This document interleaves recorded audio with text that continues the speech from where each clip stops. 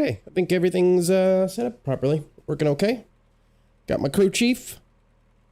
Got my chat overlay. Got my race labs running. Obviously the stream's going. And I just need to lock it. There we go. Gotta lock the good old overlay. Get on the track. We'll do some practice laps. You're all clear. Stay behind. We are a few minutes away. We're a few minutes away from the race actually starting, so. Seems like it should be a good time. Should be a very good time.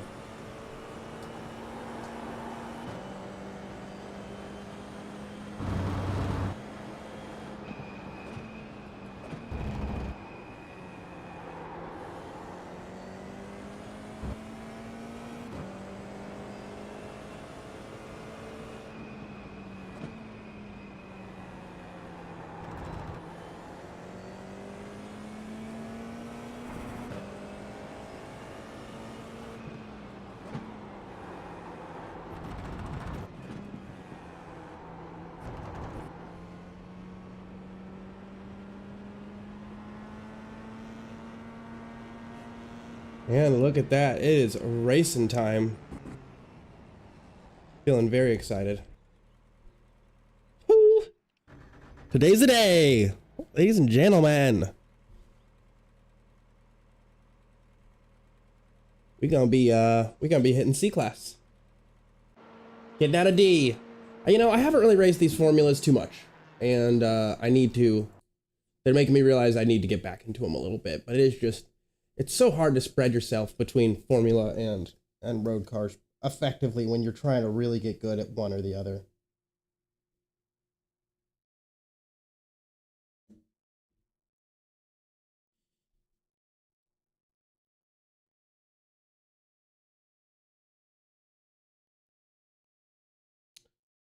Now, one thing I will bring up is that tomorrow I'm going to start my first coach session.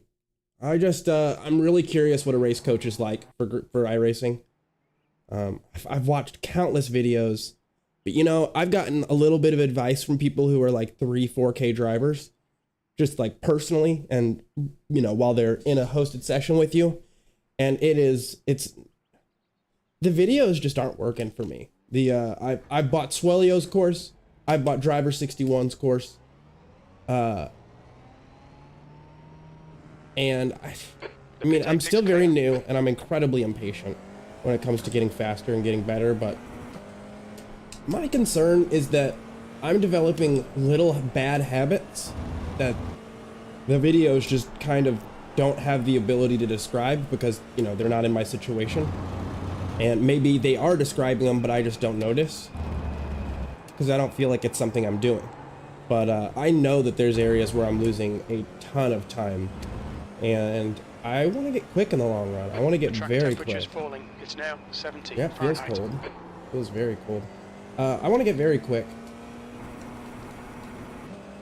And I think that one of the best ways to do it is going to be to hire a coach and attend a regular series of sessions. Not a one-time coach that just checks some stuff out. Somebody who's working with me week after week after, or at least month after month after month. So ideally, if I could have it my way, I would do a 2-hour session once a week. Now, I think pricing on that could be a little extreme.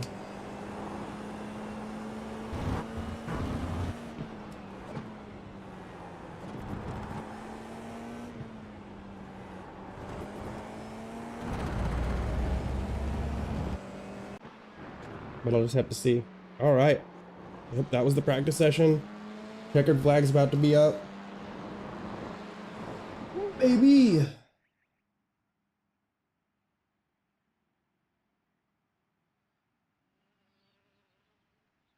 I actually am talking to my coach now. He's messaging me on Discord. His name is Connor Bell. He works under the Swellio Academy, so that's who I decided to go with. I was kind of thinking about going with Get Good with I can't remember that guy's name, Marian, I want to say, but I feel like that's wrong. But yeah, I I decided to Got go 2 with laps. Let's get this done. people from Swelio's Academy, mainly because I think that his teaching style is just, I mean, it's really evident in how quick he is, not only in iRacing, but also in real life. Like, the fact that he's been able to transfer it that well kind of speaks volumes to the idea that his camp is kind of seeing something really beneficial that you can use to improve. Track temperature's decreasing. And It's now I'm 70 really Fahrenheit. interested in cutting to the chase. Wow, what's going on? I'm getting tons of spin. This car's being really weird right now.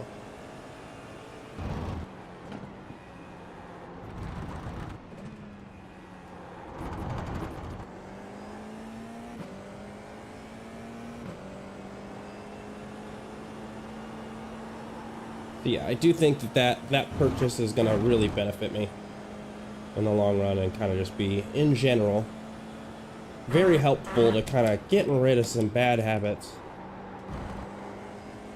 This track must be very cold, because even with cold tires on, I don't think I've gotten that much slip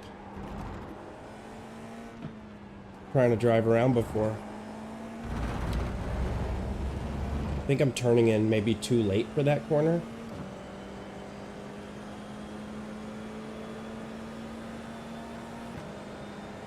Who knows? And that's the other huge load off, is like I don't have to spend as much time just thinking to myself, oh, I wonder if I'm doing this, I wonder if I'm doing that. I now can have somebody that I can check in with and kind of see, like, you know what, I am making a mistake here, and I'm making a mistake there, because, you know, they're experienced, and I can trust their perspective, because they've told me I make mistakes there.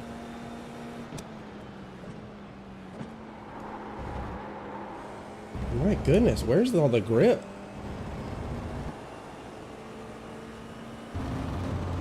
I was just on a practice session for maybe 15 minutes before this, and it felt fine. It felt completely clean.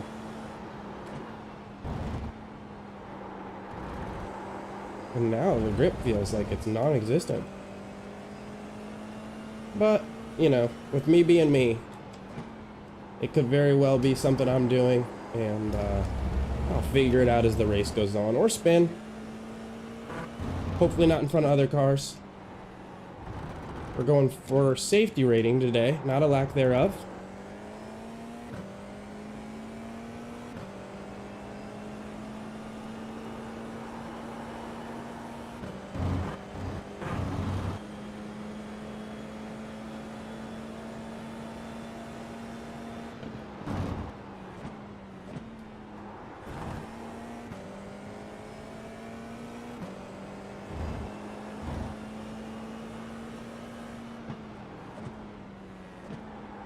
And apologies for being late. I was a real-life designated driver today.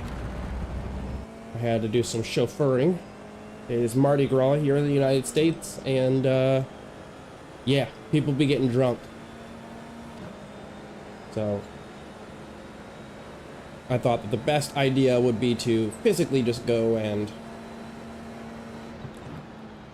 pick people up. The leader has just done a 202.3. I mean, I offered to do it in advance, but I didn't realize that people were going to be so much later in the day, so. But that doesn't change anything. I don't like people driving drunk. It's just not smart.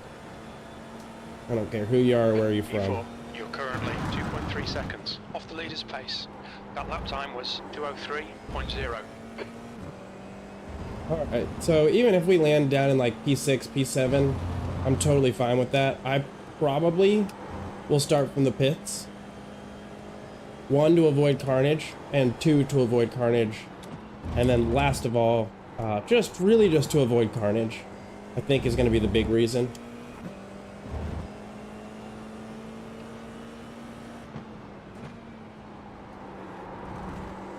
There we go. That was what I was looking to do.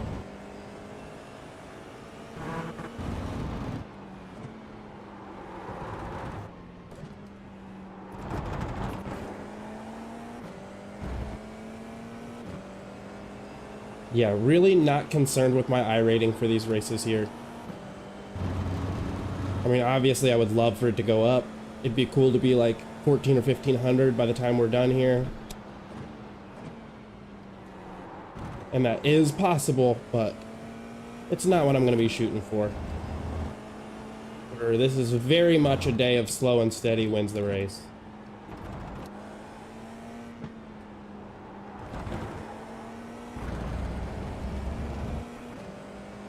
Wow, a 203 gave me P4.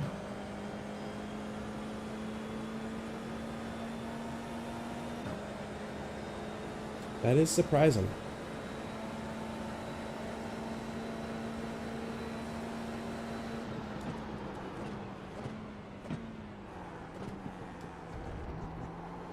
My ear just started popping right as soon as I went around that corner. Oh boy.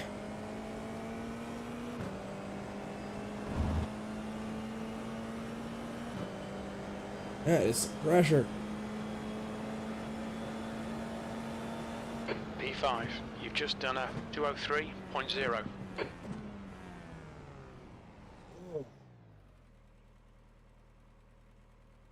Ow, ow, ow. This is bad timing.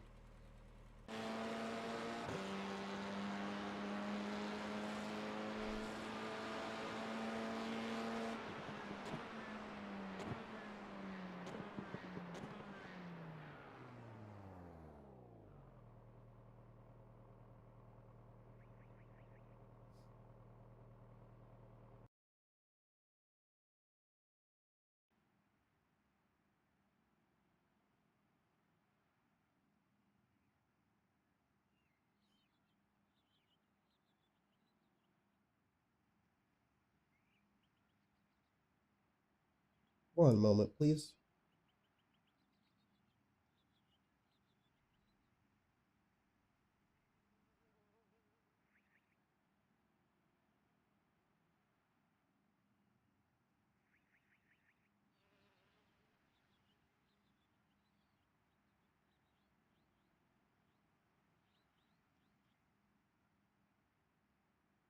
That's the end of the session, P5.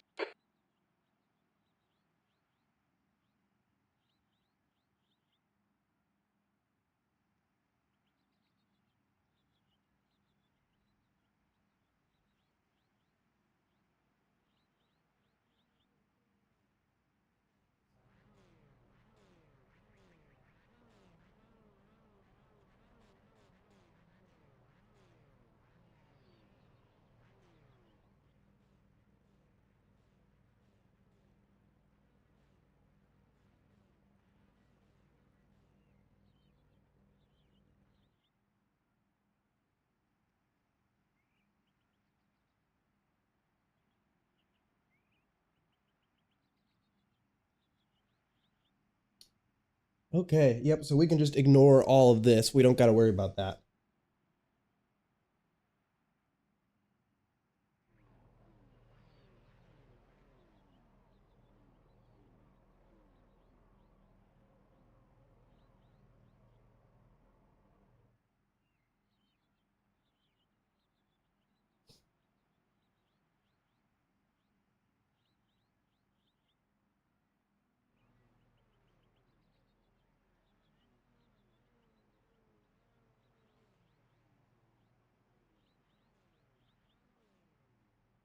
Voila.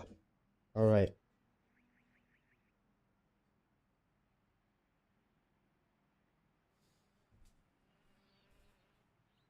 Yeah, probably going to start from the pits. I think that's going to be the best scenario in general.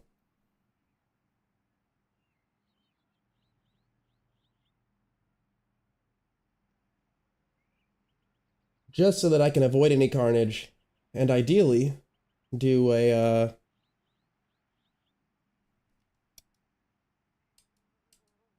nice 0x if that's possible.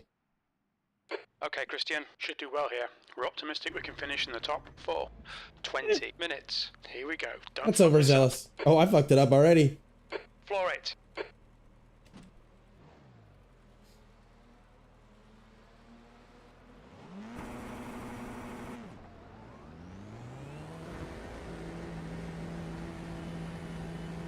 All clear on pit exit. You can.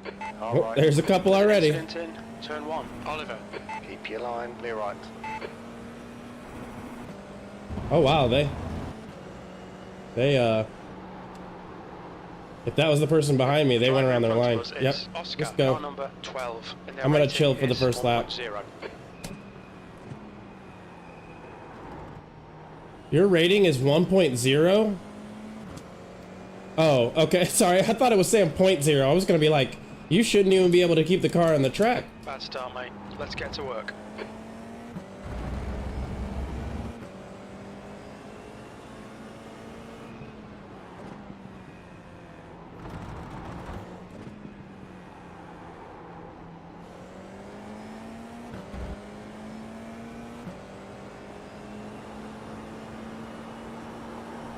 Yeah, so we're currently at a 3.3. Incident in turn 9. It looks like it's. We've got 0.7 iRating to gain today. Left side, there's a car. You're clear on the left. Incident Okay, in turn they just 12. let me have I it. think it might be Oscar. I'm fine with that. All right, Christian. The next car is Fraga, car number 9, and their Popular rating spot is to spin. 1.0. There's an incident in turn 15. It looks like Very popular Fraga. spot to spin.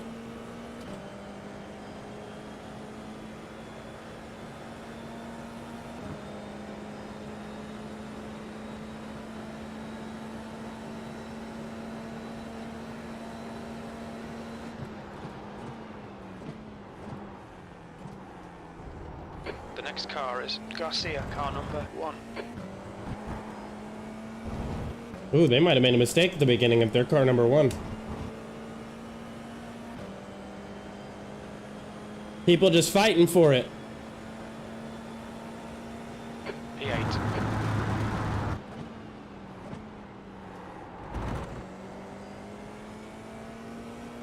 It looks like at this point, this could cost me three iRating.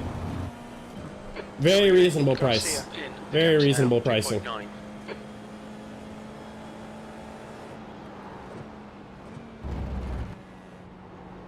Ooh, we took that a little slow. But goal today is not to push. There's an incident in turn 9. For reasons Looks like it's that. Centro. Garrett, car number 2, is leading the race. Incident in turn 7. It looks like green. Because this is not one of those races where after the first lap it's all sorted.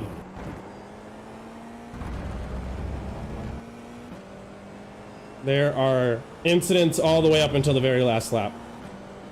Just especially with these cars at our iRating and our safety rating. This is just kind of the way she goes.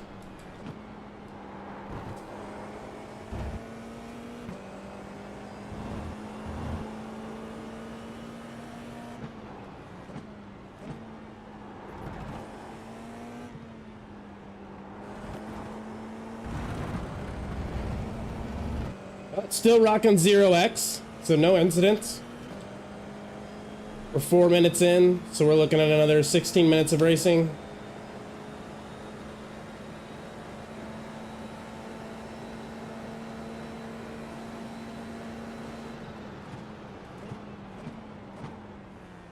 There's an incident in turn 16. It looks like it's Garcia. The leader has just done a 202.7. Fortunately, that section doesn't contain an incident point, so we don't got to worry about that. The car ahead is Pineda, car number 8. Looks like they're having to Their rating pit. is 1.0. There's an incident in turn 18. We think it might be Garcia. 6th place. Garcia is pitting from position 8. We think he'll come out just in front of you. Sector 1 is 1.1. Off the Nobody's pace. coming out just in Sector front of 2 me, is that's for 0.8 sure. Off the pace. Sector 3 is 2.3 seconds. Off the pace.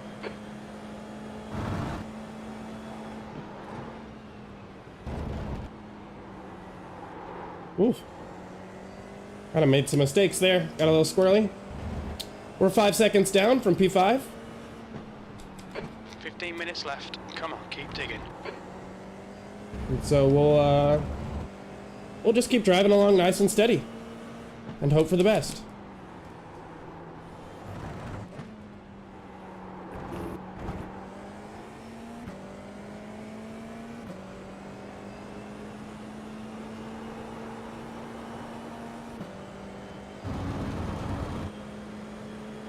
Okay, Christian, the next car is Andrew, car number 16, and their rating is 0.7.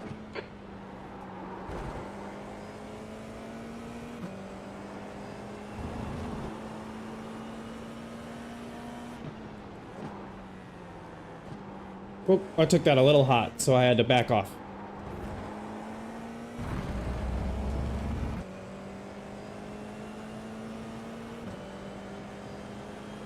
Obviously, we are way out of their draft, so that's that.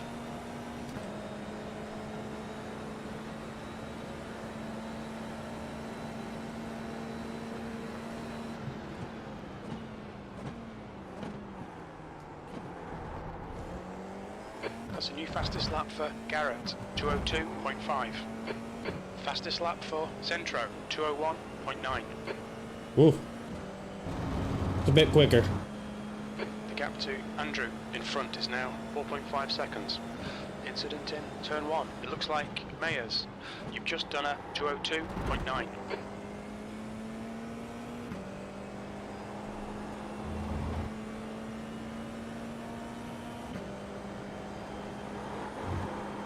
So I'm a second down from that 201.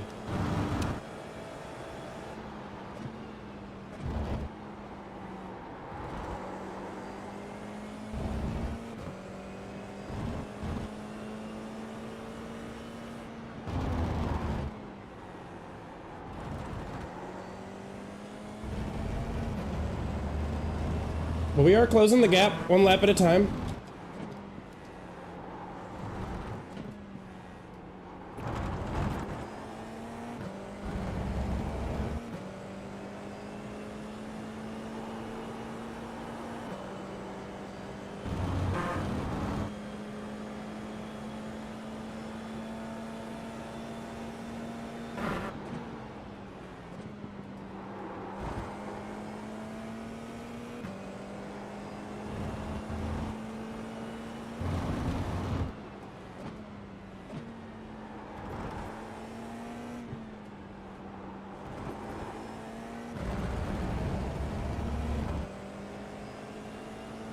Yep, we're a little closer than we were last lap. Okay, Christian, you're reeling Andrew in. The gap is now 3.8 seconds. Wow, they're getting all aggressive up there.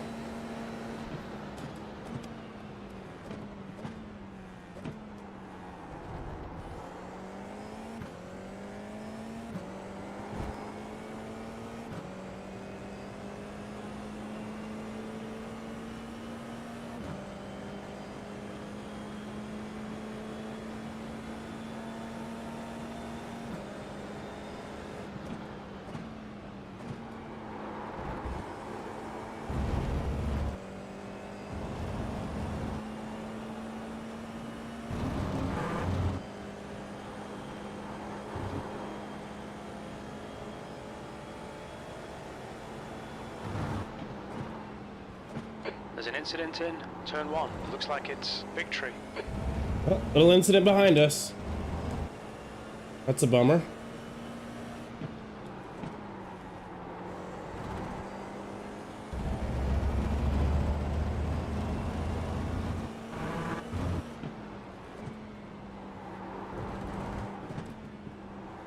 There's an incident in turn 5. We think it might be victory.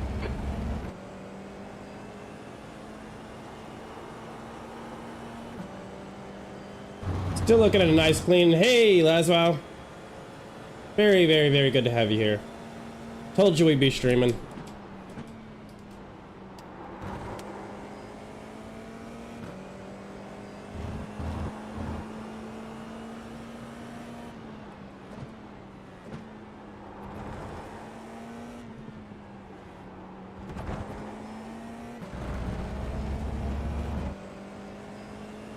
And I'm doing good. I'm doing really good. Thank you for asking. 10 minutes remaining. 10 minutes. How are you doing? Keep those exit speeds up.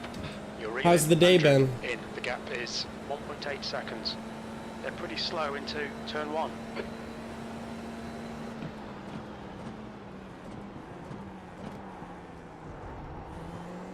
The leader's just done a 202.0. Oops, I was a little slow there. Kind of couldn't get myself down for Centro, to first gear. 201.2. And my day's been good. My day's been pretty chill.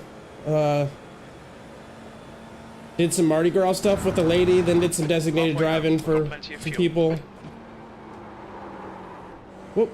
And, yeah. That's about it.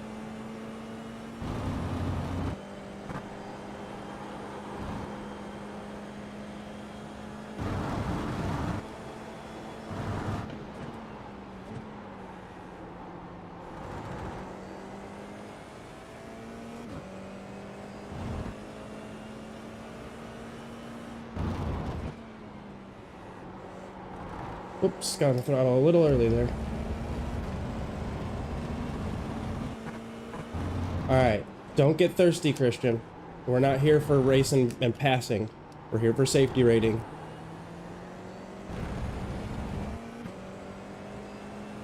You started from the pits, you're already P6. So that's already very good. Don't stress.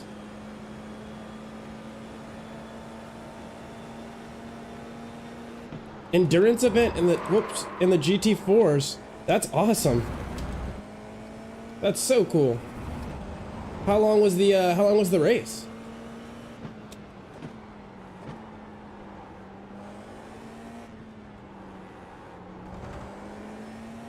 Definitely cooked my tires back there a little bit.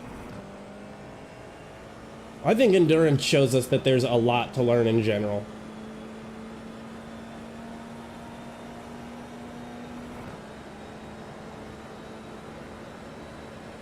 IMSA 2-hour in Road America? Hell yeah.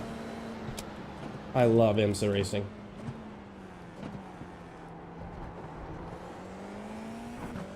Fastest lap for Centro, 2:00.8. Wow. Yeah, I'm not doing any of those anytime soon. That's, I could do, maybe I could get into the 2s if I really start pushing. I think I did yesterday, near the end of the day, but that's just from sheer doing it over and over again.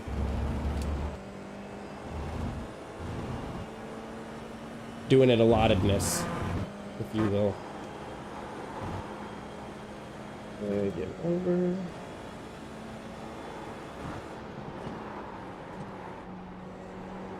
You gotta brake hard for this, buddy.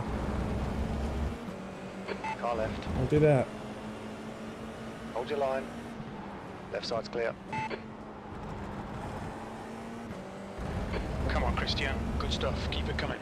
We got for the pass. The next car is Mayers. I feel so bad. That was not intentional. I'm sorry about that braking, buddy. That was my fault.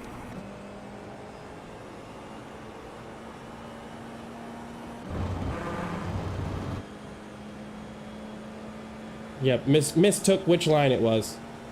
Thought it was the line I needed to brake at, and I was wrong. Turned out to be the next line.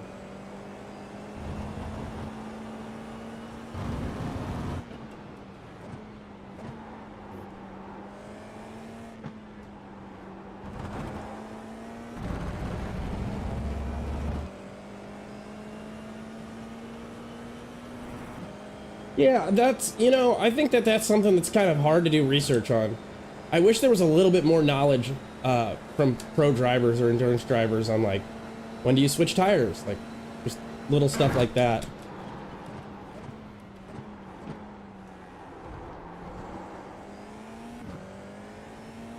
Oh, he just showed me a thing or two. I'm not using all of the track there. I need to be pushing my car out wide. So during a practice session, I need to find out where the limit is for that corner since it's such a tight hairpin. I don't know why I didn't think to do that. 1.7. You've used half your fuel. Great driving. Keep it up for E5. Alright, so we're 2 seconds down in P4. But a total of 7 seconds down from P2. So I think that's an unlikely event. That's 5 minutes to go. 5 minutes. Whoa. Whoopsie daisies. Messed that up. So we'll want to go a little bit gentler through some of the next corners here and let the tires breathe a little bit.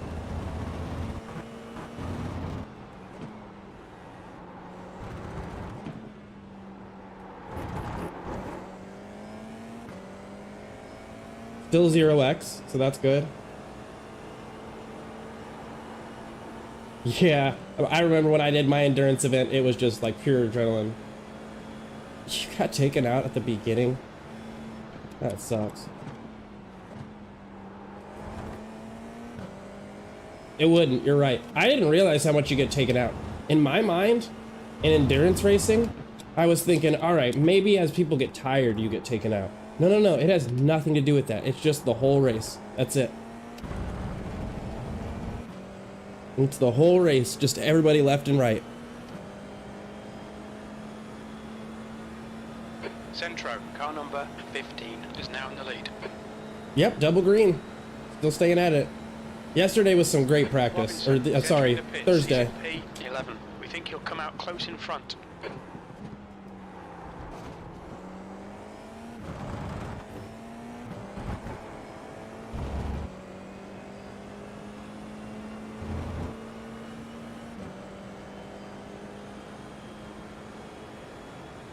I think P4 is gettable, but I think it would involve doing some sketcher driving. That was right on the edge of getting an incident. Right on the edge.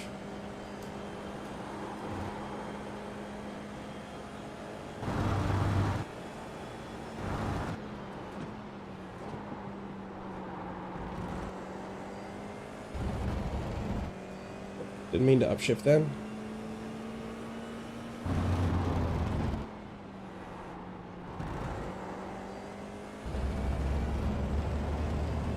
Yeah, because we're about 2 seconds down. And we are closing.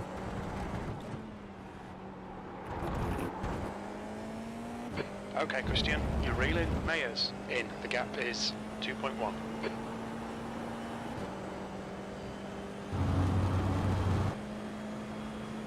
This track is definitely starting to feel like second nature at this point.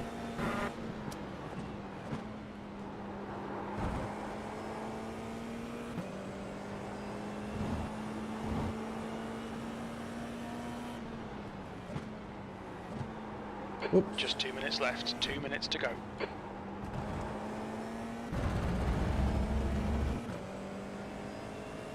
I think we're in his toe. I think he made a mistake in that corner back there.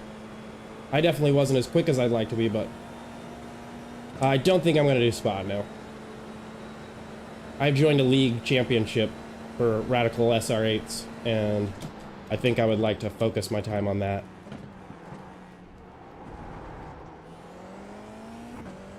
I messed that up.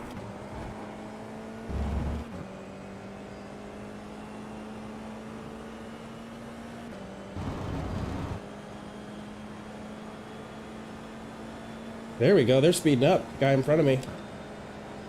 White flag, last lap. Sector 1 is 0.5 off the pace.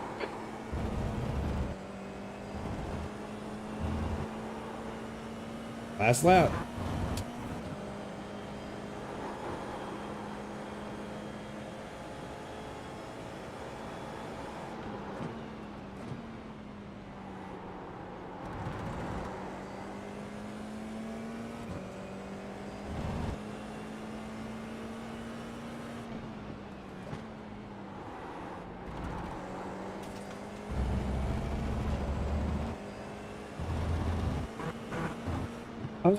I don't think so. It's that same league that Dave Rolliston is in, and they're like a broadcasting league. So I'll ask them if I'm allowed to stream the races, but feels a little awkward asking, to be honest. I hate to like join a league and be like, hey, by the way, can I use all your hard work to get famous and gain attention? That'd be great. Then you have the issue of like a bunch of people are going to be on a stream that didn't sign up for it and that are in a paid environment. I don't know if that would go over too well. But I guess it couldn't hurt to ask.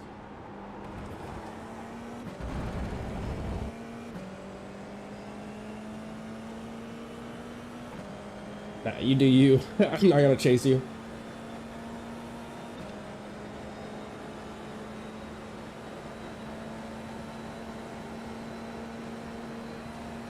New fastest lap for Centro, 2:00.5.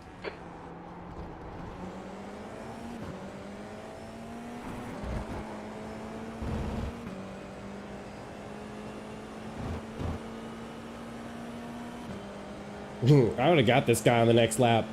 I would have got him. Guaranteed. P5, that's the end of the race. Bad luck, mate. Bad luck. Dang it. We only got P5. Top 5 win is cool. We started in the back of the grid, so I'm okay with P5. That's how many cars crashed out.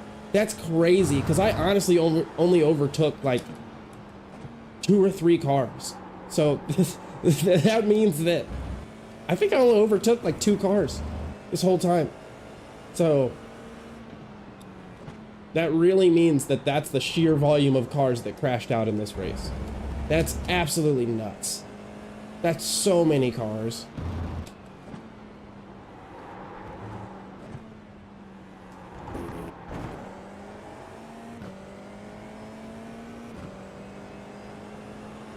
I swear, it's like y'all have turned me on to a new style of racing. And I'm just like better and faster now. By being more consistent.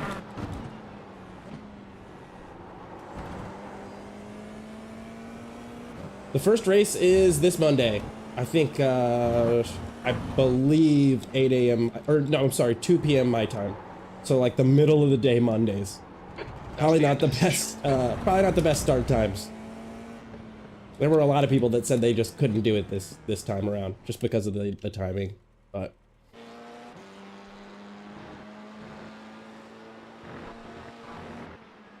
Oh, did that guy say one more lap and I would have had him? Or are you talking about me? Because I 100% would have had him in one more lap.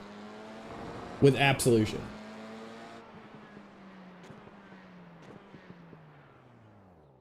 Oh, he did. He said one more lap and you would have had me, Christian. Dang. I would have. He was quick. What a nice guy. I love that camaraderie. I just didn't see that. I really never look at these messages.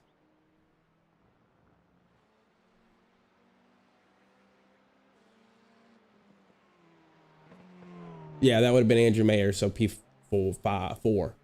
Yeah. So he's not here for me to just chat at him and say, dude, good race. Yeah, I saw that now. Sent it on chat. I just didn't pay attention to it at the time. Uh-oh, malware bites. You know what's funny? Malware bites is malware. If you don't pay for it, it's just malware. Really weird. Kind of wondering why I only got 0.19 there. I feel like I got 0.23 yesterday or something like that. I feel like I got a higher safety rating gain yesterday. This isn't bad by any means, but like this doesn't seem.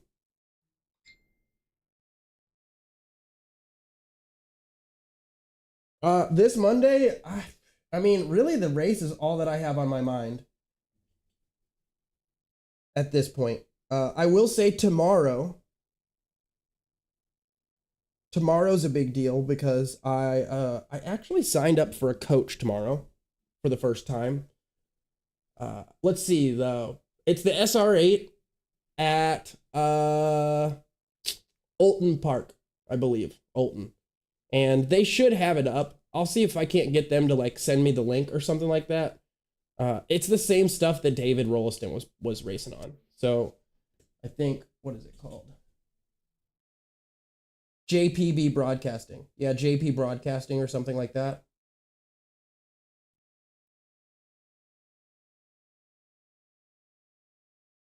And they usually will have something up. I assume that they'll have it like pre-set up, like scheduled. So then that way I can just go ahead and do that.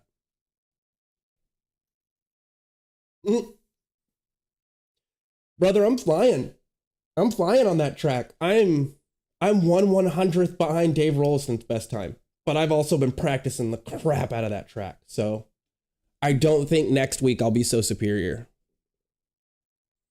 That's totally understandable. Here's the other thing. I think you could do leagues if you found, because there's other people who have your work schedule and do leagues. So I think you just have to look around. I'm sure that there are like forums that you can use. Really? I'm sure that there are forums you can use to be able to find what you're looking for.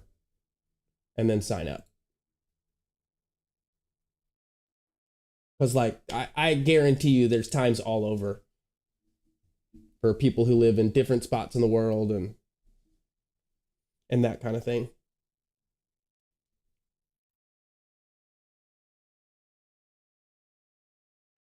Oh, fuck. Okay. Well, then that's that. Yeah. Because here's the thing. It was only $20 for me to sign up. 16 pounds or $20 and like 16 cents is what that worked out to. But, I mean, I would be irritated if I missed a single race because I really want to win this, mainly because apparently this season for both the pro and the amateur league, the winner gets a pair of tickets to their choosing of a Radical SR8 race in the UK. And to be honest, I'm looking for an excuse to get a plane ticket and just fly over to the UK. And that is more than good enough excuse. They said they'll pay for the tickets and like room and board when you get there. So a place to stay and a place to watch. Which, hell yeah. That's why I'm going to try so hard. Like, that's part of the reason I've gotten a coach scheduled for tomorrow. Not just to get me good at the race, but I think I'm probably going to do coaching long term. One sec, I'm going to turn this light on. Oh boy. Maybe I'll get a Red Bull.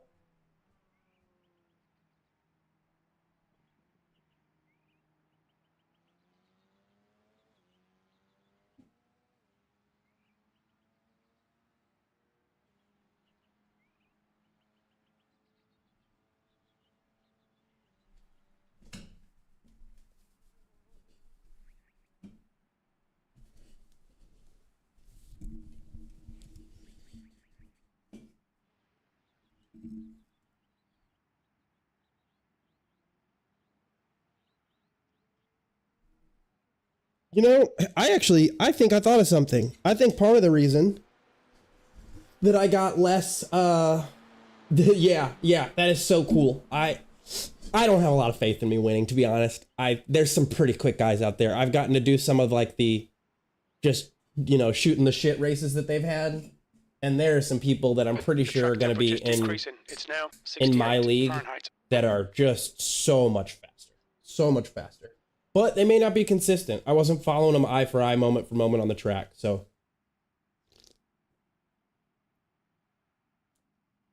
yeah, what am I doing tomorrow? Probably doing my lesson and then practicing all day long. And then Monday, I have the race. And then after that, I have no clue. I usually don't stream on Mondays. I am going to do a coaching session for iRacing, yes.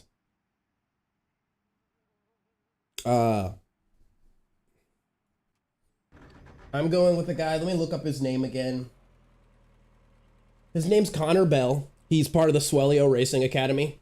I just think that their philosophy is probably one of the better out there, in my opinion. Just looking around. This guy is a top 0.03% driver, so he knows what he's talking about, I'm sure. And he also has an American accent, which is something that I've kind of looked for a little bit. I actually love the UK accent, love the Australian accent. Terry likes to say, let's boogie, and that shit is so cool to me. But, you know, I need things to be as clear and concise as possible. So I think one thing I was looking for was somebody that's experienced, but speaks in the same accent that I do. The pit exit is clear. Push now. And probably what I'll do, I'd like to at least get 2 sessions per month. But ideally, I'd like to get 4 sessions per month. I come from the world of music where, you know, you drill in practice over long periods of time, so. Yeah, I probably will get at least a year of twice a month from him, if not 4 times a month. And hopefully, I'm going to talk to him about it, but hopefully what they'll do is they'll offer a discount. Yes, in the background, the only thing what do you need to invest in, if you don't mind me asking?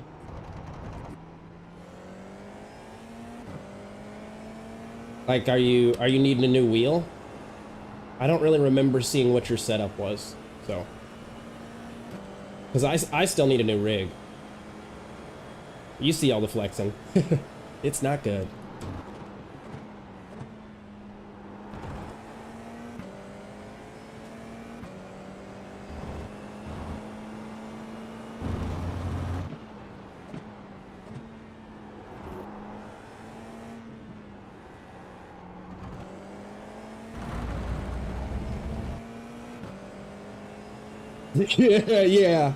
Yeah, you want those active pedals, don't you? With the Simicube Ultimate. Why not go full motion while we're at it? Get that seatbelt tensioner. Let's do triples. Hey, why, you know what? Now that we have triples, we're gonna need to upgrade the PC. How much is a 5090? Yeah, it's sad that this sim from 2008 is such a little rabbit hole of money.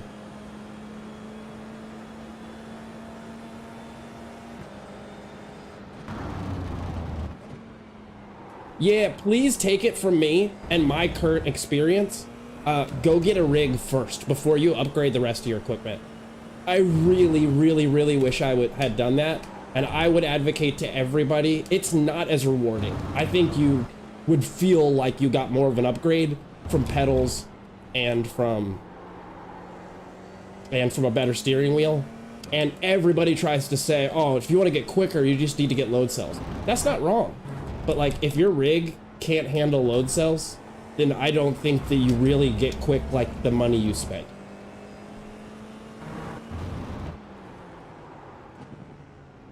Like, I'm getting, here, I'll come out here in the straight.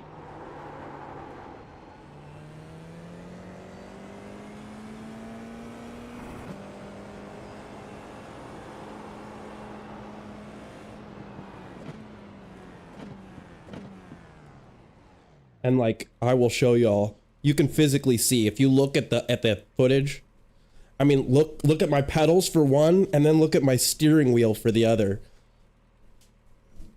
And I have a 70-pound weight under these. So this would be worse.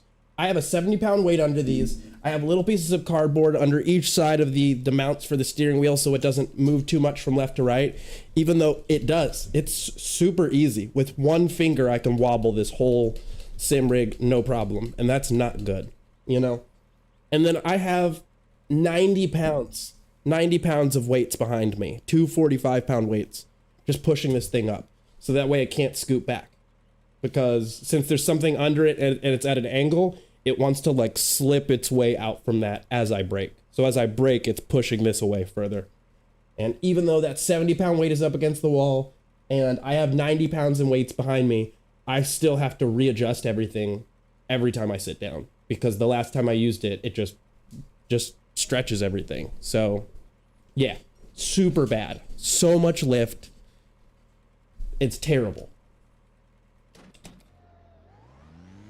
But yeah. I think I might be in like a top tier worst pedal movement for the Discord. You know, I might have the worst of anybody there.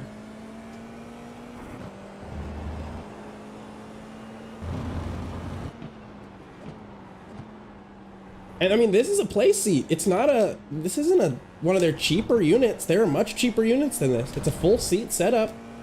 So I should have been fine. And for years I was. I never had any issues when I was working with, you know, non-load cell pedals and a lighter wheel. But now,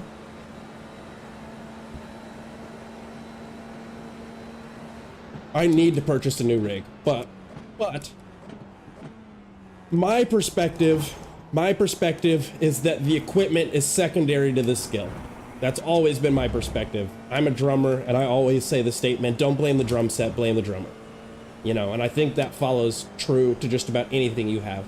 There's people who are faster, way faster than me, with a G29 mounted to a desk, and, you know, some pedals just right up against the wall that kind of lift up if you don't hit them just right. So I truly think that more of my lost time is in my skill than it is in my rig. But I'm definitely the rig is hurting my consistency. That's for sure.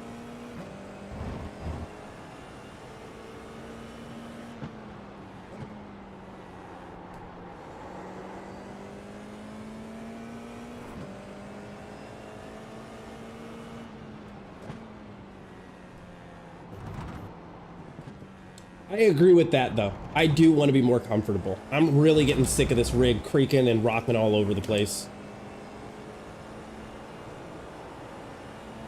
It's getting tiring. I think most of y'all would hate using my rig. I would actually prefer to use like just some of these desk units. I feel like they would still be more stable.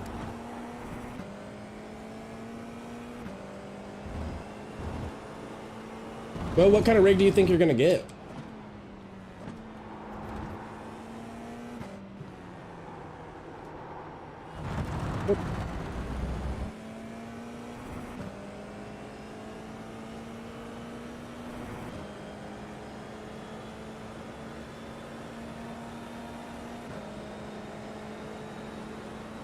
Yeah, load cell pedals definitely make the world a difference, though. I will say that.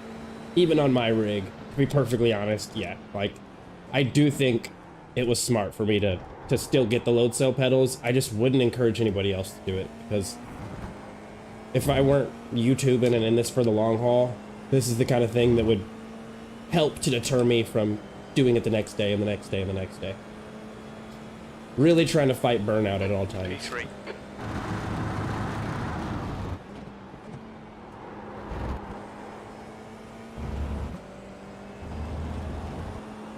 Buddy, he's trying to get going.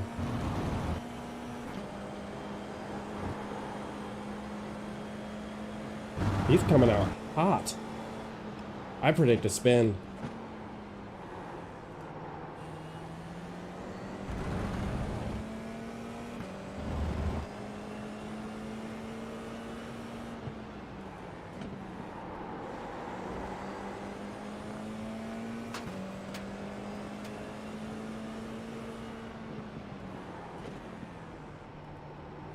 Car on your left side. Left side's clear.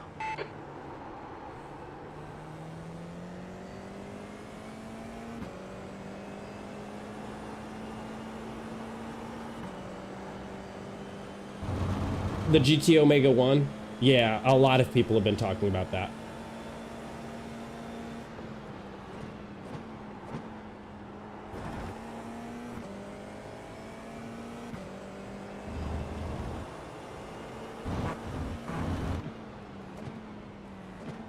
I think Kez upgraded his rig too, so that's cool.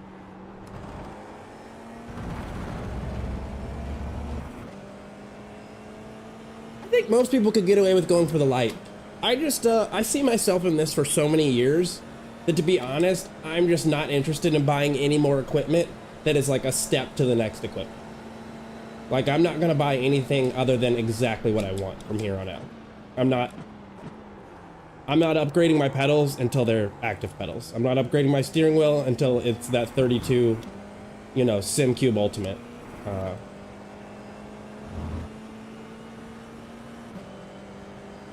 I'm not upgrading my rig until I get... I want to do that. I forget who makes the P1X.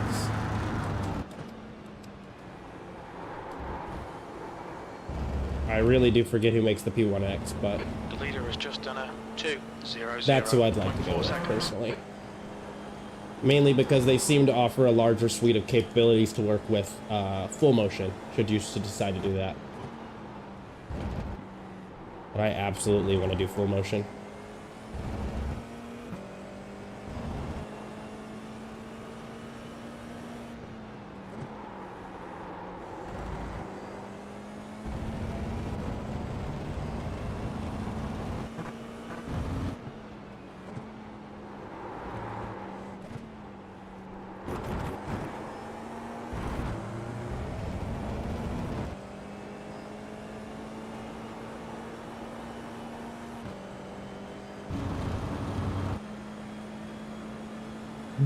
Yeah. You want to have this stuff for a long time. And that's kind of the beauty of sim racing things too, is most of the warranties seem pretty reasonable and the construction is built to last. If you get like nicer stuff, I mean, they're coming from the perspective of, we need this to feel just like a real race car. And a real race car is going to feel sturdy, you know, I assume. Like, you're not going to get in a real race car and the pedals are going to move under your feet, or the steering wheel is going to jostle in the car. Like, that's just never going to happen. So, and I think that you could probably keep doing that, you know, year on year on year. with good mechanics and stuff like that. So.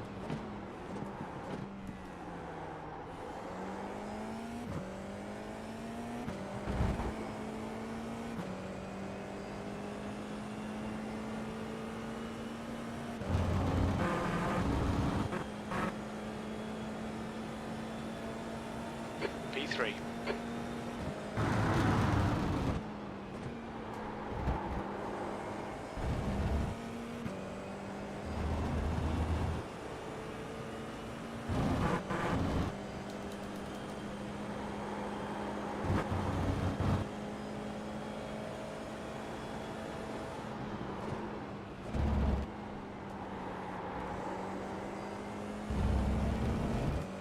I could probably push my braking in that corner a little bit.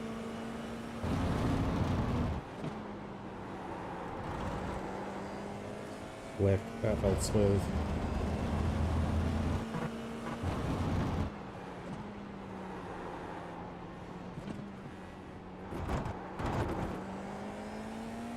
Mind these track limits, please, Christian. Ooh, that was track limits, okay.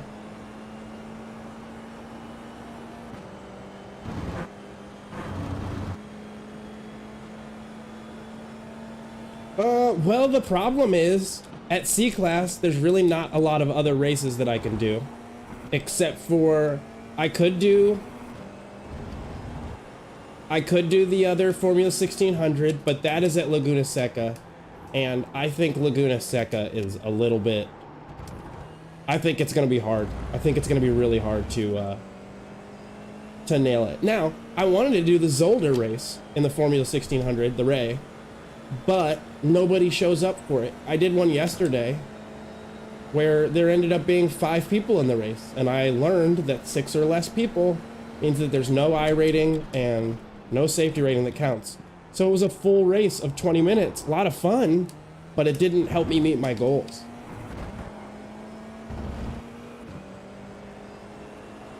And I mean, if I can just get out of this class, since this race has been, I've gotten so comfortable at it, I think this is just going to be the best place to stay. And then, ideally, here pretty soon, I'll be C-Class, and we'll start doing some of these Super Formula Lights for the first time.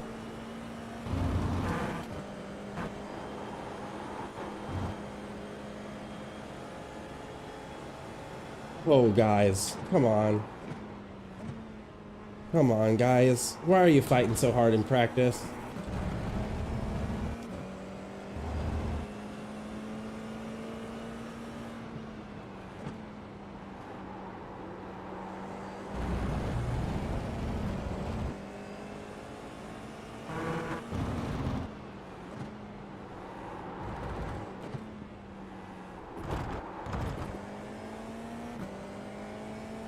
You need to watch the track limits.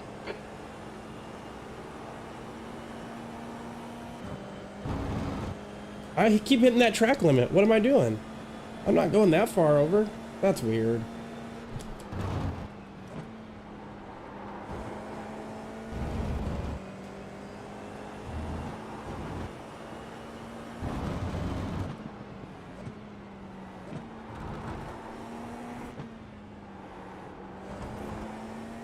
Okay, too much weight transfer there. That's part of my issue, is that I think I'm doing this, and I need to find a way to just be coming around the corner and then almost beelining for my turn-in point.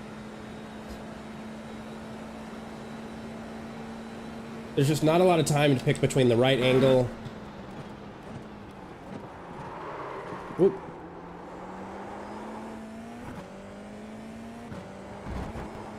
Yeah, I didn't know that either, Laswell. SimNoob told me that, like, as soon as the race had started, SimNoob told me. I will say this, one of the most fun races I've ever been involved in. It was so awesome. Just like 5 cars all racing together. It felt more like friends. It felt more like you were racing in the community race or just with some boys, you know. Okay, Some of the Christian, you've got homies. half your fuel left.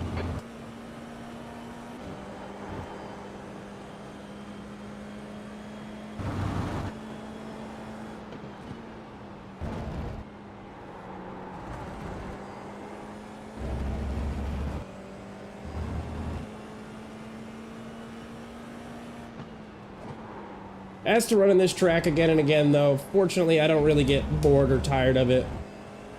Once the race starts, I'm happy. I really don't care what car or track I'm in, as long as it's not like a car or track I absolutely hate.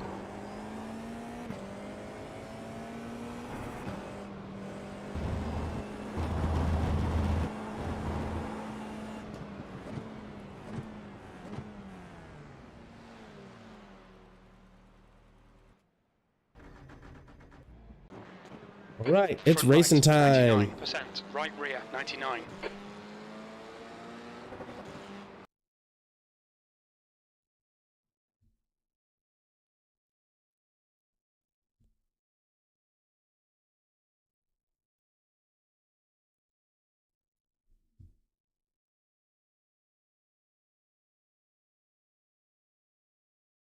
Move this again.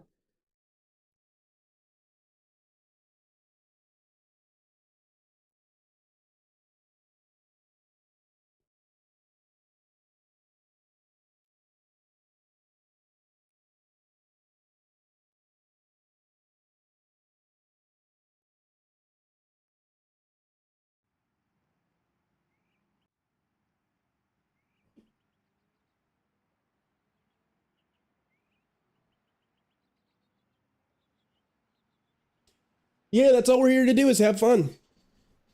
That's really all we're here to do is have fun. And I think even if this becomes a little less fun as I move along, we're 3.57. I actually think starting from the pits gave me less safety rating gain, which sucks. But I think in the long run, it's probably going to be a better idea. There's just too much carnage at the beginning for it to be worth it. I think it's just not safe. It's just not safe at all. So let me ask ChatGPT. If I'm at 3.57 and I need to get to 4.0 and I receive 0.19 each time, how many times do I need to race? I'm not doing math. Forget all that. Since you can't do a fraction of a race, you'll need 3 races to ensure you reach or exceed 4.0. So this race and then 2 more races, as long as I stay clean, I can even probably make an incident point or 2 as an error.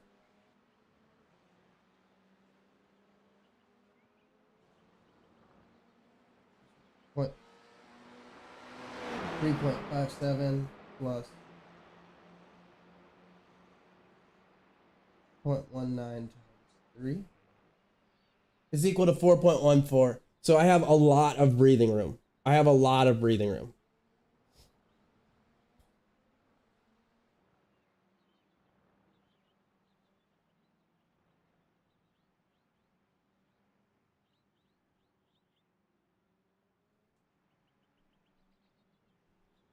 Oh, go around the practice? It does count. Well, I waited too long. Yeah, I love AI, man. I'm a huge nerd for it. I've been on ChatGPT day 1. I am a paying subscriber. So I do pay for the software, and I don't think I'll ever stop paying. I absolutely love it. It's definitely slowed down a little bit, but All right, Christian, we've got 2 laps to get the job done.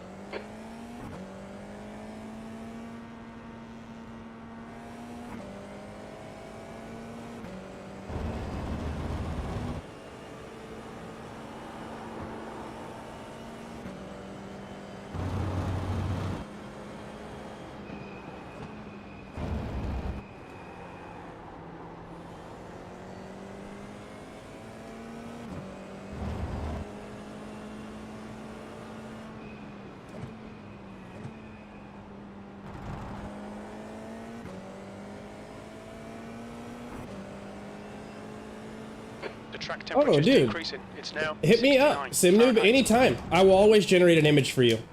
I will tell you this, as a paying member, it's really weird.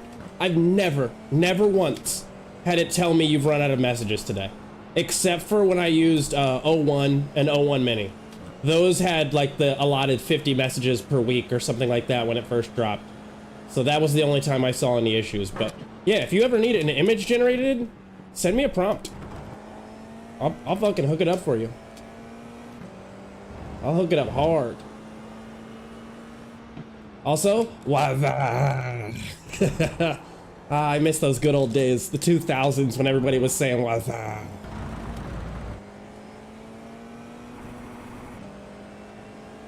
Yeah, say it, Laswell. What's that? Reduce the size of the iRacing HUD to 80%. Interesting. Okay.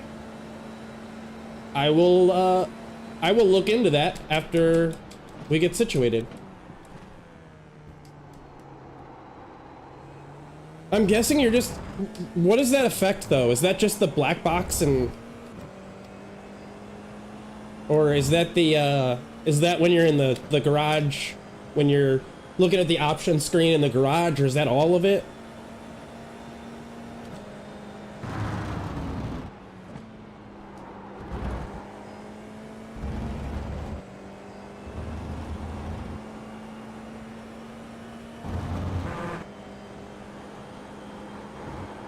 Ooh, that was clean.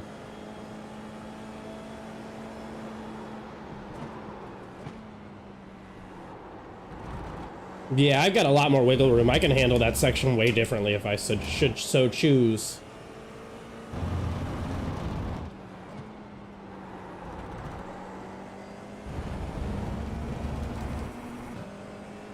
There we go, change that brake bias. I'm so glad that y'all pressured me into like working on my brake bias. I am so much happier now that I like pick a certain level and kind of stick with that. It makes the car way more drivable for me.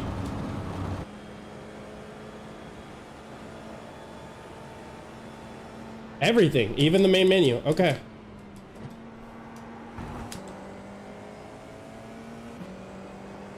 I will look at that because I'm playing on a 65-inch TV. So I don't need any of the elements to be that big, to be honest. I can see them all just fine.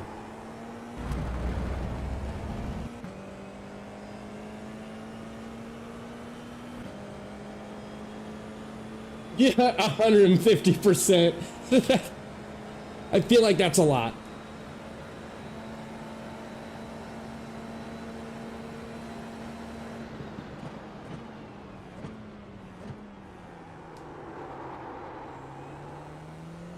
Oof, a little too much scrub there. The leader's just done a 204.0. Oh crap, we're gonna get first. Okay, never mind, we're good. Well, I'm starting from the pit, so it doesn't make a difference. P2, that last lap was a 203.1. The leader has just done a 202.2. Yeah, I mean, I'm gonna play with it here in a second. Haha, pun intended.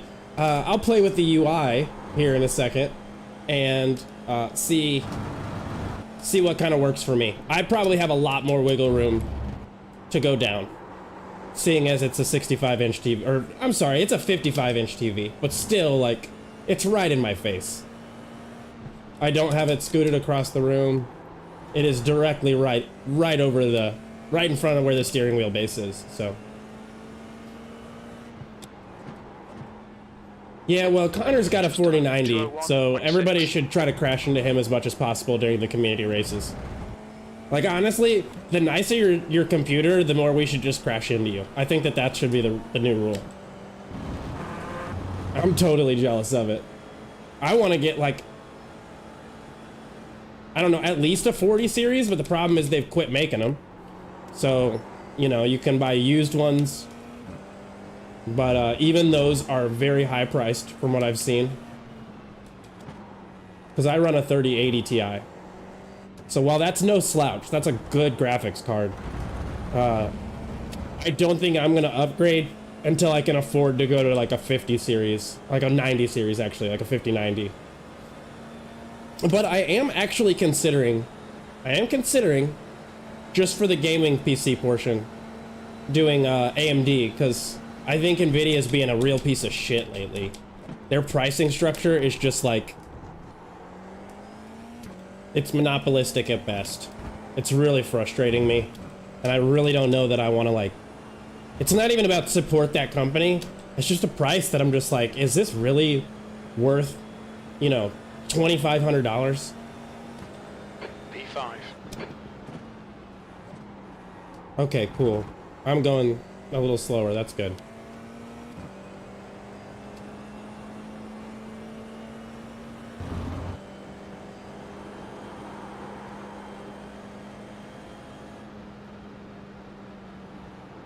Why are people talking crap on the 5000 series? Because dollar for dollar. Okay, here's first of all, one, it is bad value. Like, it is the best, fastest graphics cards you can buy for two reasons. One, the hardware itself is far superior to anything AMD has. Like, the 9070 XT is about equivalent to a 5070, right? So, but I mean, a 5070 is like $300, $200 more than the AMD equivalent. So you're not getting your money's worth. What makes NVIDIA better is their software. DLSS is far superior, and if you play other games, you can't get a used 4090 for a reasonable price. Go look for one. If you find one, you let me know. But they've intentionally, and I think it's very clear, that NVIDIA is intentionally limiting the launch of things. They removed production of the 4090 as soon as the 50 series dropped. That's the end of the session. P7. Right, in order to just force everybody over and create more scarcity for the 40 series, which has worked. I will look up. Let me see. A 4090 for sale.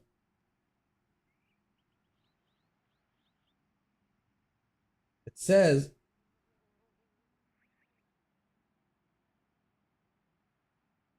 yeah, they're still, this is actually recent. I'm very surprised that they're selling for, nope, sold out. Sorry, never mind.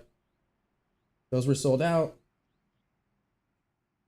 So I'm seeing a 4090 that is available for $3,498, another one for $2,150. Like, these cards from 4 years ago are selling for what they sold for 4 years ago. The prices haven't dropped on something that's 4 years old. And it's because of the intentional scarcity they create. They on purpose make all of their products scarce. If you saw the videos where they talk about how many, they show how many micro centers, like how many they got nationwide. Man, I'm telling you, for the 5090 series, they got maybe, I think like maybe 150 nationwide. Truly nationwide. There were micro centers that didn't get any. Most micro centers got 5 or less. There was one micro center in California, and I think the Orange County area, where they got like 63 5090s. But like, that's, everybody wants one right now, and nobody can get their hands on them. So all it does is help support the what is it, the reselling market. And that's it. It's just a huge reselling thing. They've just become supreme. They've become supreme. Yes, they make superior items, but their pricing structure isn't a little steep. It's so far past the mold. And then on top of the bad pricing structure, they limit availability to the point on purpose. It's very clear that they do it on purpose. And they limit availability to the extent that almost nobody can get their hands on one. You've got professional YouTubers who work on PCs for a living who are saying, and have standing start. Okay, Christian, get ready. Who have channels where they work on stuff for a living, and they can't get their hands on one. It's not an affordability thing. They can't find it. So many people can't find them. So I feel myself very frustrated with NVIDIA right now. And I really hope AMD will capitalize on this and steal some customers from them, because AMD doesn't deserve their customer base anymore. They make great software, they make great hardware, but their pricing and their intentional scarcity is what makes the product just absolutely shitty. But I'm gonna hunker down, focus on the race. We can get into some more GPU talk later.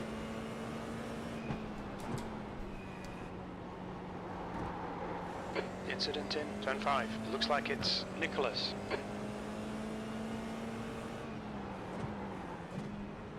Brother, you're struggling here.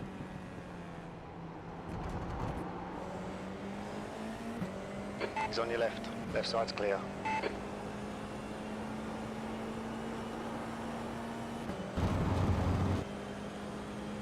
It was intentional. No, you're good. I'm doing pit starts on All right, purpose. Christian. The next car is Robert, car number 16, and their rating is 0.5. Whoa.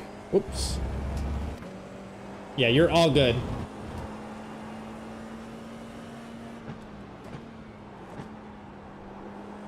There's an incident in turn 14. It looks like Robert Brown, car number 6. Yeah, I've done the math, and with pit stop starts, we're looking at this race and then 2 more, and I should be at C class. And if that happens, then we'll get into some, we'll do some Super Formula lights before I log off. Yellow flag, caution. There's an incident in turn 16. We think it might be Andrew.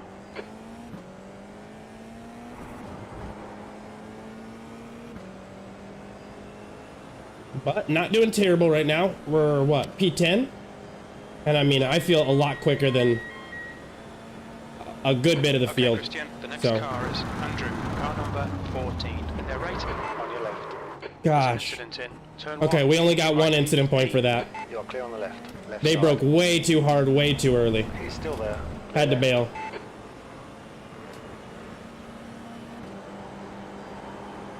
Way too early.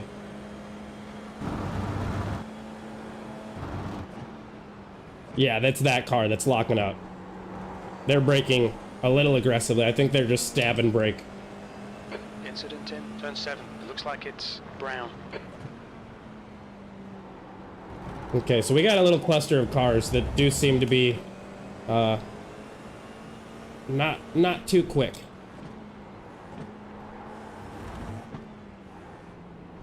Car in front of us is Mark, car number 1.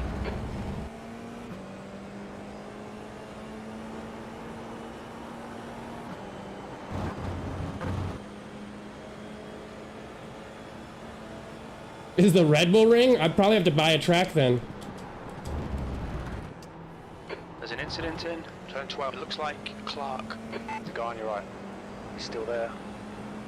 Clear right. You're fucking kidding me. There's an incident in turn 14. Yo, It like looks seriously, man? Brown.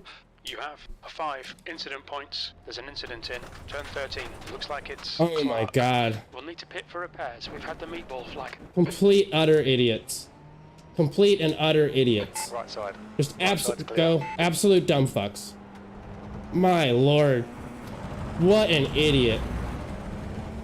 I broke at exactly the same spot we break every time, because that's what you're supposed to do. And yeah. The leader's just done a 202. They decided to go right into the back of the car, putting me near the back of the grid. Oh my god.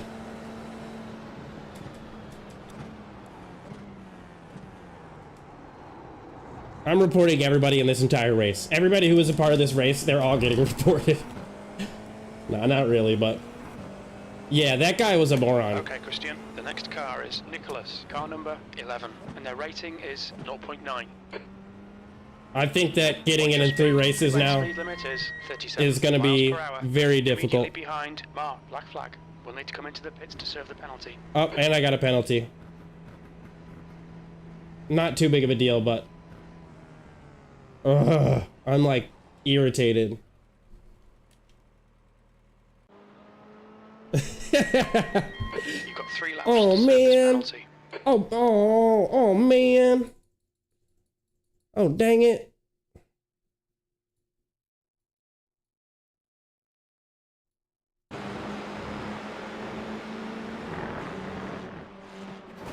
Yeah, just stupid is what it is. I don't think that's intentional. I think that's just somebody who didn't realize where to brake.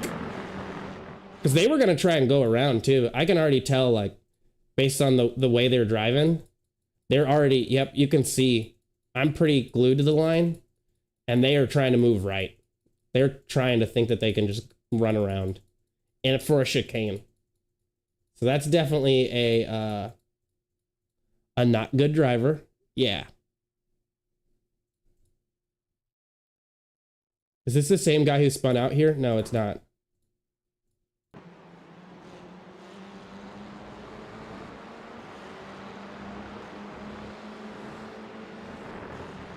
Well, he seems like he's going for me. Hold on. Let's go back and see if we like maybe piss this guy off at some point.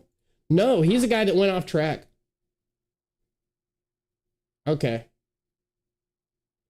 I don't think he was making a dive. I think he just missed his braking altogether. I think he was thinking about making it and then altogether just misses his braking point. Oh well. Yeah, this race is, who cares for me at this point. Watch your mirrors, there's a car approaching. Blue flag. Okay, I don't see a black flag symbol, Car on so your right. You are clear on the right. I don't know if it just because I was sitting there for a second and considered it served, but yeah, they're just a bad driver, that's all. It's not, doesn't really seem like it was intentional. Just seems like they're just still kind of struggling. I've been there. I've missed my braking point and ruined somebody else's race before, and I felt terrible, so I would have appreciated like a whoopsie daisies or a sorry. We think it might be Ramos. Just some kind of response, but, you know, not a big deal. I like racing, so I'll keep driving till I get it.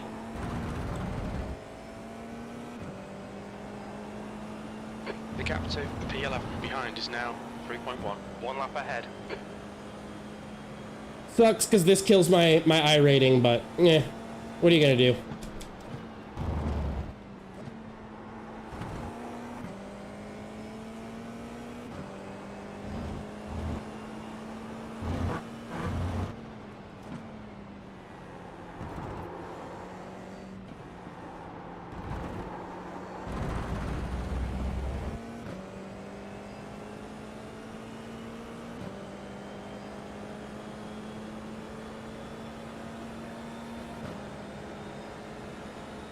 That's a new fastest lap for Alan, 202.0.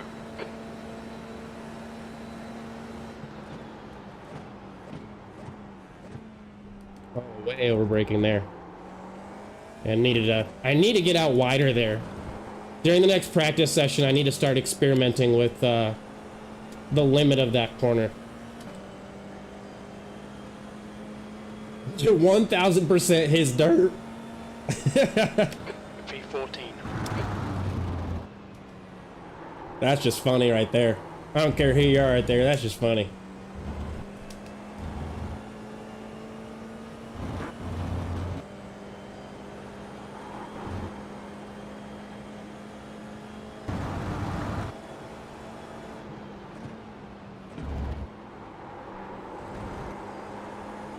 Ooh, Tokyo drift in that corner. We had some good slip angle there. One thing I've learned is if it feels like you're kind of drifting this car, just barely drifting, that I think that's like perfect slip angle. Like that.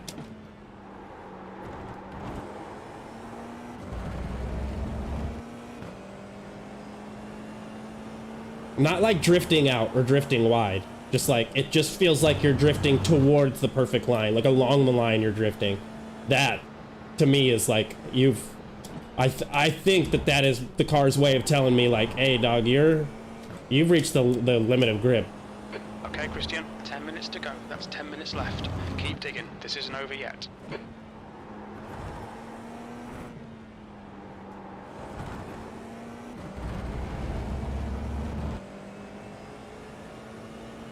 Nah, this is over. Like, unless cars crash out, which I think at this point in the race, I'm not gonna cross my fingers for it. Really, I just want to get positive here. Whoop. Missed my braking point. See, it happens. That's why I'm not too stoked or too upset about it. Neutral steer. Yeah, that's what I was doing. Looks like it's Charles. Oh, that was neutral steer. Okay. Huh. It's your best lap in this session. Whoop. That was not neutral steer. That was just sliding out wide. It's a really fine margin. Fine window. Okay, so I have best lap time on the track. And I'm P14. That's mad funny. That's mad funny.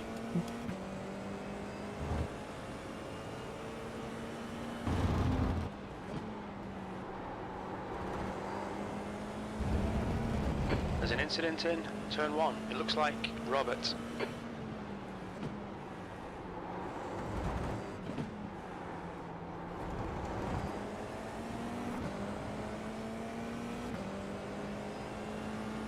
Oh, it's an initial D. Okay, I'm gonna start watching that show tonight. Tonight. I'm gonna at least watch one episode before I hit the sack. Before I go to bed. There's an incident in turn 14. We think it might be Dean. Incident in turn 15. We think it might be Dean. Take that very gently. Yeah, I'm just gonna ride behind these cars. There's really nobody. Let's see, I'm P14. Yeah, P13 is on the other side of the track. There's an incident in. Yeah, they're behind me. Looks like P13 is Robert. 42 seconds behind me, so really not much I can do there.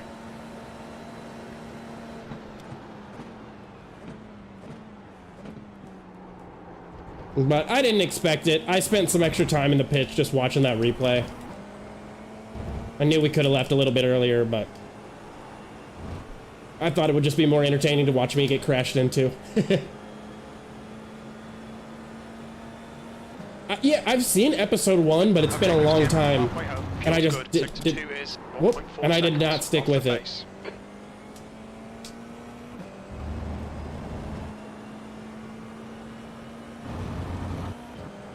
The gap to P11 behind is now 2.7 seconds. 1 lap ahead.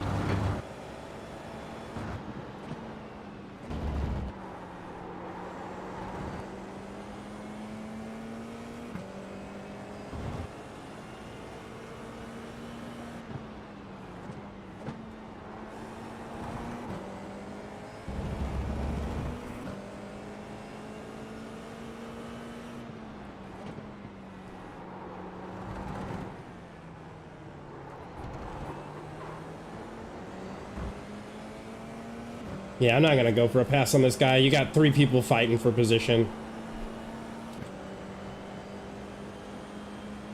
I don't want to get in their way, ruin their race. I'm just gonna tag along. Blue flag. There's an incident in turn 1. It looks like it's Robert.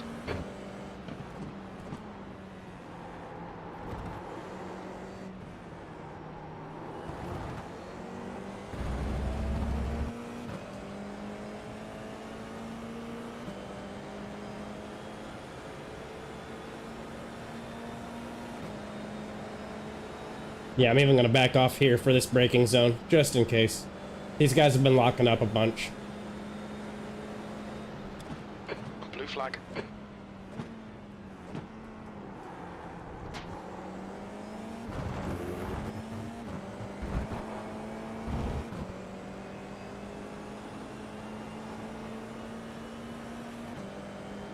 If P10 can catch up, I'll let him around. Okay, Christian. 5 minutes to go. 5 minutes left.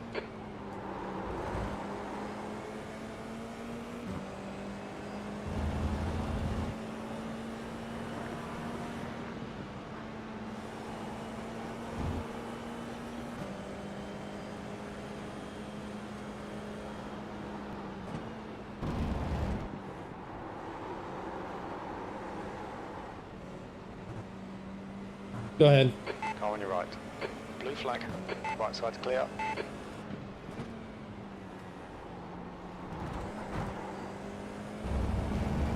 There's an incident in turn 9. It looks like Sharp.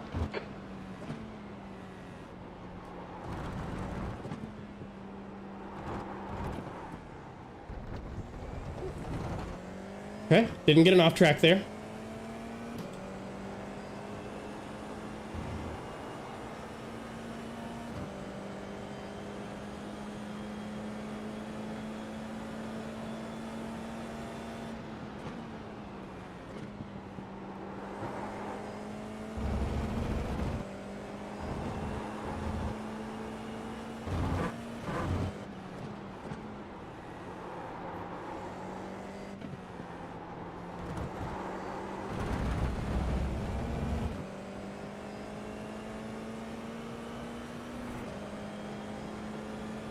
Oliver? Yeah. Squiot? That's a hard name to forget. Yeah, I didn't even see that message, but I figure it's just best to let people pass, especially after what just happened. Sad when stuff like that happens. When a whole race gets ruined because somebody misses a braking point.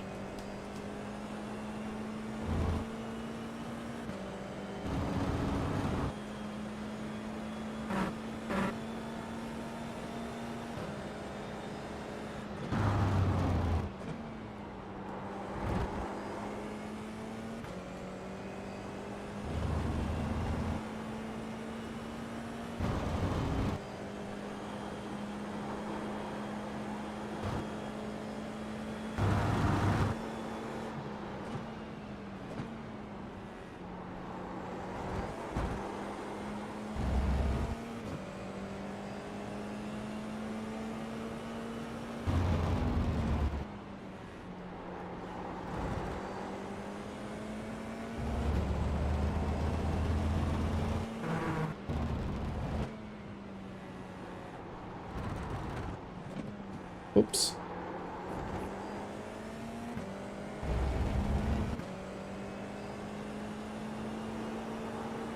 Two minutes to go, 2 minutes. Alright, 2 more minutes of racing, and then we can get the f out of this track. And go look at how few points I gained.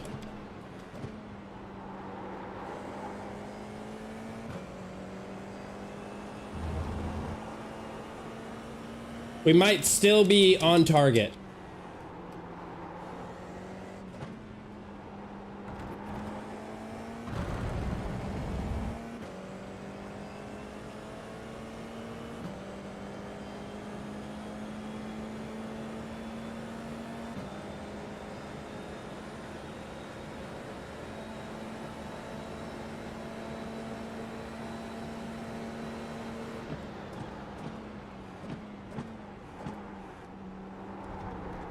I am not taking that correctly.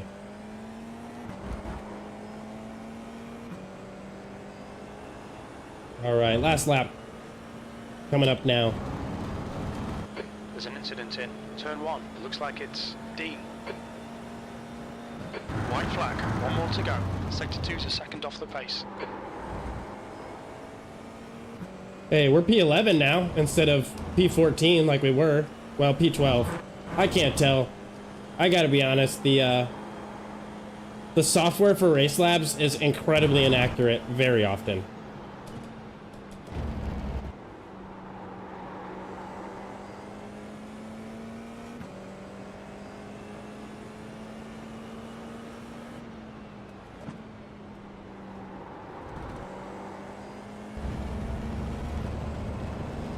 Yeah, I think P12 is actually what we are.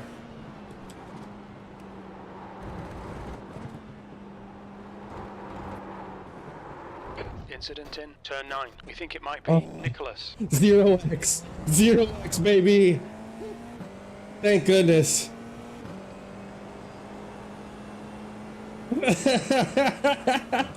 Just the tiniest of taps. Tink. Oh, man.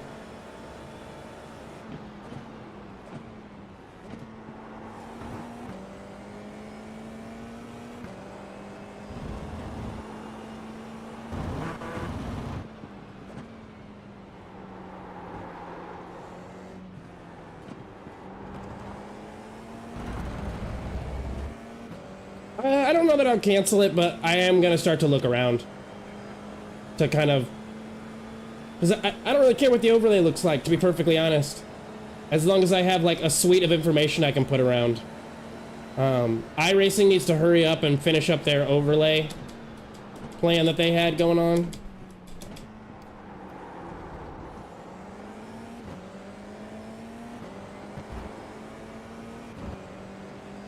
Blue flag. Because to be honest, once they finish that, I'm not... Yeah, I'm not paying for another overlay. P12. That's it. Yeah, but I think there's like free trials and stuff. I think even with iOverlay, you can do like a free 7-day trial or whatever, so...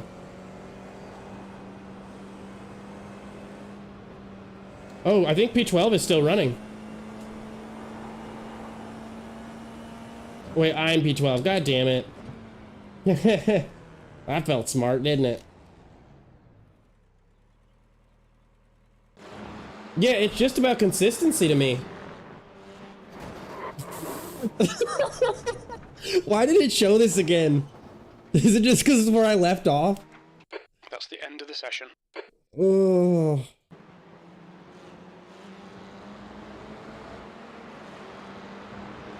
I'm ready for my adieu moment. Adieu. Oh, what an idiot. Oh, man. That was rough. That was rough.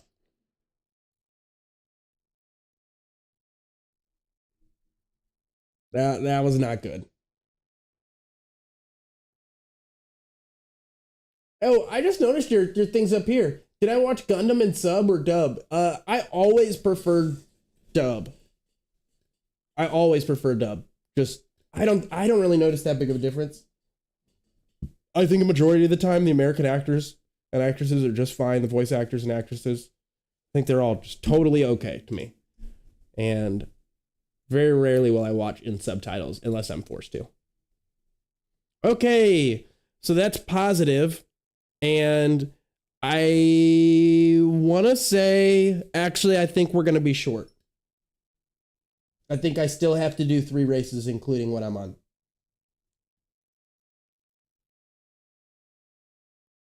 Let me double check the math here.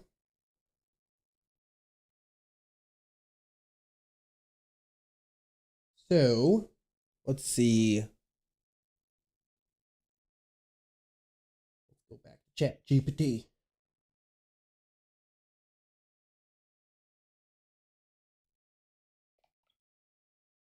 Okay, now I'm at 3.64. So how many more races do I have to do?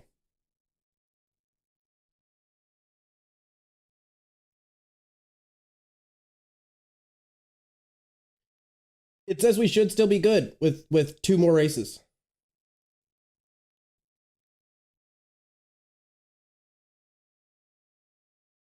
Let me double check here. 3.64 plus 0.19 times 2 equals 4.02. We're just barely there. So I really don't have any room to make any mistakes. Yeah, I think it might be an old school thing that's a problem. That any new stuff I watch, like I've been watching, so y'all need to watch this. It's Simnu, watch this. If you're an anime fan, Solo Leveling. Best anime I've seen in quite a while. It is so good. Like, I've actually started from scratch and rewatched it like 3 times now. Since it dropped. And I can't wait for more. I just genuinely can't wait for more. We're supposed to get another episode tomorrow. So every Sunday you get a new episode. And it is the best anime that I've seen in a while. It's just my favorite.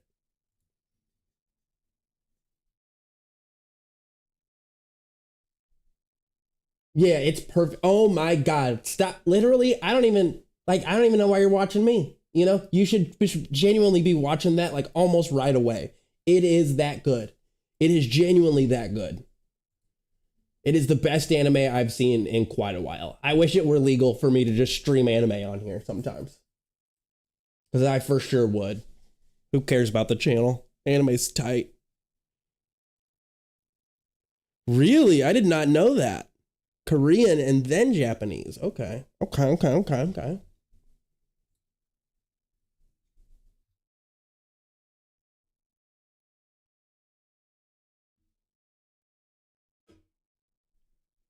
Yeah, definitely need to watch some Initial D. I do watch a Gundam when it comes out, but I'm already mostly caught up on Gundam. The only thing I surprisingly haven't watched is the Unicorn Gundam, which everybody says is really good. So, oh, got something in my eye.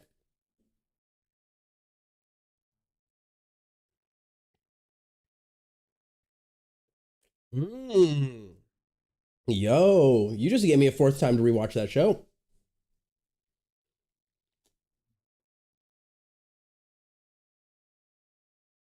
To be honest though, when I think about it in my memory of watching anime, I can't even remember whether or not it was subs or dubs. I think I just prefer dubs because it lets me look at the center of the screen a lot more often instead of having to glance down. And it also means that if I want to watch with distractions present, like just go do other things in the room, I can do that. Yeah, are you kidding me? There's like, yeah, there's easily 10 plus series of Gundam. Usually they run for around 2 seasons, pretty long seasons. And they're all technically in like a slightly similar universe, but not always. So you'll have like different universes and different time periods. So sometimes it's the same universe, but a different time period. And sometimes it's a completely different universe. So time period is irrelevant. That sounds about right to me. I think around initial D times is when I would probably go for the subtitled version. All right, now I need to practice not getting hit. Your pit exit looks clear.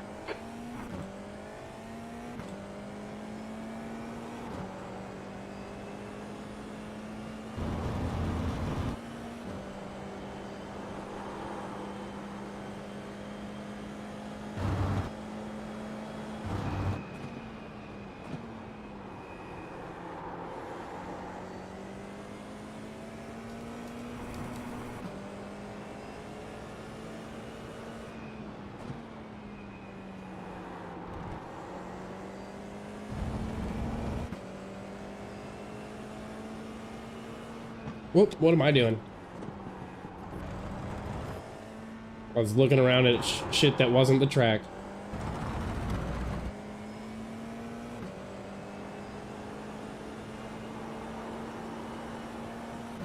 Black Clover is another really good anime that's worth watching. I think it's kind of like Naruto vibes without the sheer volume of filler. I want to love Naruto, but it is just so filler heavy that I can't finish it. I'm just so sick and tired of like, they're about to fight somebody who they're just gonna kill and they'll never meet again. So what do? They spend like 2.5 episodes cluing you in on his backstory or her backstory, and then they kill him and you never hear from him again. And it's just like, you just 100% wasted my time. Love Naruto on paper. It's such a good anime. It's well done. Love the soundtrack. Love the characters. Love the plot. It's just it's too fluffy. It's so contaminated with filler that it ruins all of that other good stuff for me, and I can't get through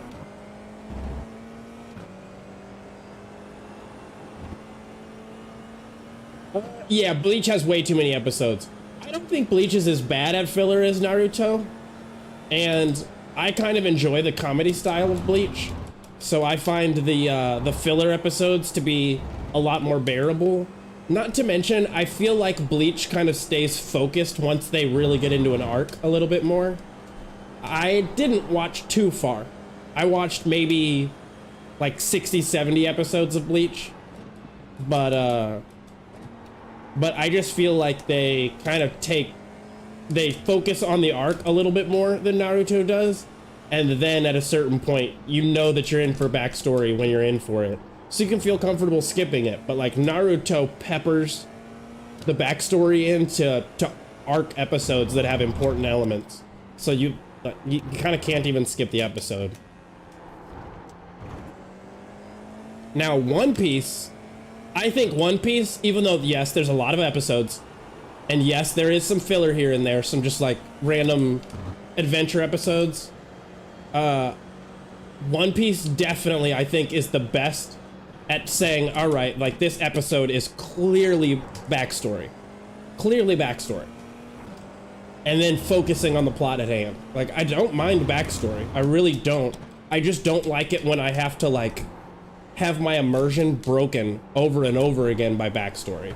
Like, if you're gonna give me backstory, make it a full episode of just that backstory, and then the next episode, get back to what I was like, what we were focusing on.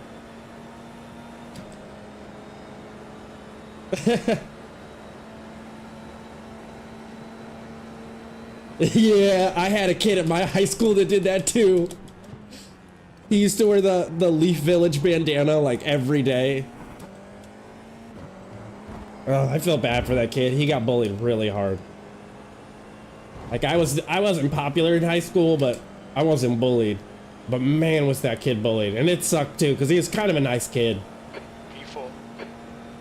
Now, there was one moment that was awesome. These really mean, popular kids, I guess you could call them, tried to play a prank on him where they had this really attractive girl basically go up and ask him out to the prom or whatever dance was coming up next. And he shot her down cold. He shot her down cold in front of all her friends, and I died. It was the best thing I've ever seen.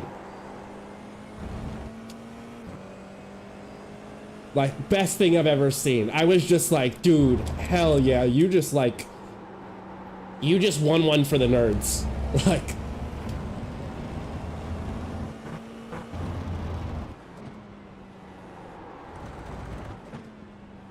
and I don't even think he knew she was joking. I think he just straight up just thought that she was like kind of a piece of shit. He was smart enough to realize like that would make a not good girlfriend. Because the girl was really pretty, but she was also very, very mean. She was already a little bit promiscuous in early high school years. I think she might have started to be promiscuous even in middle school. So she was definitely not a good fit for somebody in his position. Whoop, that was wrong.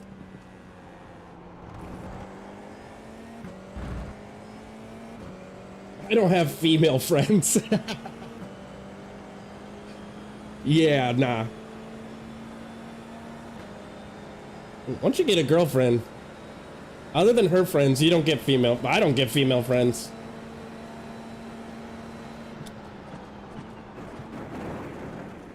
How far out can we go there? We're gonna like redecide how we do that corner. We're gonna get some more speed out of there. I think there's like 2 tenths in that corner for me. Just sitting there waiting for me to take it. My own tasty 2 little tenths.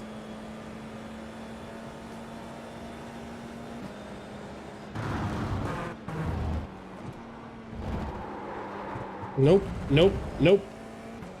Yeah, I think I can use more of the track here. That I think in totality, even driving the way I am, I think I'm leaving maybe 5 tenths on the table. On the slow side. Whoop. On the slow side of things.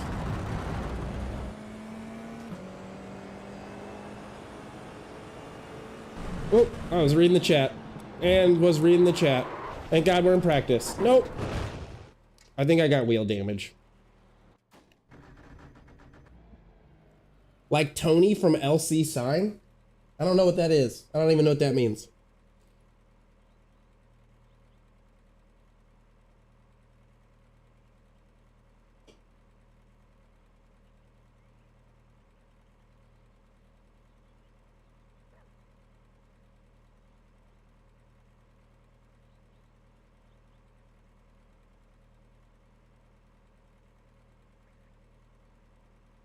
By the way, I just read up here a little bit.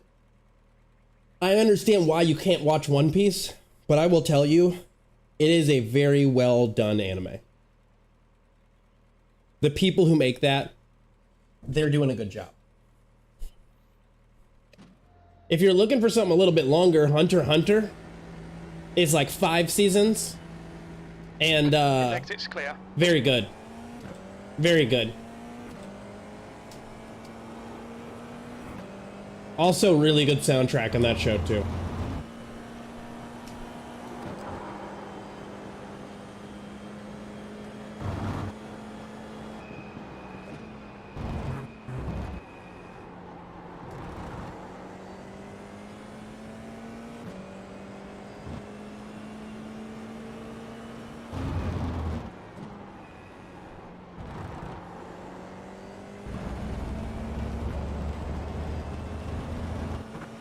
Alright, focus. Let's drill in some better habit.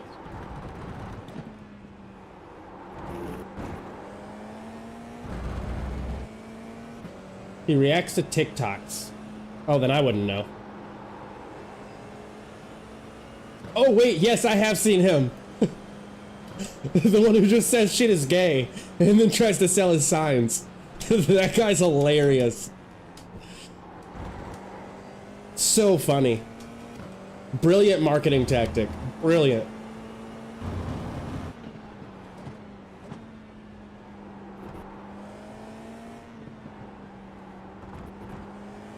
SimNoob, he would actually be a really smart guy to use for like meme files for your videos.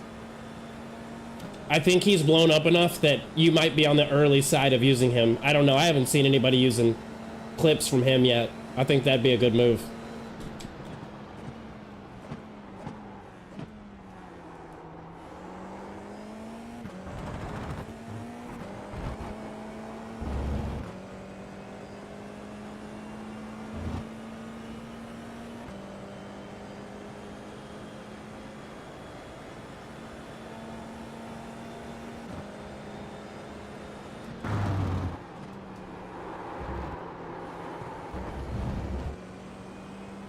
Too fast in there.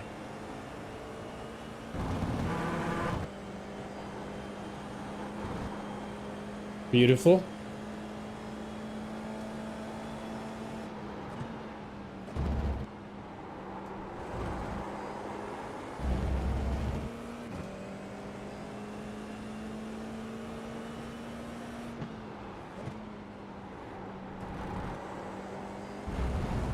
SimNoob, I don't know if you were here earlier when I said it, but I have hired a coach for tomorrow. So I have 11 a.m. I have an 11 a.m. practice session with his name's Connor Bell. He's part of the Swellio Training Academy. And I'm very much looking forward to it. I just kind of have a concern that maybe there's some bad habits that I'm developing that I think it's going to be smart to hone in on early and confront. Yeah, I mean, he's apparently he's top 0.03% in the world in iRacing. So that's the kind of person that I want to look for. I know that I could still get a lot of advice and good information from somebody who's like a 2K driver, but yeah. But seems like a nice guy, and he speaks with an American accent. 20 minutes and that's something I kind of wanted to... There's not like any serious kind of language barrier, you know, between like UK English and American English, but I just want things to be as clear as humanly possible.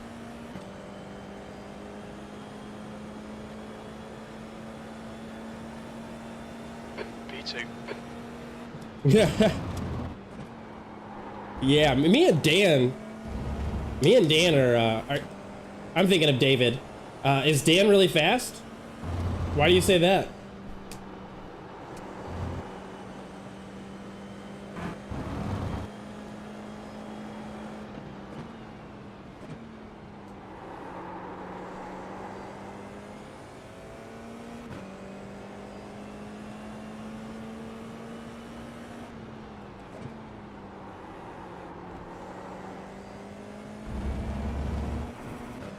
Dan is fast? Okay.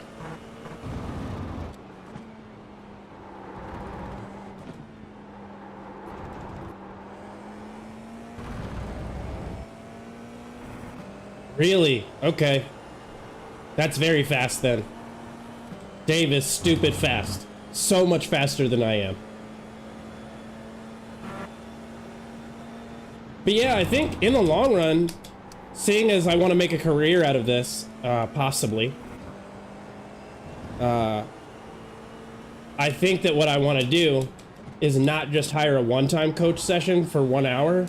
I'm actually going to talk to him about whether or not we can work out some kind of rate to be able to get between 2 and 4 sessions per month. So that way it's just like learning any instrument or doing any other thing. There's like pieces of homework that I'm supposed to complete throughout the week. Then I come back to him, and in certain regards, my performance should have notably improved, and it should show that I'm putting in the work that he's describing, and then we build on that little by little. instead of him having to, you know, have 1 hour to look at my telemetry, watch me race, and then make me fast. I just don't, I think that that's gonna have some limitations and cutoffs, so. Ideally,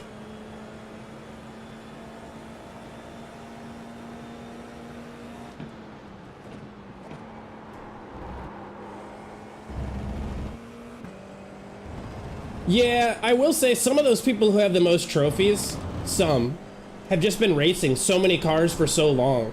Like, some of those are legacy cars on legacy tracks, and we're never gonna race them. Not to say they aren't quick, because they most definitely are, but, whoa, wow, what happened there? But a lot of, This lap will be invalidated. some of those Watch the track times limits. are definitely just from how long people have been racing.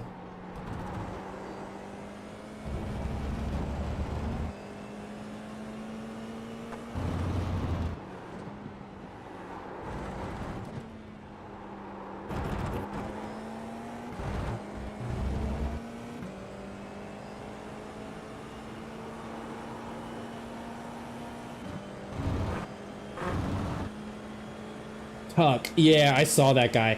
Stupid. Stupid fast. We're getting some quick guys in our group, which is really weird. I don't understand. I guess they're just wanting to be helpful, but I can't really understand why people that are like 3K go into a Discord for somebody who's like on a rookie to pro journey. But I love it. I love that they're here. They're all the quick guys are really nice. That's all I can say. All the quick guys have been pretty nice to me so far. Josh, or is it Josh Fletcher? John Fletcher? Josh? I can't remember. Anyways, dude is so nice. He has offered and delivered on, you know, spending time with me, with a track and a car, and helping me understand, like, where I'm losing time. Like, if I were just gonna do coaching every once in a while, I would actually just tell him, like, hey, like, what's my limit? You know, like, when do I need to pay you?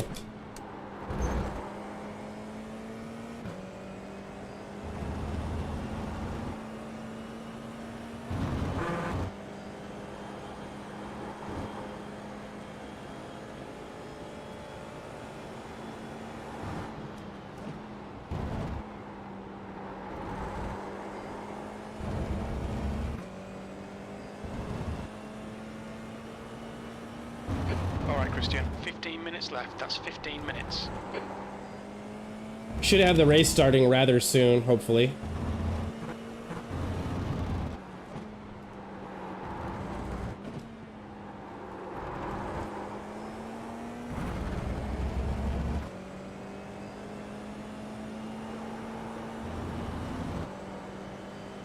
Not really taking this line back here as well as I was yesterday. Losing some time there.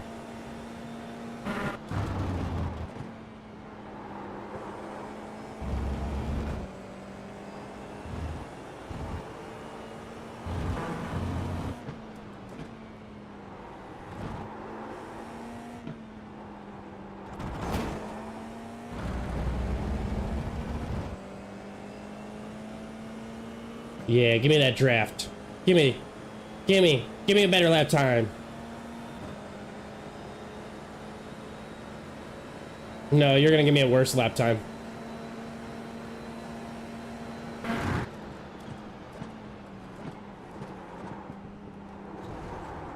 Yep. There goes my lap time. Left side. Clear left. There it goes. Oh well.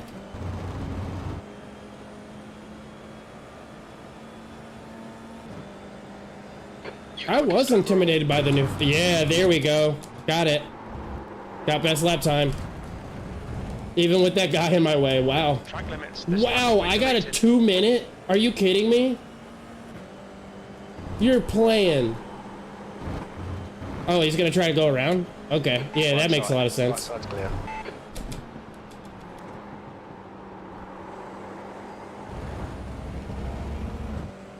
Oh, he's a... Nah, he's a 1.1.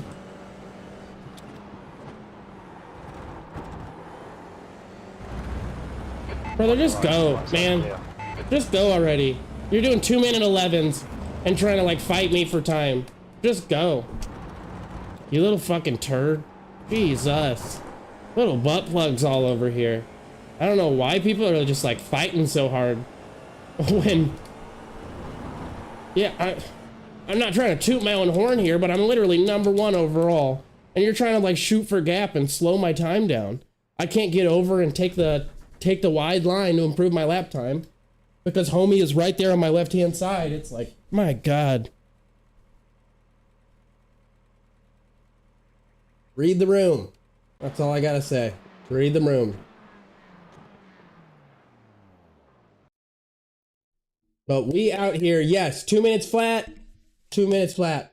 And I think, yeah, had that guy not been there, I think we would have been able to do like a 2-minute 0.5 instead of 0.8. I think we could have probably gotten a better time, but is what it is. Can't go back in time.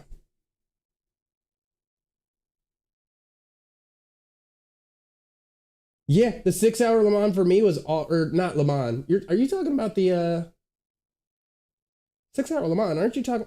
Oh wait, yes, it is Le Mans. I was thinking of the next one we're doing. What is it, Spa? But yes, we did do Le Mans, and Dave Rolliston was on my team, and it was mostly Dave Rolliston. Like he had the least incidents of all of us, and was by a significant margin the fastest. I think he had 1 incident the whole race. I think he went off track 1 time, but he didn't even apply damage to the vehicle. So, all right, I'm gonna get out here and do this practice. Pit exit's clear.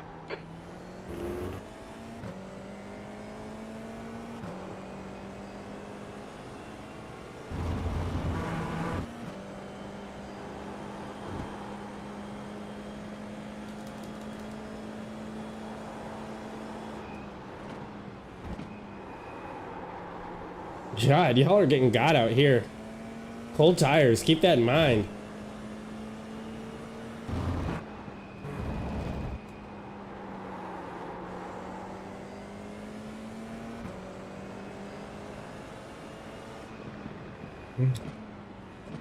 This guy's gonna go off track at every point and then fling back onto the track.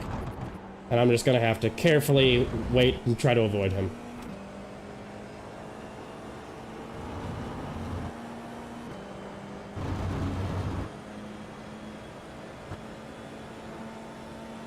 Yeah, I really need to get my I rating up.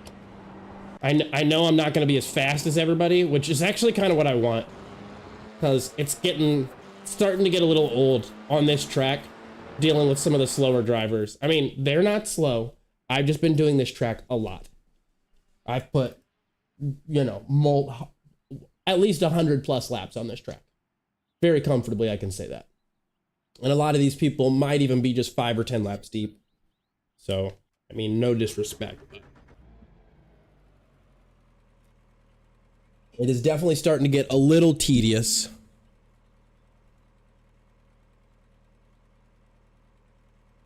Dealing with some of the slower drivers up front. I wish that they had a little bit more awareness and would let faster cars pass.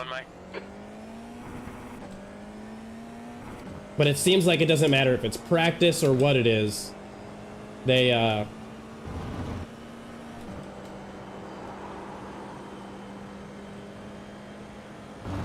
don't seem to care.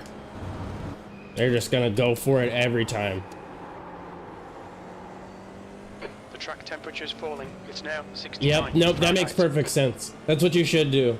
Like you do every time iRacing. Every time iRacing. You love to do this. You love to give us a nice, wonderful set of conditions for practice and then rip those conditions away from us for qualifying and for the actual race. So that way it drastically increases our risk of a spin.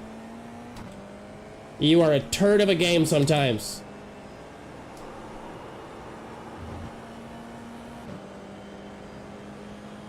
Very excited for this race. I have a good feeling.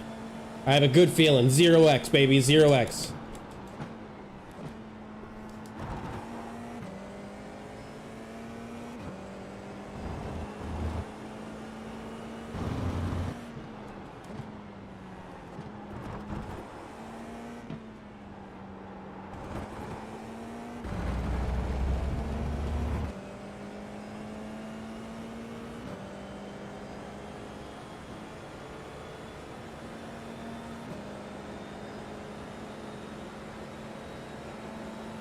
Maybe, yeah. But so far, I have not been able to qualify pole one time.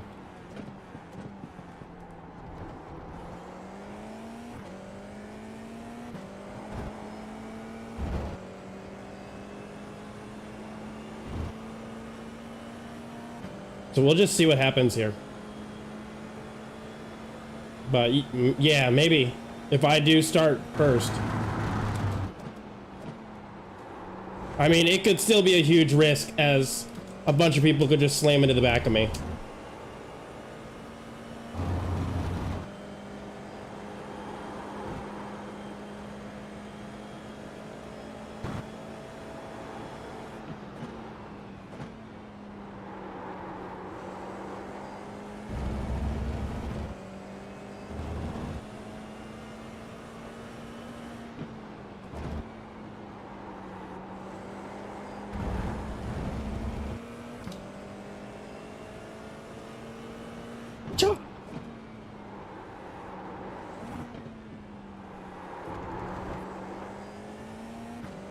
That wasn't my best.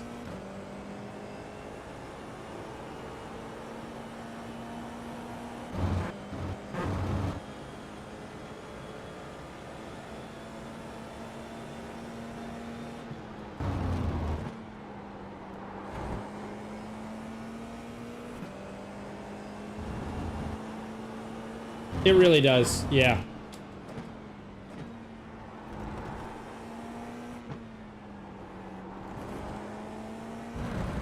But I mean, if I can start from the pits and do 2 races here, this one and the next one, with no incidents, that's a guarantee to C-Class. You know, or I can risk it here The leader's just done and see what happens. Okay, so maybe not. That's a 201.7, that is a pretty reasonable pace.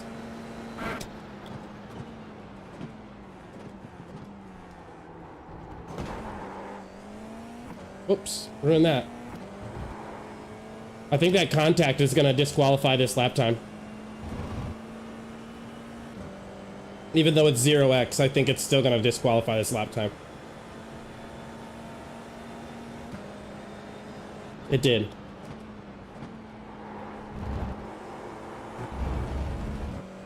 Yep. Not a big deal.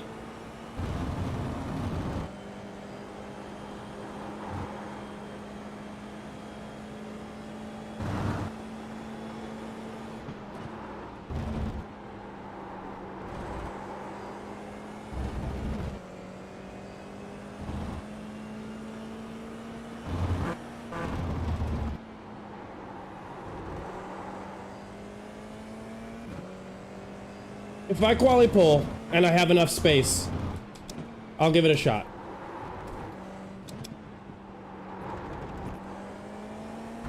That's a big if. I've already made 2 pretty serious mistakes there in those corners. I took this line a little too deep. There's been a couple of mistakes here that have cost me some time.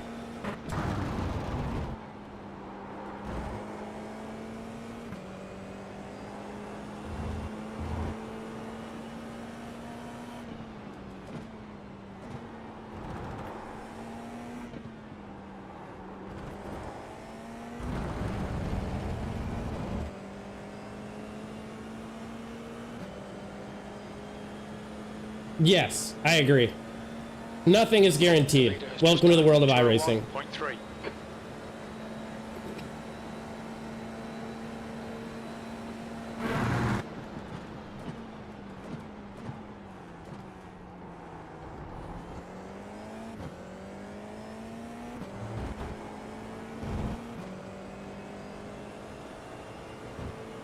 That should just be their motto. Nothing is guaranteed. Okay, that should count. I mean, we are pole. We are pole position. I'll say that. And I do have that starting technique that you showed me that should help me pull away pretty easily.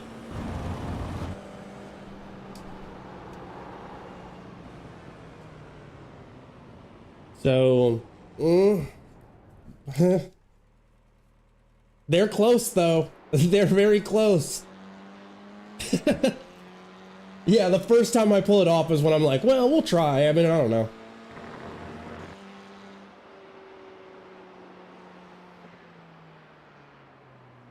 God, now I actually got to commit. Why did I sign up for this?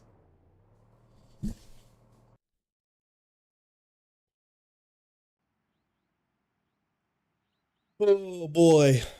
So yeah, we'll start pole. We'll get on grid. We'll go race. My big concern is just that the guys behind me are going to pressure me into making mistakes.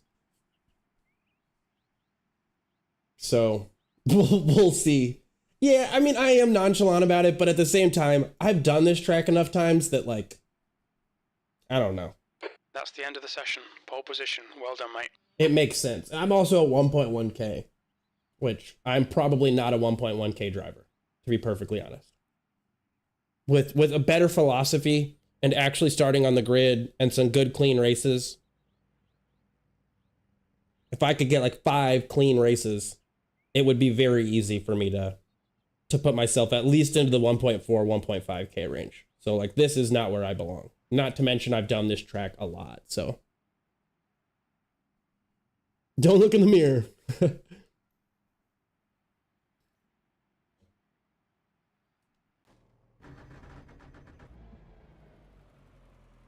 Good luck, everyone. Have a safe race.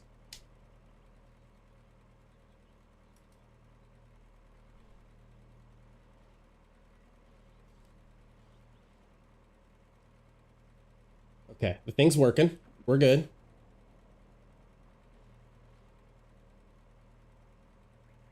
So we are out here at the Aragon. MotorLand. Land of the motor. Take a little sip. That was a gulp. That was not. I passed sip up like almost immediately.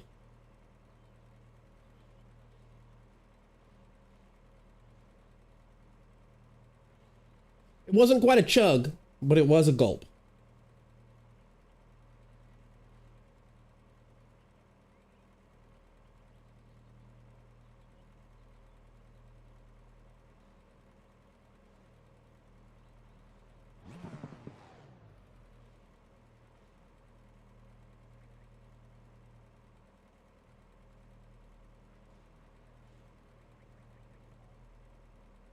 Pepsi was back in the day a better drink. I agree.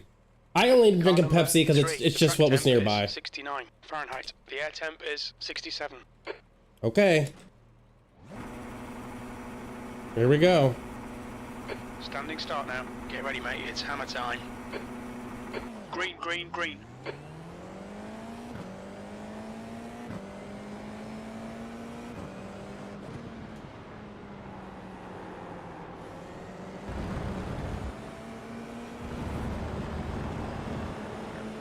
Right side. And immediately. He's still with you. Clear right.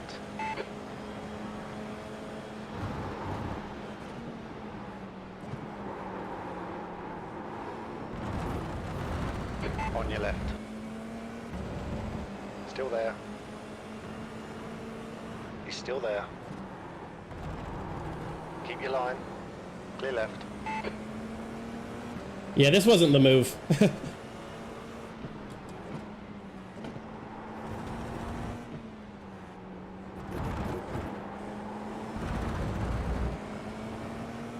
On your right. He's still with you. The right side's clear. Please don't hit me. Please don't hit me.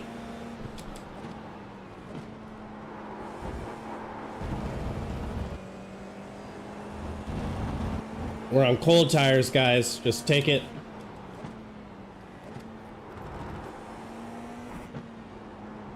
Nice and easy. P1 took off. Good for them. That's partially because I had to deal with the guy in P2 just all up alongside the car, and he got a clean line and I did not, but I mean, we're still safe.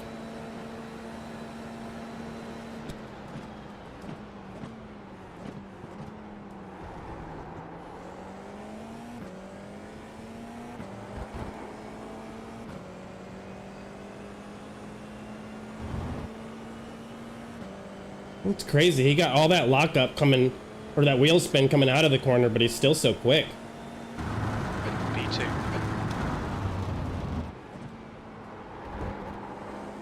Yeah, he's getting tons of lockup. But he's still so fast. The gap behind is now 0.6.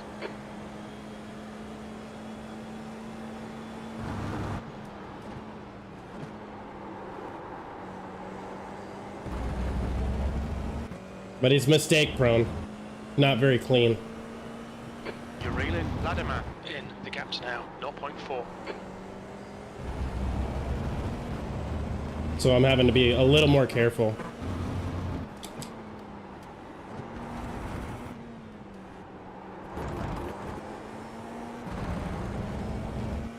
Yeah, he's getting like snap oversteer. Incident in turn 9. We think it might be Clark and Jaspers.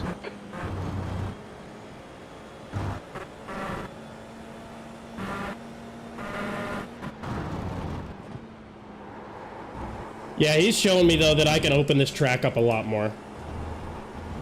I think I just have better inputs and consistency. Whoop.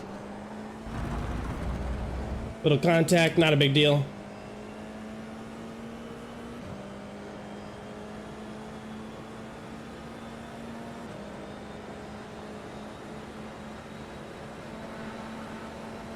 Dang, gaining on him. Come on.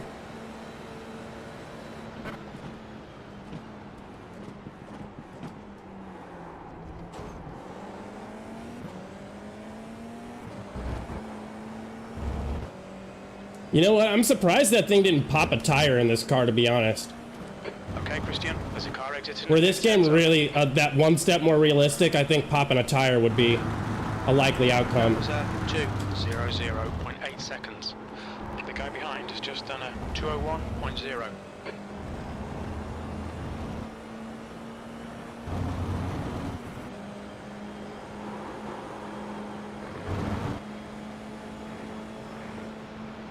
Oh, brother, I just had to let off for you.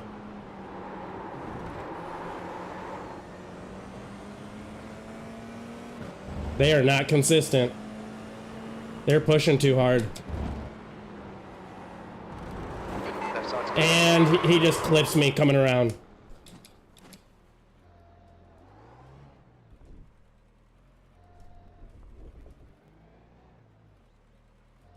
Yeah, I think we're okay. 15 minutes remaining, 15 minutes to go.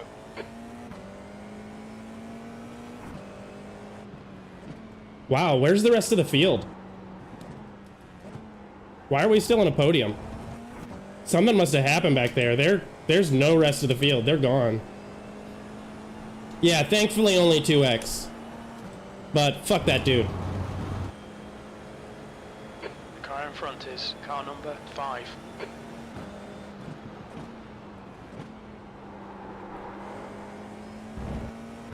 God, you can't race with the front guys. And that is a big part of the reason that I think starting from the back of the grid is just kind of the move. Especially at this, like, my certain circumstance. Because since I'm so much quicker than a majority of the field, and everybody just crashes out.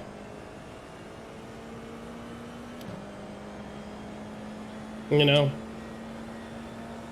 But we're, what, 15 seconds behind? But we're gaining fast.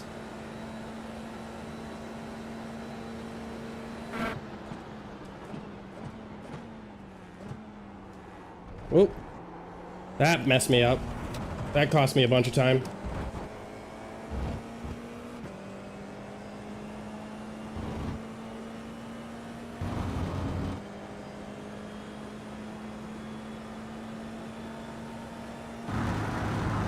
V3.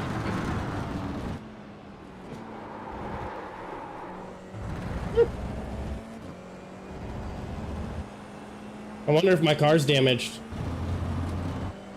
Because that doesn't feel like it should have happened. Behind is increasing. It's now 7.3 seconds.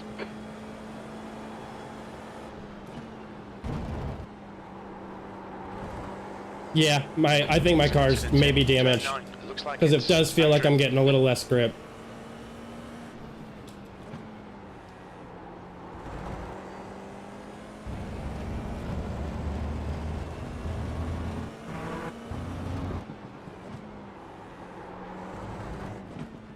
All right, Christian, the next car is a lap behind. Yeah, something's up. There's some kind of damage to the vehicle.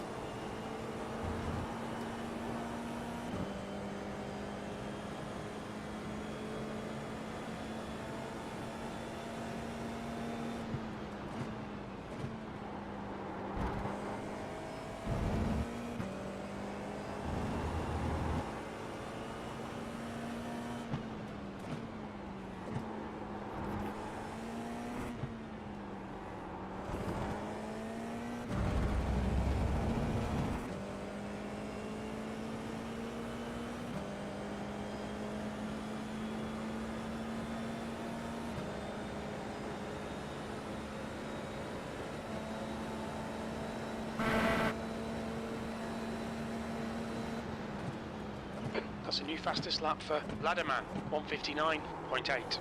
Incident in turn 16. It looks like Handley. Ooh, there was an incident like right around me.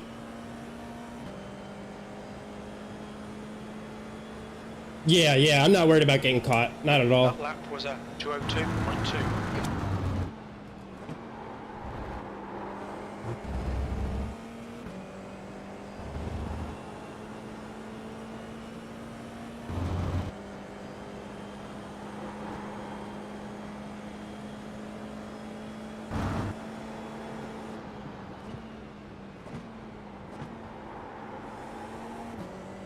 Incident in turn 7. It looks like And there's definitely some damage to the and vehicle. Andrew. I'm having to over slow.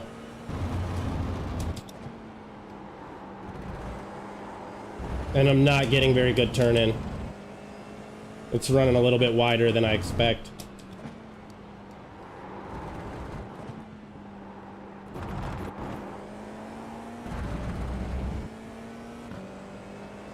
Still 2 incident points. That's very manageable. I think we can still get it with the next race, depending on how those 2 incident points shake out. We didn't start from the pits, so that will give us some kind of advantage here. So the question is, how is not starting from the pits but getting 2 incident points going to shake out? Because I know that starting from the pits with no incidents throughout the entirety of things gives me 0.19 safety rating. So, you know. The next car is 1 lap behind. You've got 10 minutes left. 10 minutes to go. Oliver's in this race again, Mr. Ski-Woo. Ski-Woo. There's an incident in turn 15. We think it might be Ferguson. Yeah, I will take it pretty smooth though. I'm not gonna be pushing too hard.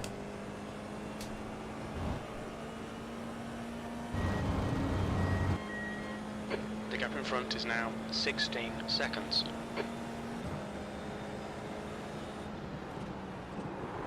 Oof, I say that, but Okay, Christian, the next car made a little is mistake 1 there. lap behind. Got some lockup. Hey, it's going good. How are you, man? Zeshan.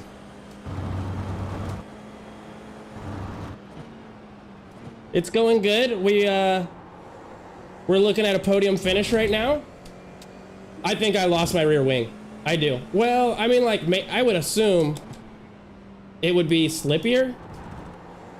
I would assume I would have less grip, like significantly less grip if I didn't have my rear wing. Like, it just feels mildly worse. Like, it feels like I might have some rear tire damage, or maybe he just kind of damaged some of the rear aero in a way. But it doesn't feel like I'm maybe missing a whole wing, but I could be wrong. I just feel like if I were missing a whole wing, I'd be completely spun out. But yeah, we're here in the Formula 4. Driving around, trying to get some safety rating. I feel like I'm pretty close. Pretty close, so.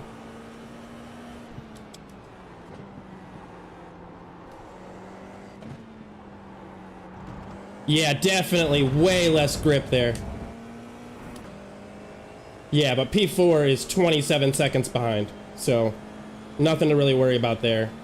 And then P2 is just leaving me. The races, though, I think they've been going pretty good. they've been endurable. The last race before this, Incident in turn 12. somebody just Looks like it's wrecked into the back of me. But we were able to keep all the moments before and after pretty clean. So we were able to gain some safety rating. Just lost a little bit of I rating. And then in this case, I started pole position. I lost out P2 because I'm not trying to push too hard. Halfway home, fuel's good. But then somebody hit me trying to take a corner, I think a little too aggressively. And so now we're back into third with what feels to be some vehicle damage, but nothing too bad. It is endurable. We're just kind of braking a little bit early and taking things easy. We don't really need to push because, you know, P4 is just falling and falling behind. They might have some damage as well. There's an incident in But turn we're 9. we've got enough time to take it very easy. P3. Oh no, not Oliver Ski Woot!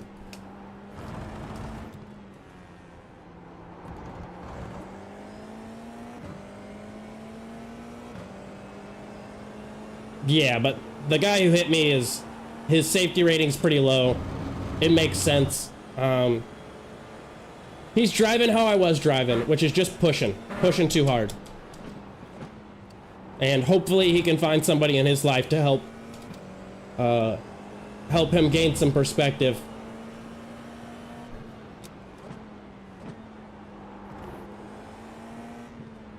Incident in turn 7. It looks like Ferguson.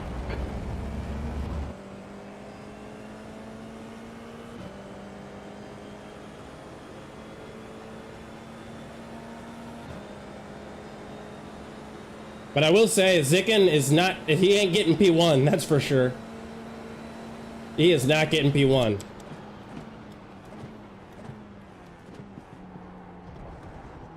I am taking this corner wrong. Wrong, altogether. I don't know what I'm doing wrong, but it's not correct.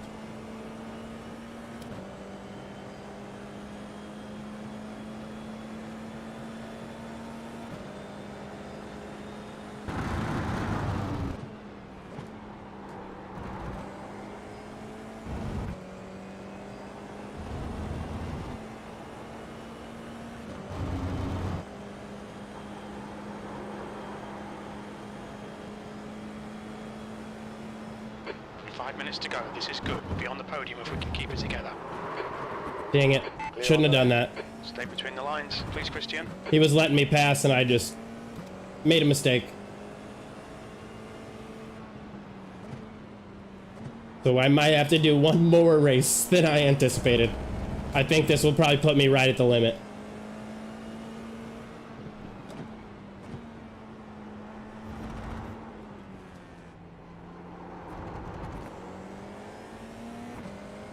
No! Oh my god, no!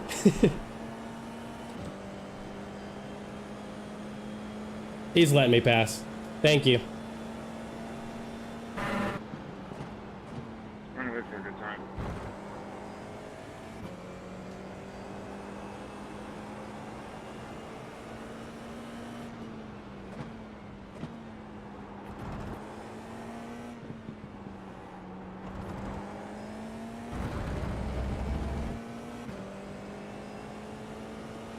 Yeah, just didn't want to crash. You know, one incident point from going off track is way better than, yeah, I have no clue what that guy said either. I was gonna ask him if I had rear damage, but I can't understand him. I think getting, you know, a little bit of off track is gonna be better than spinning out.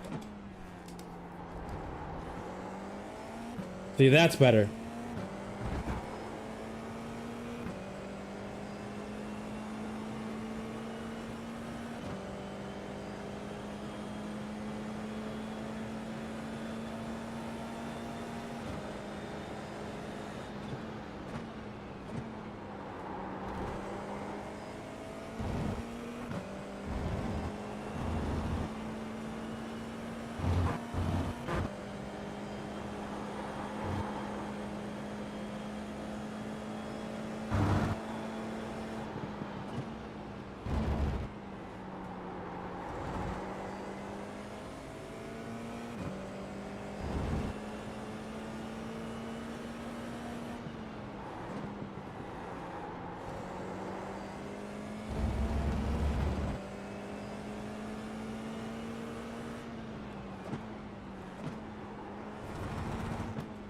car ahead is a lap behind.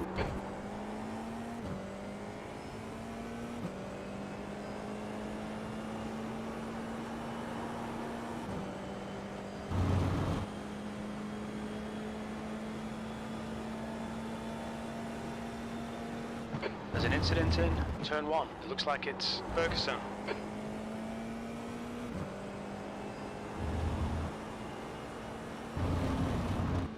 Just 2 minutes left, 2 minutes to go.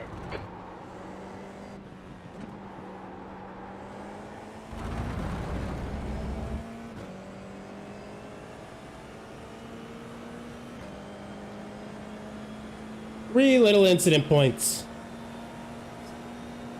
Sitting on a hill. Let's make them lonely next race. And not give them any more friends to hang out with.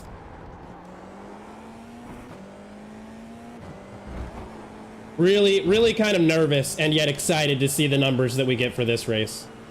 This will be the last lap here, so we're very close to being done. Just need to keep it clean for one more lap. Okay, Christian, one more to go. Keep it together, we'll be on the podium. Poetry. In motion. There's an incident in turn 12. It looks like it's Luke. Not Luke. Luke, no!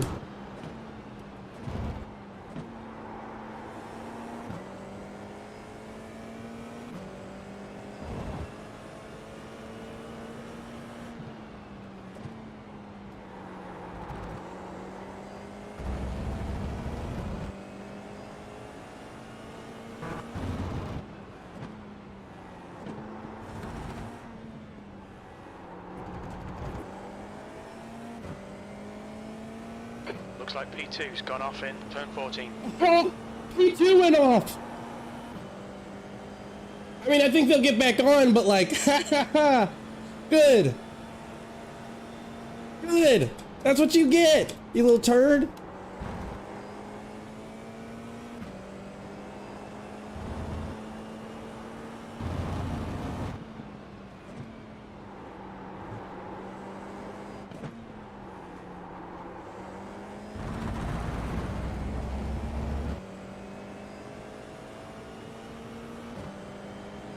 They went off right before the end of the race.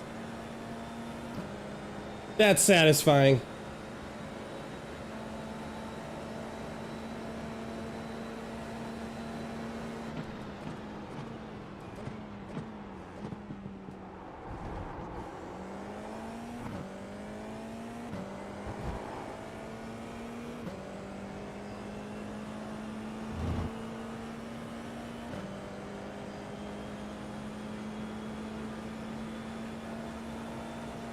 We're on the podium. Good drive.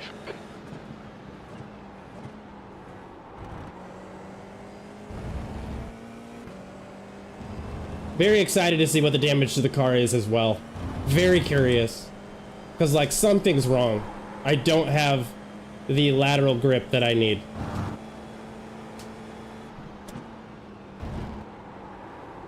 And, like, the car wants to spin a lot easier than it normally does.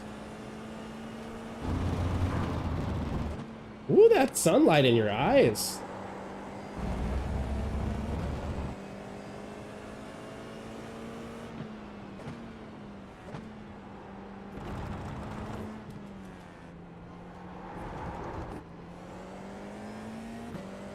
Yeah, it's just nothing pushing the car down anymore. Something that's supposed to be pushing me to the road isn't doing its job.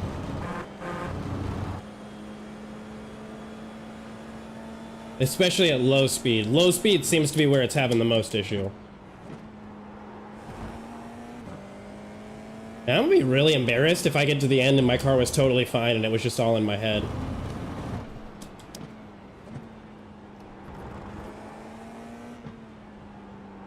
That's the end of the session.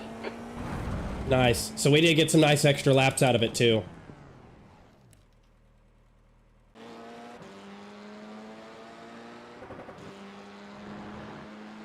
Let's go watch and see what happened here at the beginning. because that was a big mess up on their part. So he got the pass fair and square. Beautiful. We get the pass again after the next section. And I actually think I fucked up. I think it was the next lap where it all happened. Yeah, I'm so fast, aren't I? When did it happen? Was it lap 3?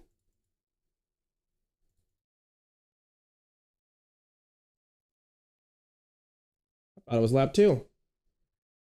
Ah, there he goes. So he gets a little squirrely, slows me down. I mean, I might have been able to just take off and get around this guy if he, yep, that's 100% their fault. They just tap me out and then drive off. And I mean, I had my rear wing.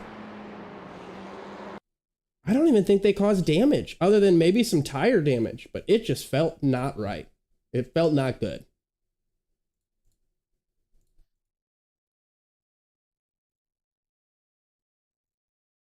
Was that even? Hold on. Hold on. Hold on.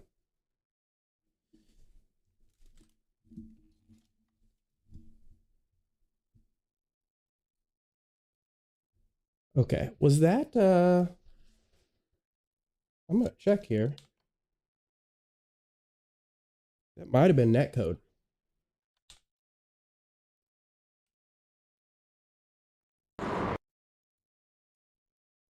I don't actually know if he hit me.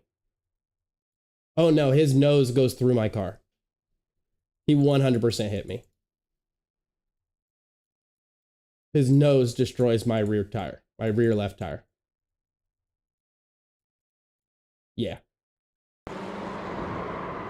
He's a little turd, that's for sure. The ultimate turd burglar. Just burgles turds. Oh well. Did he get damaged too? Okay, well, good. Good. He deserved it. He took away my ability to get it. I have to do an extra race by 0.1. And actually, I'm who took away my ability because of the off track that I got. That's what ruined this. So, whoa! This guy was not going to get caught. A 159, 842. And I mean, he was quick. Don't get me wrong, but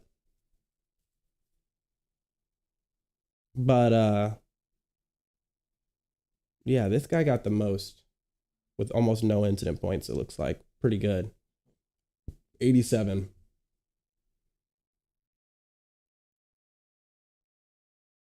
So based on that experience, I'm going to say that starting from the pits is going to be like the go-to way of getting more safety rating. Yes, you get additional safety rating gains if you start on the grid, but the question is it worth it? And I would argue that at this skill level, it is not worth it. Maybe if you were like 2K trying to gain some safety rating, it'd be a totally different circumstance, because then you can rely on the people around you to recognize, oh, that's a guy going for safety rating, or to just not in general hit your car. But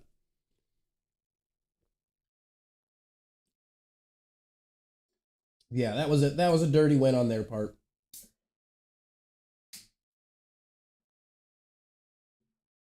Well, what's that? Cracking open a second Pepsi?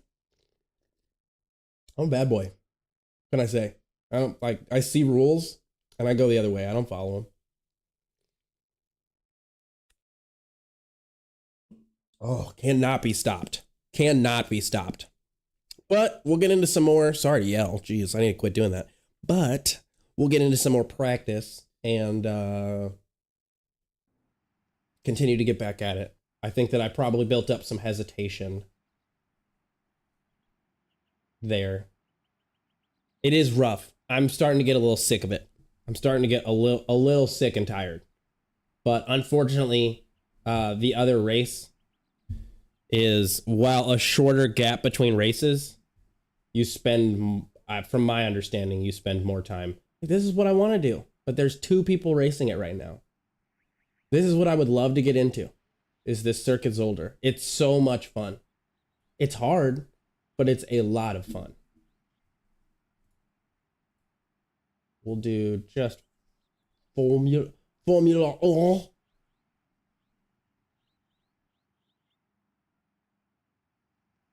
Yeah, and I mean, I could do this one, but the thing is, I think this is going to not go well. I think racing the Formula 1600 at Laguna Seca it's going to be very difficult to get 0Xs in that car at that track. Lime Rock, no. Just altogether, no. This has been a disaster. Getting any positive I rating out of this place is nearly impossible. Jean Jarrard. Pepe Le Pew. Such a good movie. God. Wish I could just play that during the breaks. Yeah, this is a rough amount of time to wait. Still another 17 minutes and 20 odd seconds. It's too long for me. But this race and then one more race, and I think what I'll do is maybe start on the grid and see if that can't give me the extra points that I need. I think that might be what I'm missing. I think if I start from the grid, this race, start close to the back of the grid, like I'll qualify, but I'm going to intentionally qualify pretty slow. Like I'll try to do like a 2:06. And then I'll just see what happens. I'll just see what happens. Because, yeah, in this case, I don't even want to go fast at all. I want to let everybody pass. I'm going to be on the mic going, you can pass, you can pass. Like, I didn't mean to click that, actually. Yeah. I want this to be the race right now where it's done. Because then if I can finish this race, I can go over and do the Formula Lights. I'll probably have to shut the game down for a second because it has to update. Because I don't own Red Bull Ring, nor do I own that car. So I'm going to have to give them a bunch of money real quick. But fortunately, my account is loaded up with a crisp $38.50. Holla at your boy. So that should be more than enough to go ahead and make the purchase. The purchase. Pit exit is clear. Don't cross the line.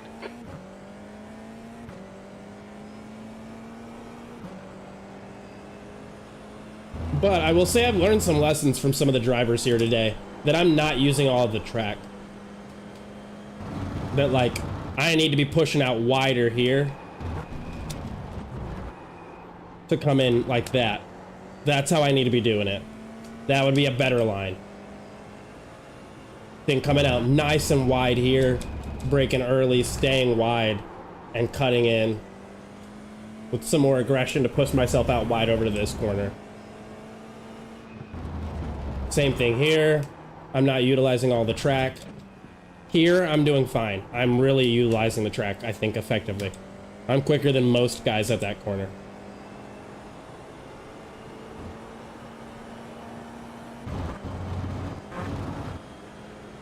But up here is another area where I could push out wider and use more of the track.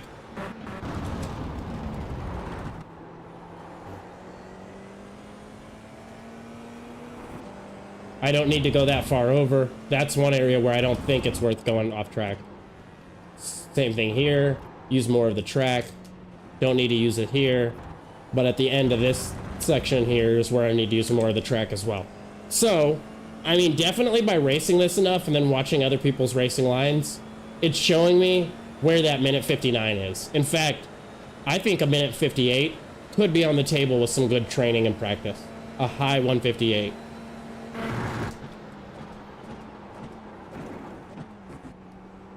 Yeah, this gives me way more room to turn in.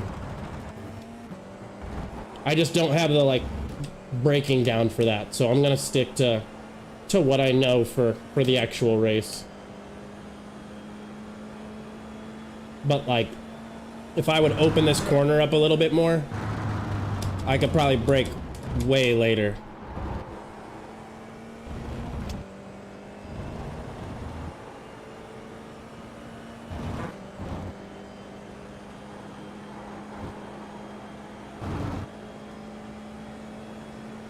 So I have selected the SR8, the Radical SR8, and I'll be over at Olton Park. One, because I have a race there tomorrow. I have my first league race, so it's gonna be good to help me get prepped up. And then two, because since that car doesn't have ABS or traction control, but it's still very quick, and that track's kind of bumpy, I think it's gonna be a great opportunity for me to learn, like, the feel, like steering wheel feel. That's really what I'm looking to get out of a good lesson. It's like, how do I feel the car? And I think if you have a lot of TC and a lot of ABS, it's just, you know, hard to teach somebody what they're supposed to feel that's learning to feel for the car.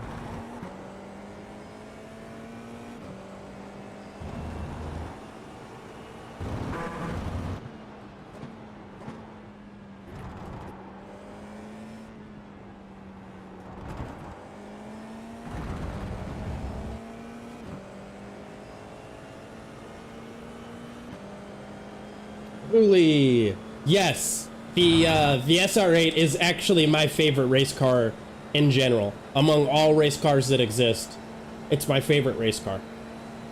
I fell in love, honestly, I fell in love with it when I was playing Gran Turismo.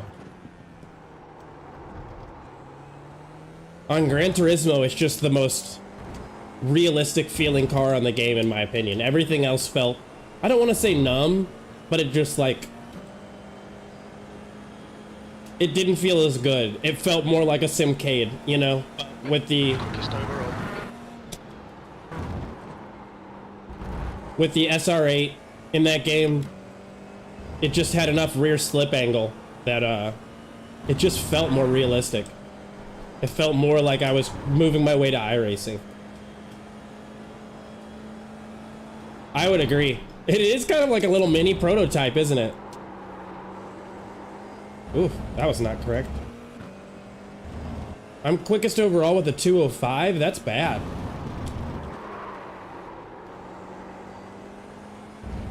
That's a bad time. I need to speed up.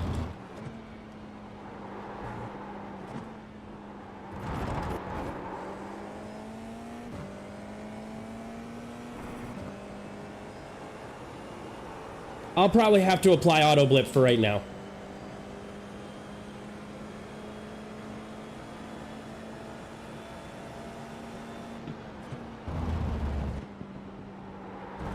I will toot my own horn for a second and say I am 1/100th behind David Rollison's time in that car. So I've really been putting in the work. Wow, Christian. And I expect to see some really good results from this race and a lot of fun. I don't think I'll be keeping up with the quicker guys on the track, but I think I'll be fast overall, like at least for my group of people. Hopefully, be able to put myself in a podium position. Oh no, it's Zicken. Hold on, is this practice? Dang it, nah, that's a protestable offense. Never mind. I got that little creeping thought in my mind of, wow, I should just go take this guy out. The leader has just done a 204.1.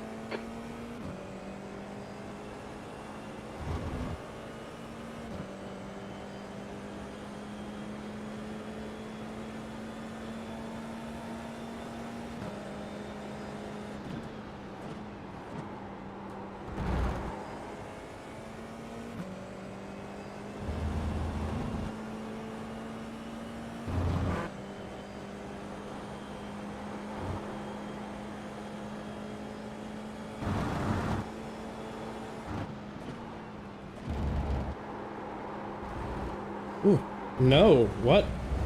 No, that was not right. Please, Christian.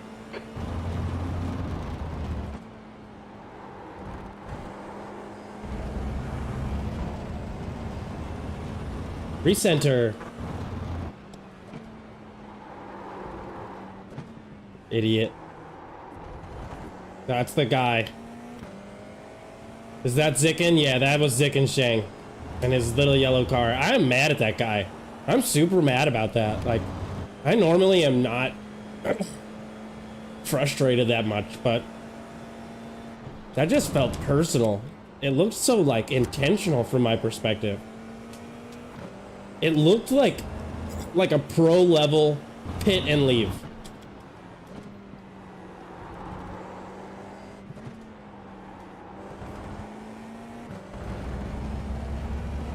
It felt personal and intentional. I don't think it was, but God, is it hard not to be frustrated. I do not get the same sensation from the Porsche Cup car that I do from... Unless you're talking about an old one that I haven't driven, I do not feel like the Porsche Cup car and the SR8 feel even remotely similar. I get phenomenal turn-in out of the SR8, and its response to brake pressure is just like so great. Honestly, too much. It's really easy to spin that car, but I also don't get lockup like I do with the Porsche.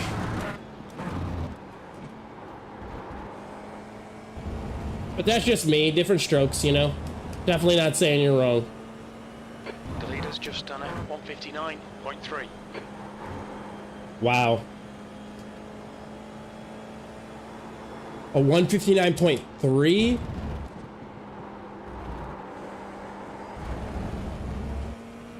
Yeah, I need more like rotation from a wider angle for that corner.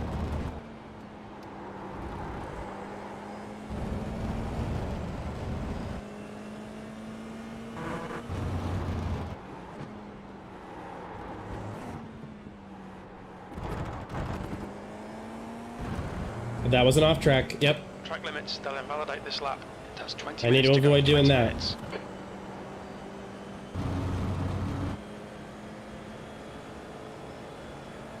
The old one. Yeah, I haven't tried it.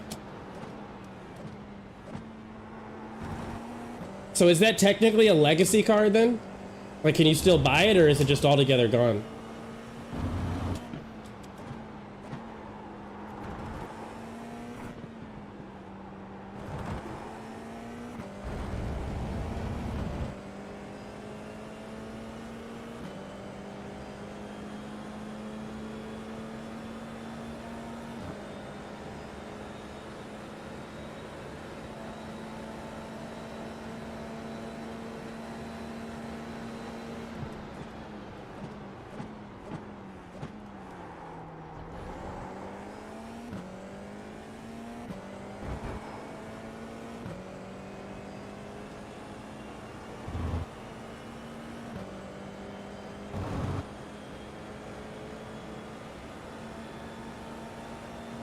P2.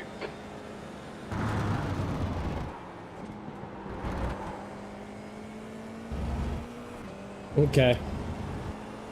Well, maybe one of these days they'll get it back out on the track.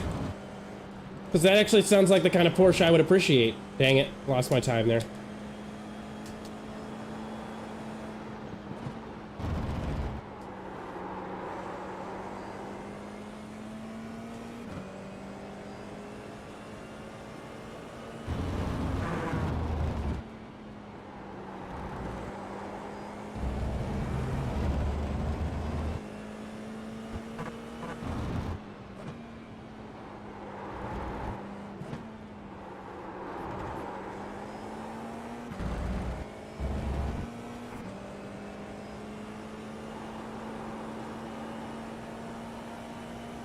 Was more pointy. I think I would have preferred that.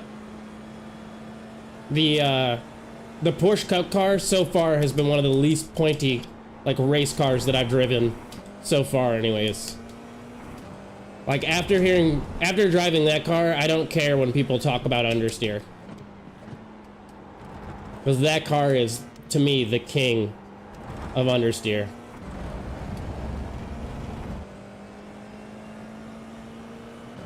Looked better, okay.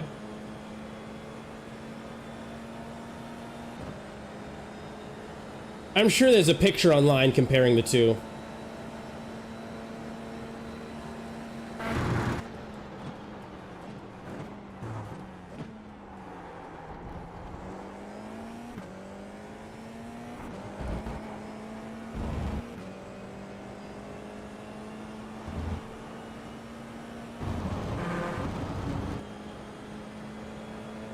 We absolutely should, yeah.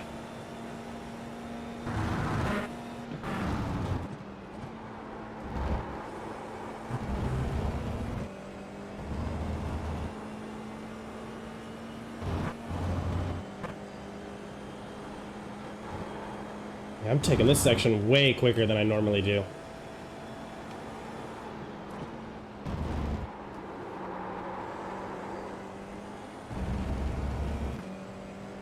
It should be. I assume that legacy cars are available during downtime or whatever. But I do know that there are some cars that are not available.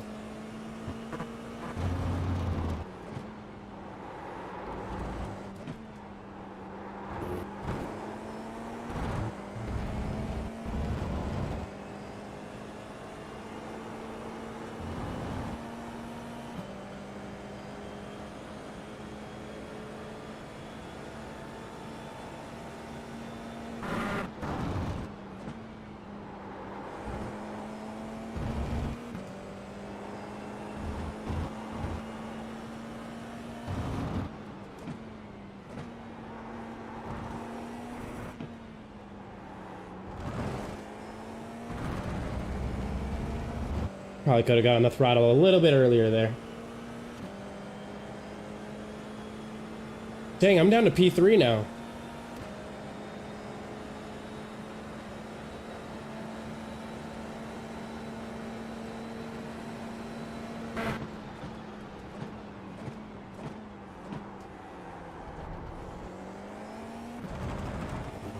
Okay, Christian. 15 And minutes does left. installing That's 15 work minutes. during downtime? Like if I don't have something installed, can I still install it and then race it during downtime? Or does it have to be installed prior to downtime? There we go, 2:08. P3. That still puts me in P3. Dang. There's a bunch of time I'm leaving on the table. Maybe 2:58's a little That's half overzealous. fuel. You've used half your fuel.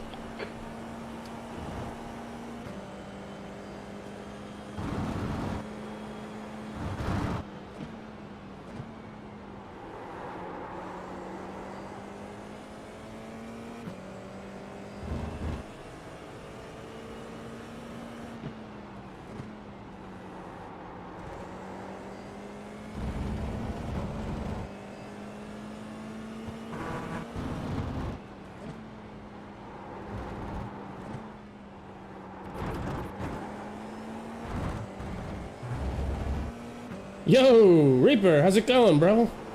Mr. Terry. Very good to see you. Well, see your words across my screen.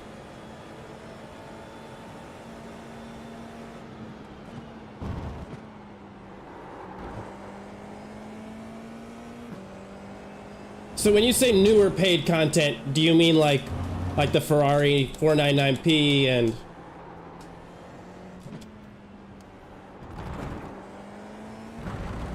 like the 2 new supercars, maybe stuff like that? You have everything installed. You were just like, I don't care, just load it up.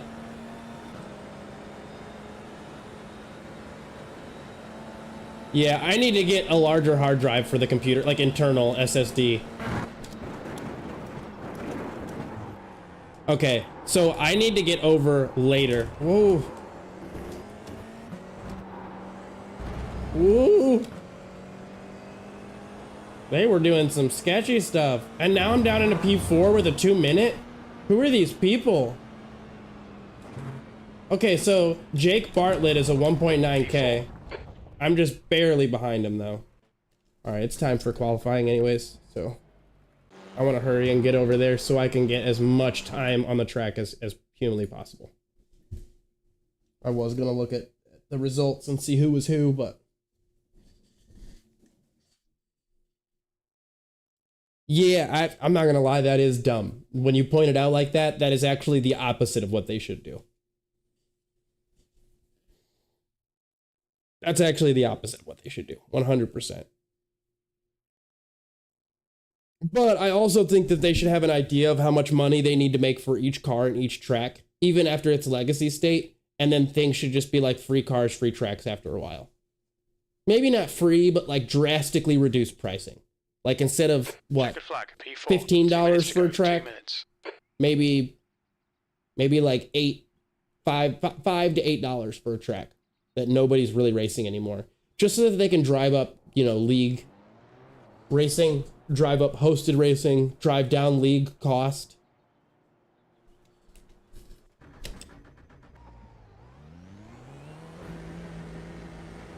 That's just me, though. That's just my perspective. Your exit's clear. Don't cross the white line.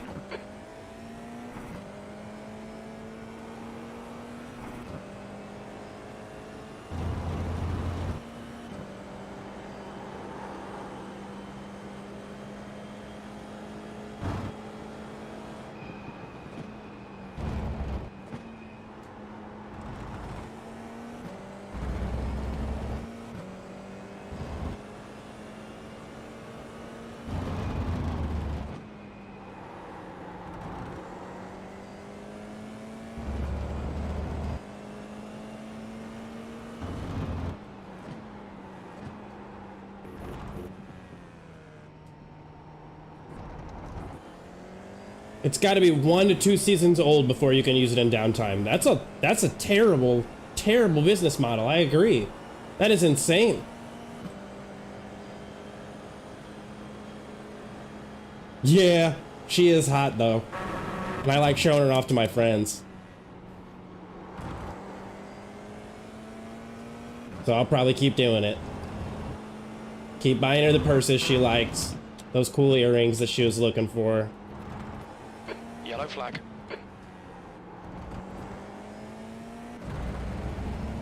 He's gonna like, just, what is he doing? Is this his way of saying, you shall not pass?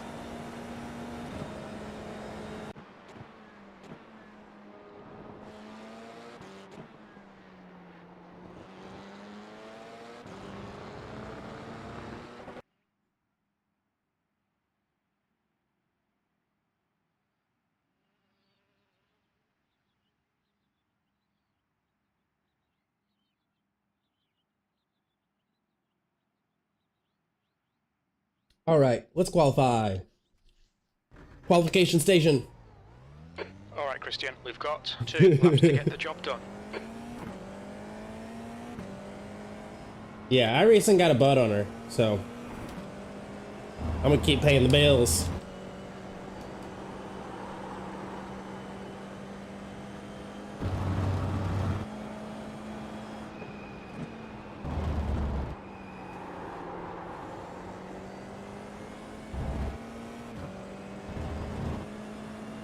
You know, it's funny you put it like that too, because there's this, I may have to figure some things out, because I've definitely noticed, I don't know if y'all have this experience, but I've noticed a little bit of resentment from my girlfriend as to how much I play, how much I get on this sim.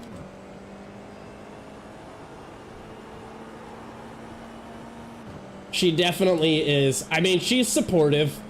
But at the same time, I think she's getting a little sick and tired of, are you going to be racing tonight? Yep. Are you going to be racing tonight? Yep. Are you going to be racing tonight? Yep. I think that might be getting a little old.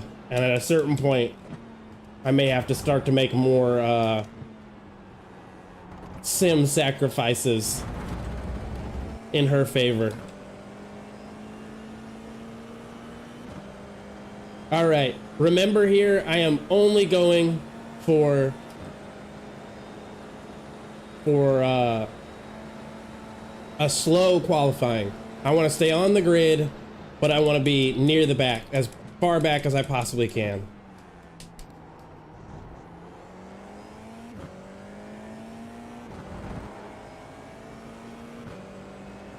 Within reason, you know. But I also need to qualify for the time. For the safety rating, I'm sorry.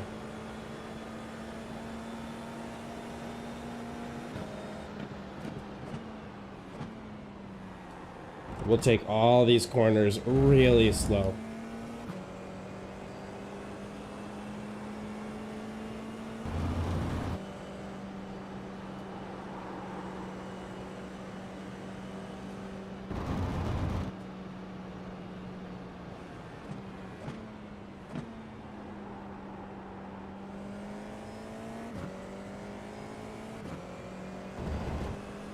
Yeah, I've been taking more time off on the weekends. That's definitely where the sacrifice has to get made. But unfortunately, you know, I kind of have this whole YouTube channel, which I love it. I'm glad about it. I enjoy doing YouTube. I enjoy streaming. But like, at the same time, she was kind of hoping to show me off to some of her friends that I haven't met yet. Tonight was Mardi Gras. She was wanting to go out and do some fun stuff. And I had to tell her, like, sorry, but I have to be here for a stream. We've got to get it in today. And I have to do this, so.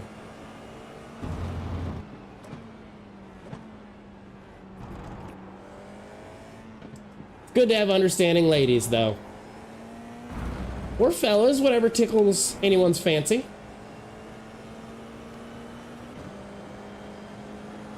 No discrimination from my end.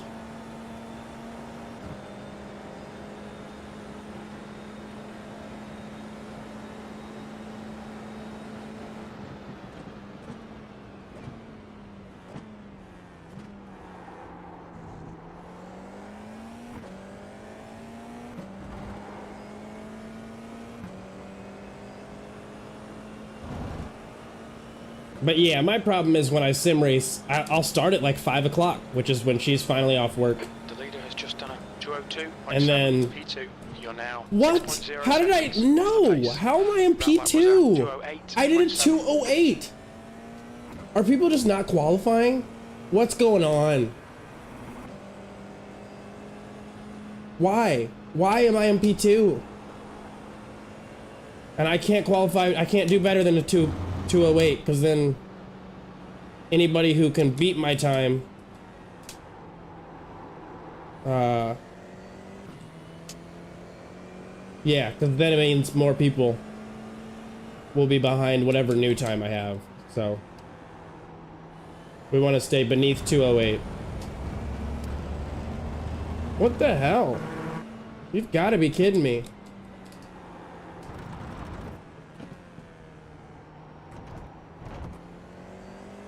It's still 2. What's going on? Is nobody gonna qualify this time around? We might be in for some dirty racing. This might be rough. I think I may actually go ahead and start from the pits, because this seems like it's gonna be a little feisty.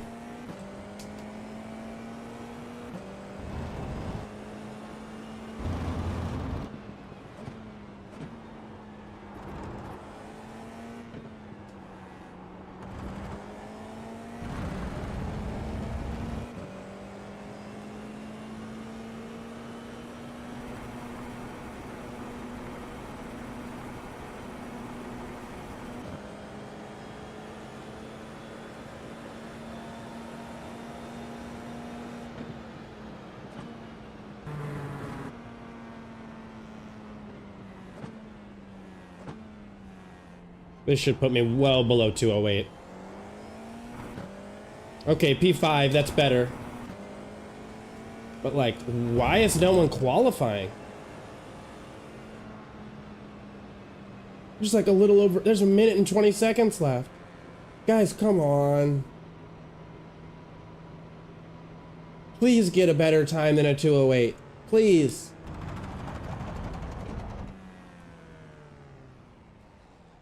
Please. Oliver's back in the track. Oliver, what?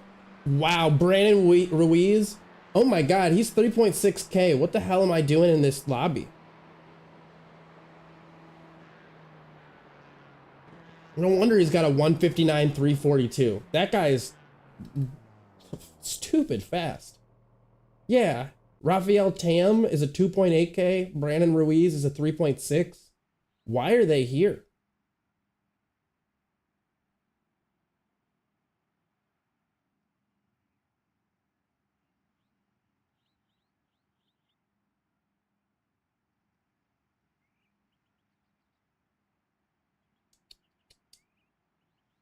This is a little bit weird, and I think I may start from the pits here.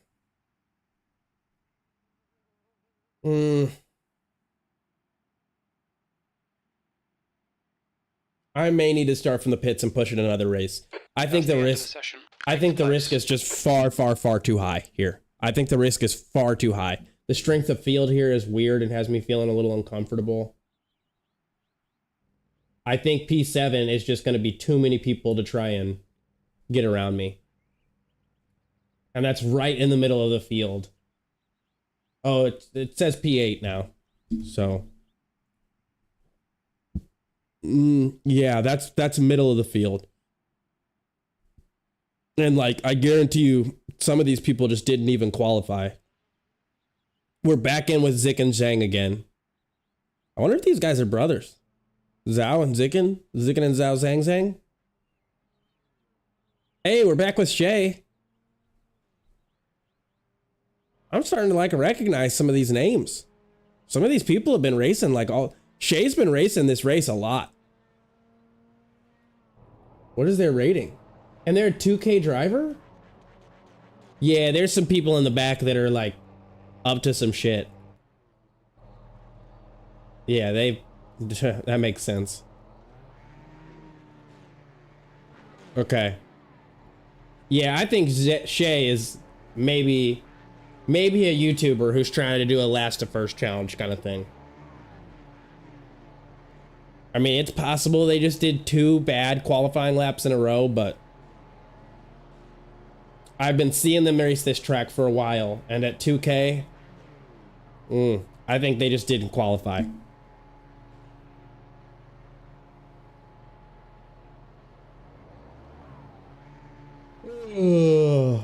Yeah, pits are the best bet, I think. I hate it because it means that this race is not going to get me to C-Class, but kind of is what it is, unfortunately.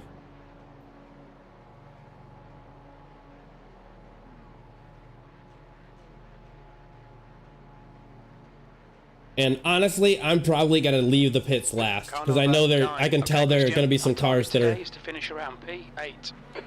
This will be a standing start. Get ready. Go.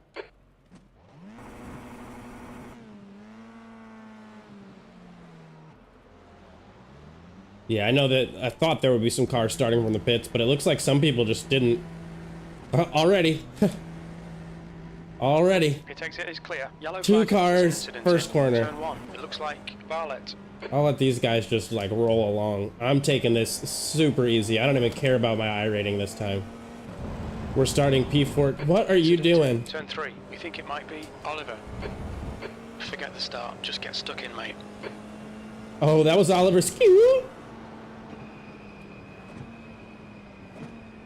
They're having a bad time. In front of us is Barlett, car number And I've been 5. watching their safety rating go down and their iRating go down. They are having a bad time. Turn 7. It looks like Shane and Anthony.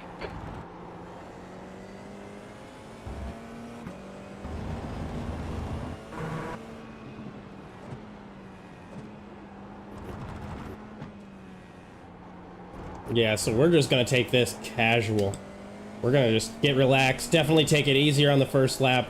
Oh, Oliver, not again. We're gonna take it nice and easy on this first lap for sure, and then we'll push a little bit as the tires warm up, as per usual.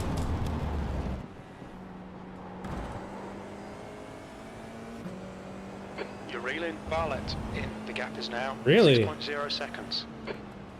There's an incident in turn 15. Hey, I don't know what you're doing. We think it might be Anthony. You literally cut off the fucking track and you trying to take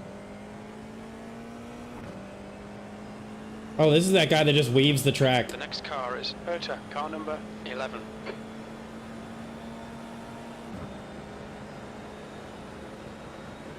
They can have it. I don't care. I'm not dealing with more stuff. I'm just not even... There's an incident in I'm not taking turn any 16. risks at all. Looks like it's Joe.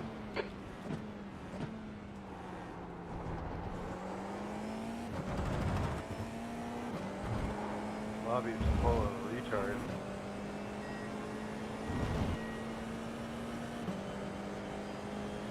Yeah, it looks pretty crazy though. This guy, you don't need to warm up the tires like that right now. Something like a back in like 1100 I rating lobby.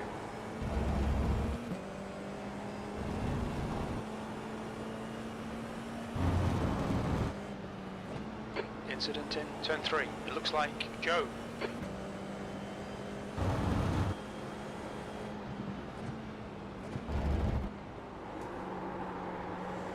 Yo, that guy saying some shit about 1100 I rating lobby kind of rubbed me the wrong way. I don't like it when people badmouth low rating drivers. That rubbed me the wrong way for sure. I was like on the edge of just like clapping back and talking some shit. That shit's mad disrespectful. Don't ever talk shit on that. That's some fucking high school mentality where it's like, man, I'm a 9th grader and 8th graders are stupid. Can't stand that. Absolutely can't stand that kind of thing. 1.1 seconds. Just the worst drivers that do that kind of thing. Think because I'm 2K, everybody else that's below me is crap.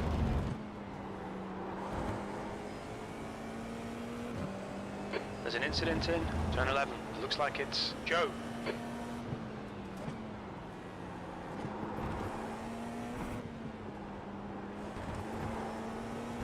This guy in front's pretty quick. He's not putting down bad times at all. And hey, if we stay right where we're at, Zhao Zhang is way in the back. Damn. The leader has just done a 159.7.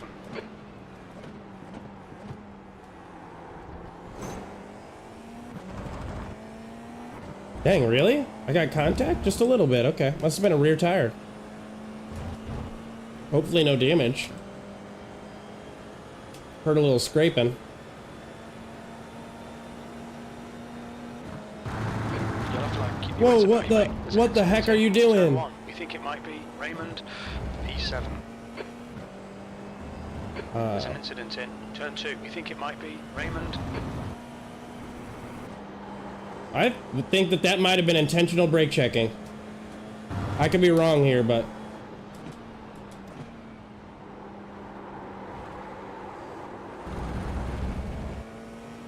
that felt very intentional.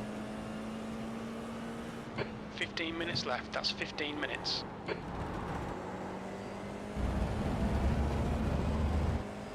Yellow flag. We think P3's gone off in turn 9.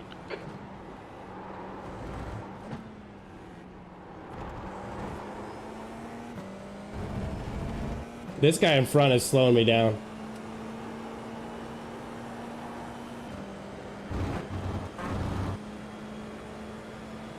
Not by a lot, but they're just making me feel apprehensive.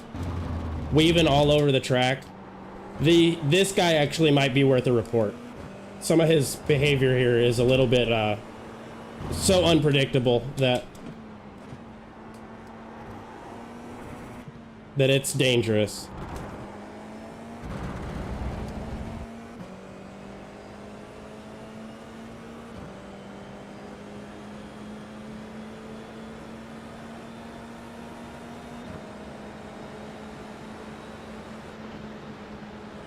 Fastest lap for Ruiz, 159.5.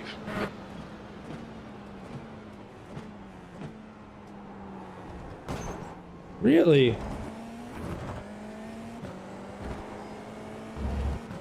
Interesting. It's not causing me any incident points, so it doesn't matter, but still. Okay, now I can see whether or not that was intentional brake checking. P5. That was intentional brake checking. That's what I thought. That's exactly what I thought. The guy behind has just done a 159.8.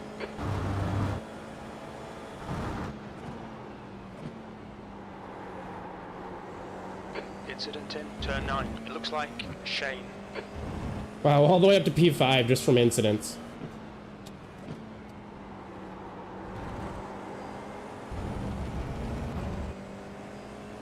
Yeah, they wobble and weave all over the place.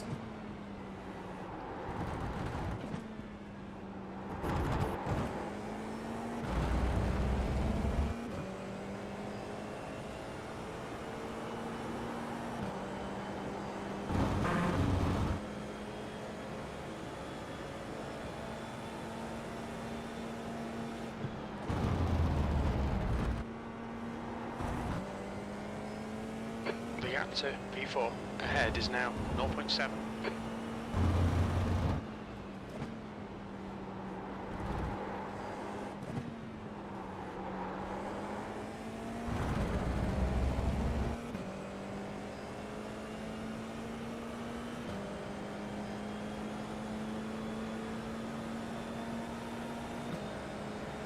Yeah, this guy up in front of me is some bad etiquette.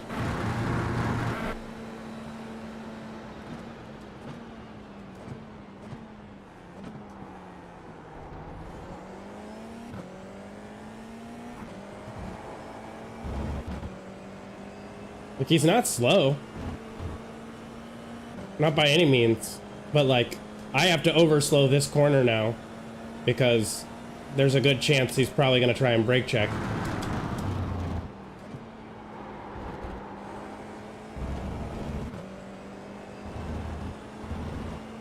I'll have to watch the replay footage from his perspective. Fastest lap for Tam, 1:59.3.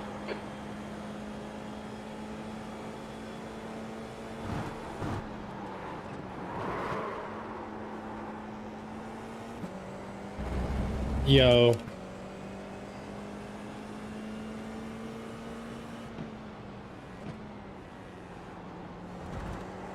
Coach, I hope I'm wrong here, but it seems like you're trying to intentionally brake check. Track limits, watch those lines.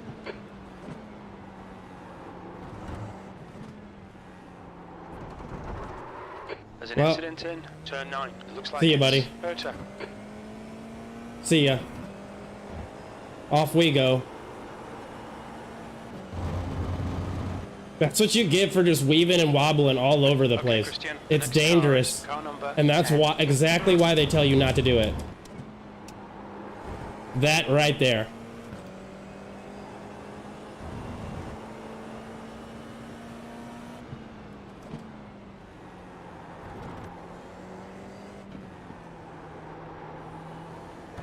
Oops, took that a little wide. 10 minutes to go. That's 10 minutes left. Okay, now we can get back to actually just enjoying the track. That guy was making my palms sweat. I was just,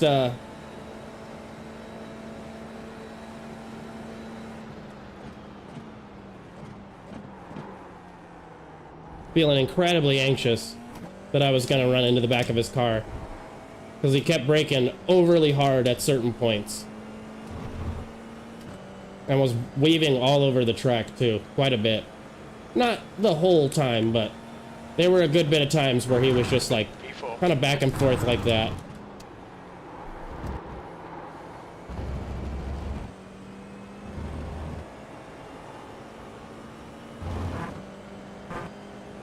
The gap to P5 behind is increasing. It's now 4.2. Yeah, that makes sense. And you know what? I bet they speed up now. Defensive driving is slow driving.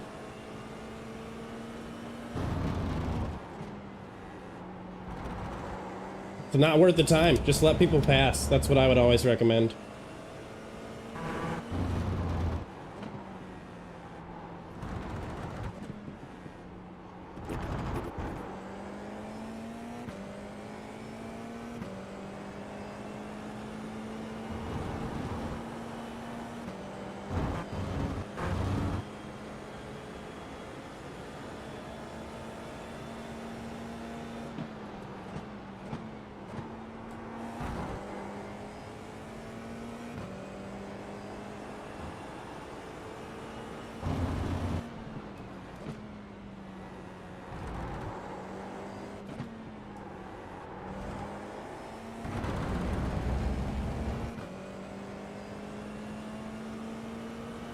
Fastest lap for Ruiz, Oh, what the? 1:59.0.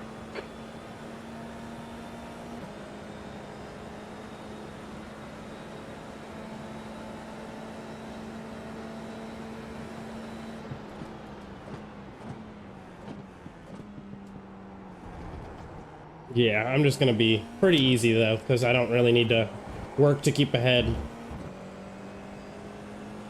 Seems like they've spun out again and are about 5 seconds behind now. Something has happened. Okay, Christian, halfway home. Fuel looks good. Are you kidding? What just happened? Track limits. Well, that was pretty weird. I have not adjusted my brake bias, so...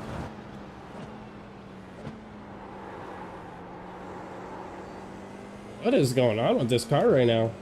Maybe it's me, but some stuff feels off.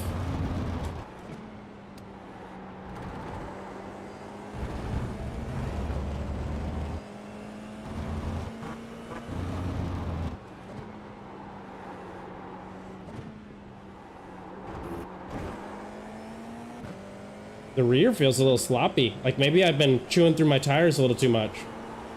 Could be that fuel is dropping. You think they were just a chronic overslower? That could very well be the case.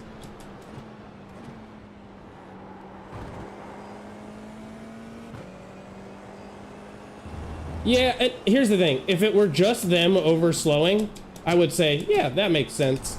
But it was the fact that they combined weaving with overslowing that made me a little more suspicious than the average case. Uh-oh. Raphael's right up on me. How did Raphael catch up that quick? He is quick. A 159.3?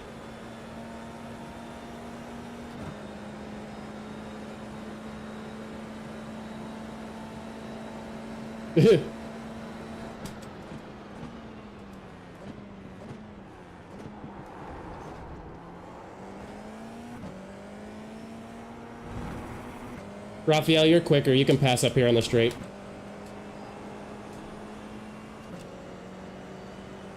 I said you can pass. Go. Yeah. You got it. Don't waste my time. I'm overslowing for you. Come on. On the right. P5. There we go. Ah, Christian. Come on, mate. Defend your Nah. position. I'm not defending that. They are quicker. By a significant margin. You've got half your fuel left. I'm not 5 minutes fighting to go, that. 5 minutes left. Come on, head up. Keep Not your worth further it. down the track. They caught up so fast. Yeah, they took that corner with so much more speed than I did.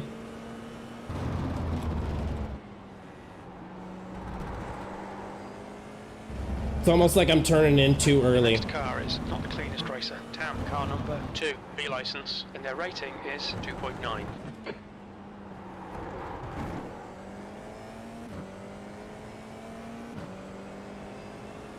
Yeah, but now we don't have to really worry about anybody from behind. Should just be a pretty quick, clean, easy race. Good for Raphael. He's quick. Car number 7 has just been disqualified. Duh. The gap to Tam ahead is increasing. That It's sucks. now 3.0.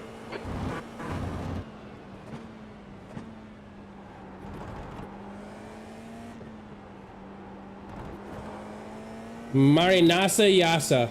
Oh,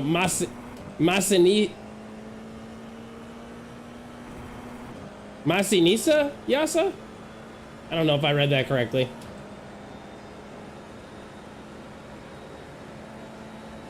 Yeah, Jake is also really quick too. He could catch up before the end of the race.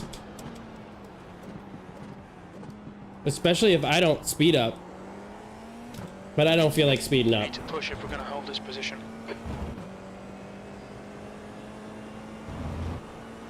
Definitely think the next race is going to be heavily in my favor for getting C-Class. I don't think we'll get it for this one, but...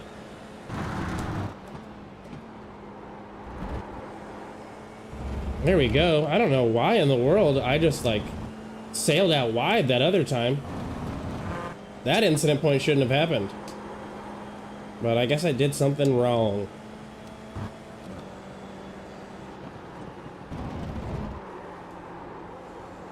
Maybe my braking is probably just starting to get inconsistent a little bit. And I probably need to add a little bit more pressure to certain corners.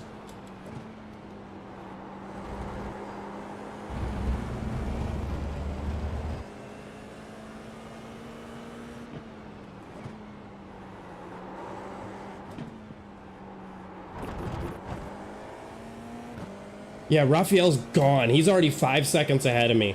That guy is quick. I'm being slow, but like, he is being really fast.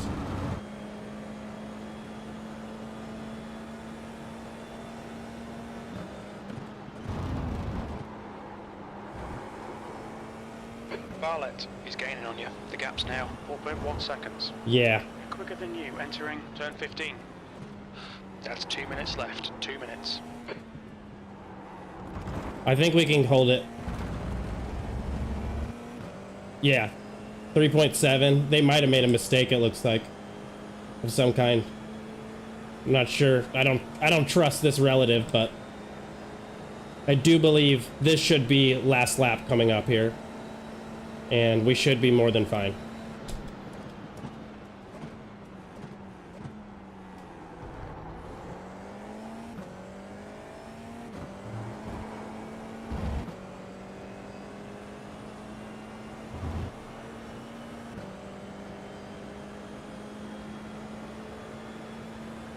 Yeah, we'll be more than fine.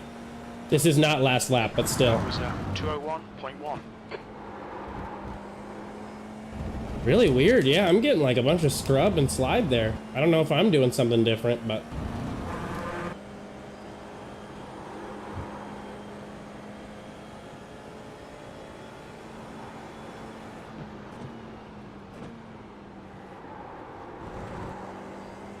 I can really hear my tires right now, though. They sound hot.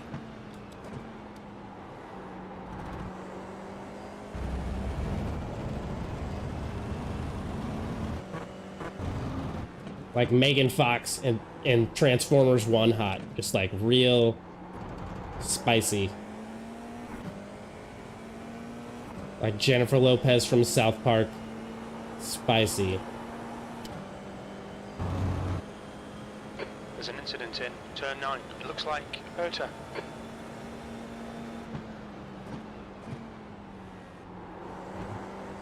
I love that name, Herta.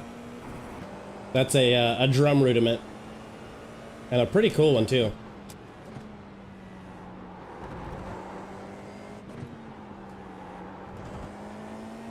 Oof, put too much juice into that. Yeah, Raphael's 8 seconds ahead. Wow, they are so much faster than I am. I mean, I'm not my quickest this time around. 201, 105 is okay. But I think with a little bit of a better run out of me. Whoop, I could be faster. And I keep messing up this corner as well. There's an incident in turn 16. It looks like it's Barlett. Okay, well, they were catching up, and they made a little mistake there, too. White flag, one more lap. Whoop. Sorry, I was looking at my mirror a little bit too much. We'll be fine. They're not going to catch me 2 seconds in one lap.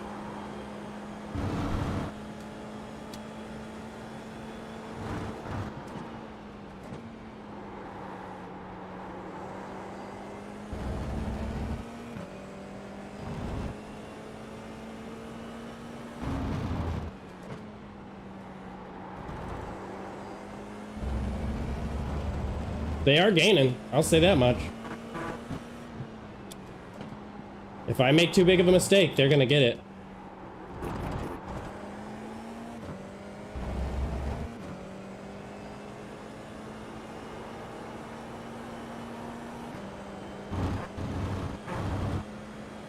Because they are just slowly but surely gaining.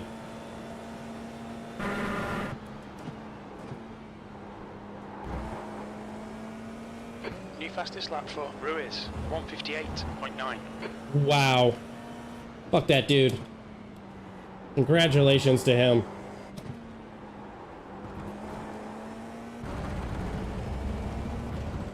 I mean, he is within my draft, but I don't think he's close enough to get me here.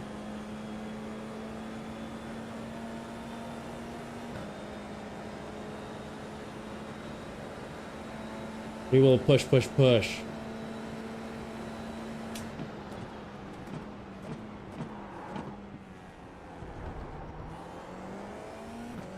Woo! And he lost it there. Turn 16. We think it might be Barlett. You've got 1 gallon left. Doesn't matter. Race is over. P5. Okay, it's over. Good drive. Yeah, I am getting no turn in there for some reason. I'm braking so hard. And it is not turning in there. Yeah, massive amounts of understeer for some reason.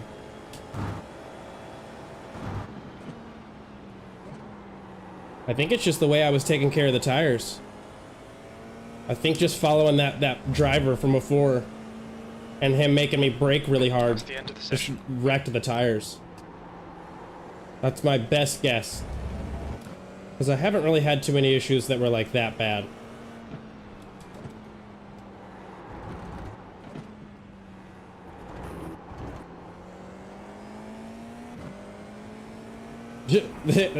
Jake. Pushing too hard. You just gave yourself incident points outside of a race.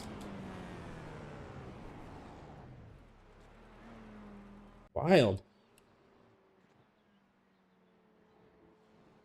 Okay, well, I don't think we did too bad. Let's go take a look at some results and see how it could do. See how it go and do and go.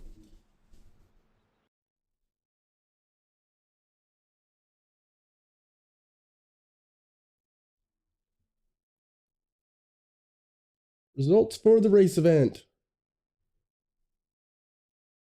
Balls. I need to do one more race.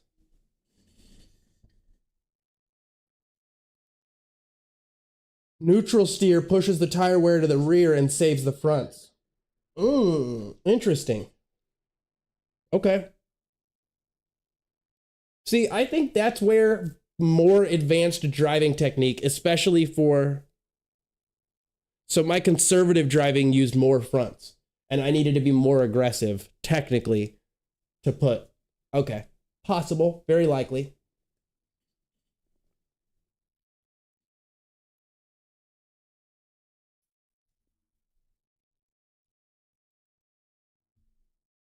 Oh, right. I gotta click that. Okay.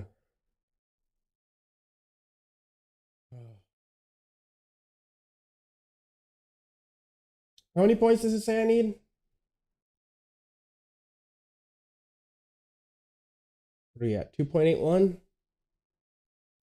For that. Oh, 3.92. So I only need 0.08 points. Okay. I think what we're going to do is risk it. It's just going to be quicker. I'm going to start from the pits here and just try to avoid everybody as much as I can. We're not even going to focus on lap times.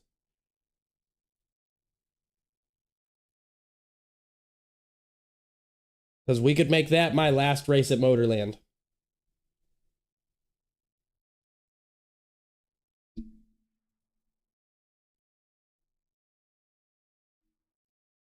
Be nice to get into C-Class here. Because the Formula Lights are really all the most I care about racing is the Formula Lights. I don't remember seeing too much in B-Class that was really too worth it. For this, I just want to be just like Jaxer. You know, he's the coolest. He's the coolest guy, and if I could just race like him, I'd be happy.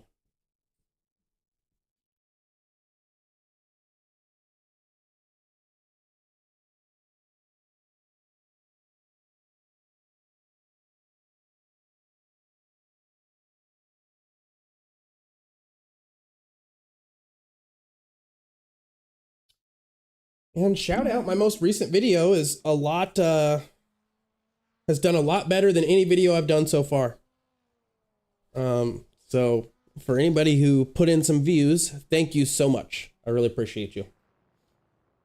This is the most views I've gotten out of a video.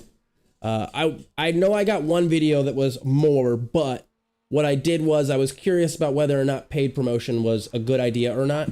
The leader's just done a 132.2. So I did a small experiment where I invested just $50, nothing crazy, just $50 into one video that went over 1 week of promotion. And it got me some subs, and it did get me some views on the video. I think it was like in the 400 mark for that video.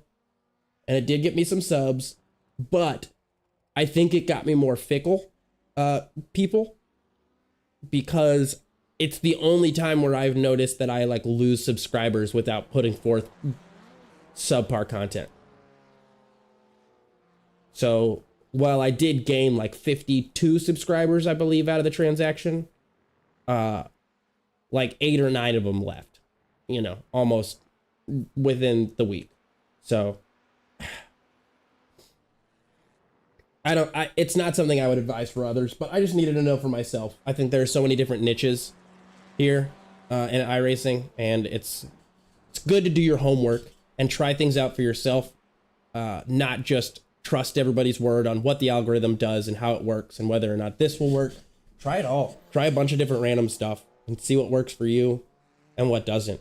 Because like I release content that involves me just sitting and racing, and you come out and we have a good time. You know, you hang out for a minute, throw some stuff in the comments if you want, but more importantly, just watch some fun racing. That's all, you know, especially from the perspective of somebody who's just getting started and working their way up. But like so Mr. Beast's style of things is not going to be a good vibe for me. There are certain things about Mr. Beast that would probably be great for my videos, but altogether, I wouldn't want to do what he's doing, you know, for a lot of things. I don't want to be so quick and punchy and clip every moment of every video to such an extent that you don't even feel like you know what happened in the race. I mean, I want to clip out the boring parts, but not so much of the meat that it feels like you didn't even get to watch the race, you know, because that's definitely a different style that I think is cool, but it's just not quite what I'm going for, because I don't think I'd be good at it. My script writing is terrible, and I have no faith in my ability to like write a good commentary. It just doesn't seem like it'd be my strong suit for sure.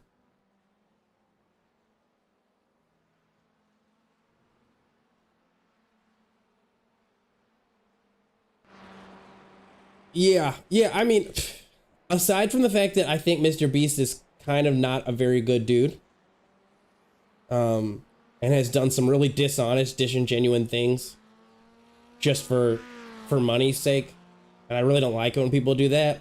I gotta give credit where credit is due and say that he's incredibly successful, and he's gotten that level of success by trial and error and testing out the market to see what works for him and what doesn't work for him. So, like, hats off to his success, but at the same time, you know, he's done some things, and some of the reviews that I've heard where he does the competitions and they're all staged, who's gonna win, and so you really aren't even gonna win, and you don't get paid to be there. You're just you're just content for him. I wouldn't feel right about that, you know. I would want to, if somebody were involved in my videos, like actually in the video, racing with me, doing stuff, and it were monetized, I would want to split the income with them. Like, at a minimum, I would want to give them some of the income. If what you did made my video good or great, then I don't think I have any business taking 100% of the income.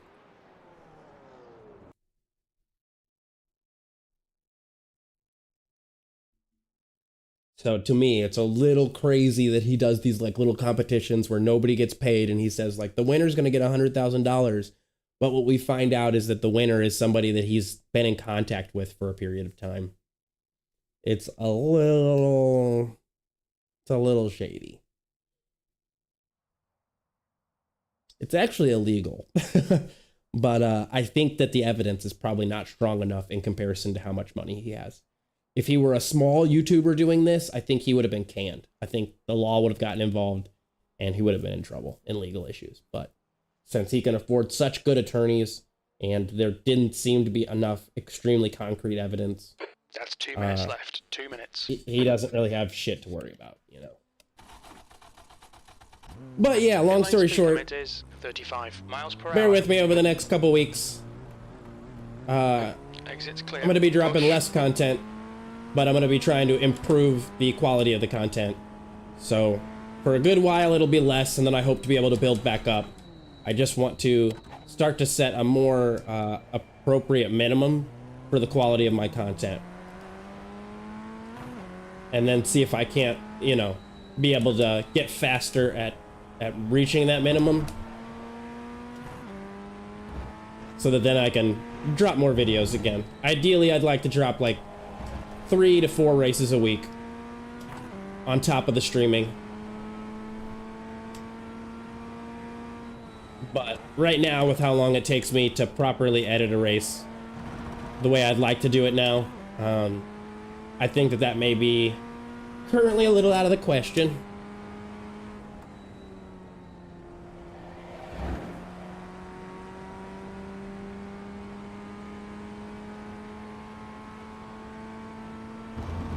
So yeah, long story short, big things coming soon to a theater near you.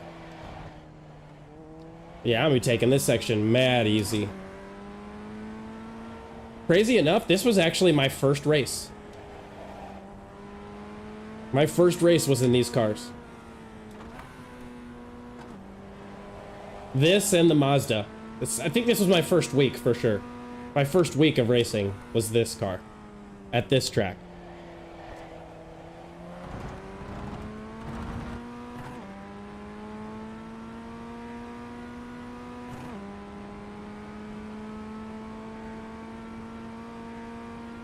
So, hopefully, we can do this last race and then get ourselves signed up for some C-Class and do a little bit of practice.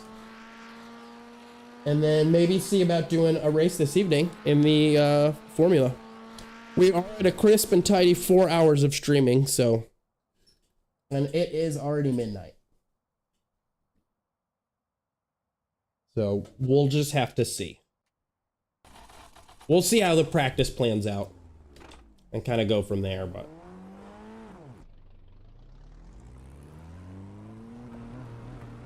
We've got 2 laps. Let's get this done.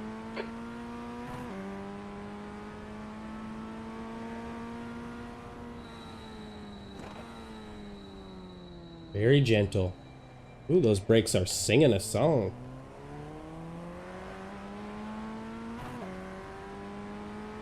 Heading into turn, well, for us, turn 1, but realistically, turn what, 3? 2, 2, 3. That was 3, yeah.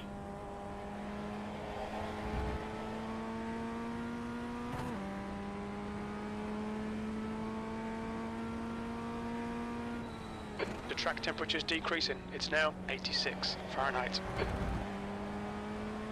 I do not think we'll qualify very high up, seeing as I had about a minute of practice, but that's not the goal. I thought so. I was looking at the map up in the top left. Ooh.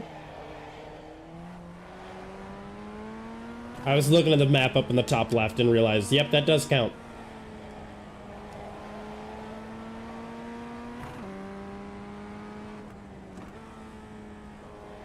God, I really hope this doesn't, like, actually just send me in the opposite direction.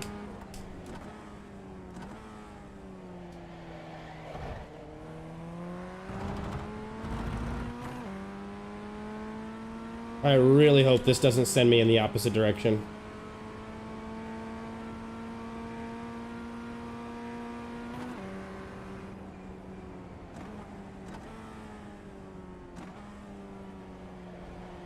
Yeah, take this nice and easy. Not gonna push too hard or anything.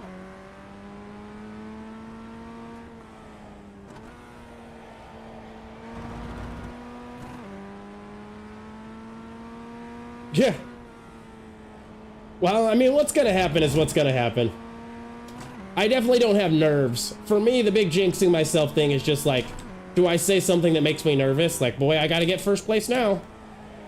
You know, that's the kind of shit I'll say where that just kills my nerves and then I end up making mistakes, but.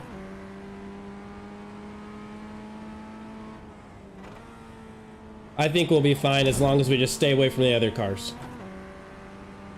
We'll start from the pits, avoid everybody, and just keep everything clean. And it should be enough points. And honestly, I feel like I almost want to make a tradition where I use the Ray formula to get the last points to get me into a new license class.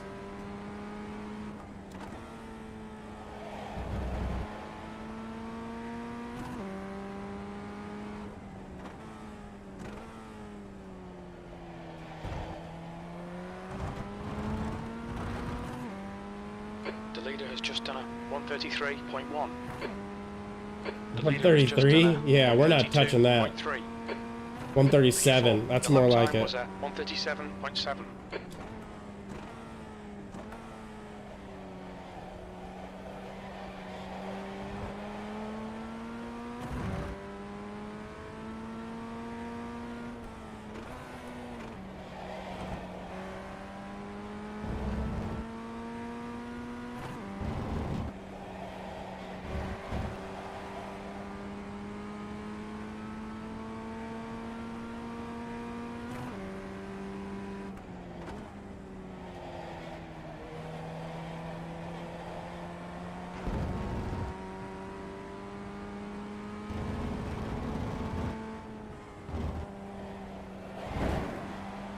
Gonna be real gentle there. That's a really easy place to go off.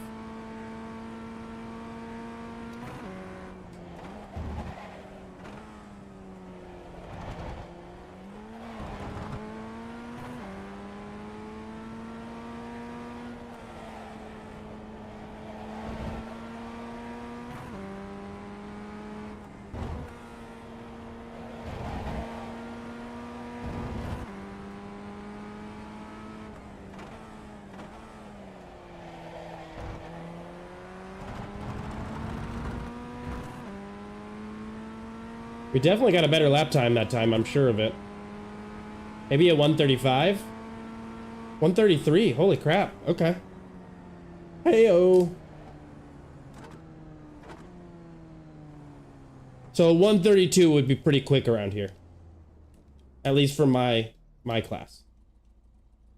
So like a 131 would be what I would try to shoot for. I think based on what I'm seeing. I think a 131 would be like very attainable with some practice. That's the end of the session. Yeah, look at all these tire marks from that section. So many different lines and angles people take. Oh, there you go. We'll knock on wood.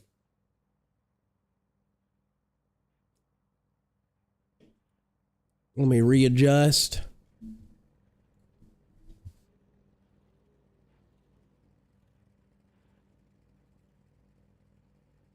Voila. We're not gonna grid.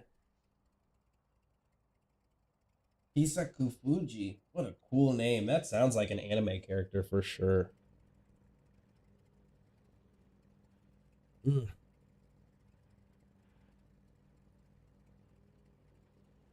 am gonna try SFL before you. I'm gonna do it tonight. I'm gonna do it in like 15 minutes.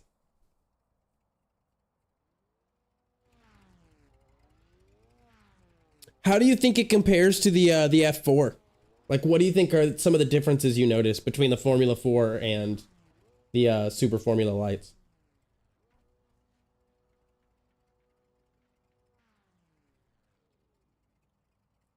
You skipped F4, so you don't even know. Okay, wow. Thanks. Thanks, SimNoob. Appreciate you dropping it in the chat.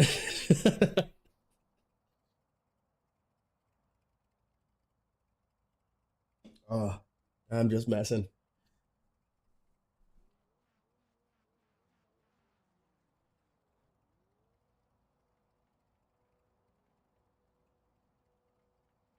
But yeah, 3.9. We are on the cusp of greatness. We got a rookie in here. That's sick.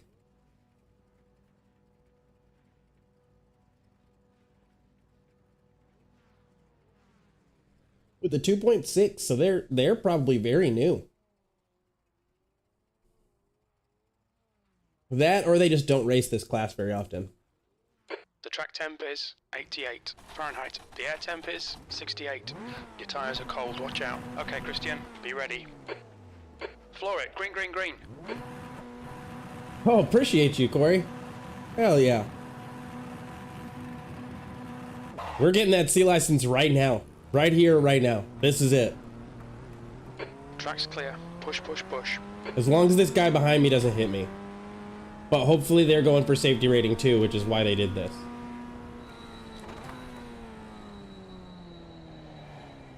Your car in front of us is Fuji, car number 1, C license. Oh yeah, they're taking it Start. mad Let's easy. get those places back. Man, how did I lose all these places? What happened? I was just in P4.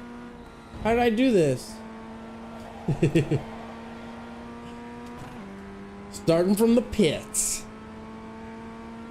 S tier strats.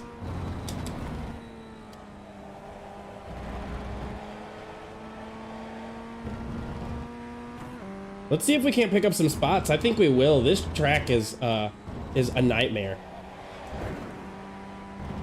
Especially with these cars. So I'm waiting for... Yep, okay, that's what I was waiting for. Yellow flag. There's a big pile up. Lost a couple of cars. Oh, please be careful getting back on. Rainy curve. We think it might be Wilson.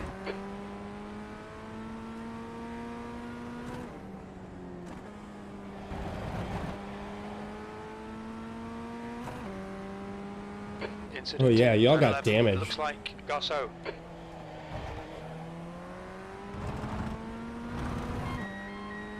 Y'all got some damage. See if we can't just keep it in the 2K. Position. Okay, Christian, 10 minutes to go. That's 10 minutes left. Right point for FF 1600 launch should be 46%. Alright. I will adjust that whenever I get back into the pits. For SFL, you think it's 20%. Okay.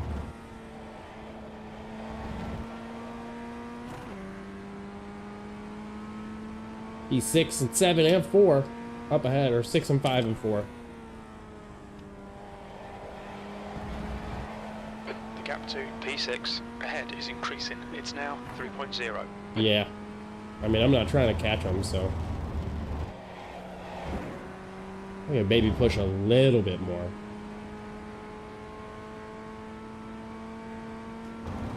I don't want to push too much, though.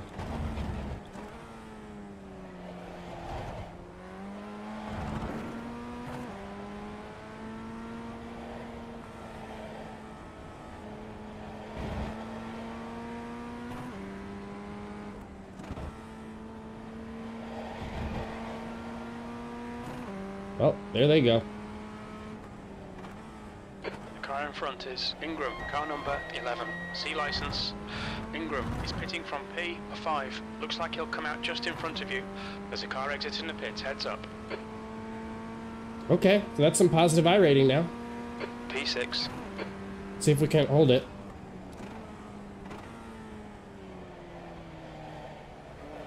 Whoa. Little aggressive through there.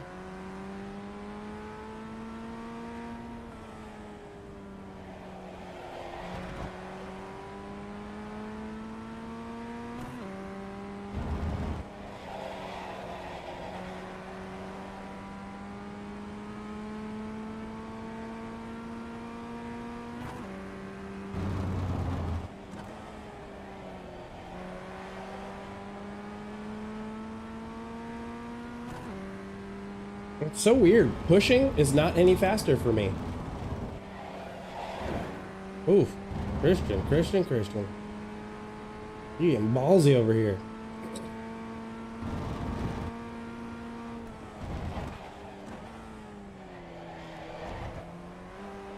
There's an incident in the corkscrew. It looks like it's You're gone. right.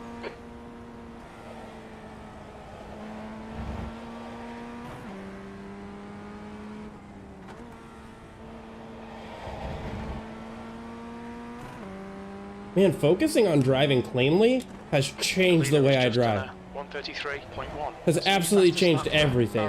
132.1. Like, not only am I more consistent and honestly a little faster than I was, but now P5, that's your best lap in this session. I get better overall track times. Incident in the Andretti hairpin. We think it might be Garceau. And I get higher positions because of the consistency. Oh, well, not that consistency. All right, Christian. The other Next consistency. car is Benjamin, car number 7. Right on the edge.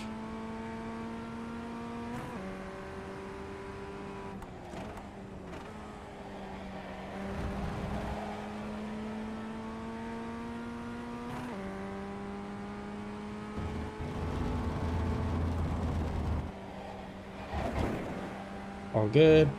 Oh no, guys. And he took him out.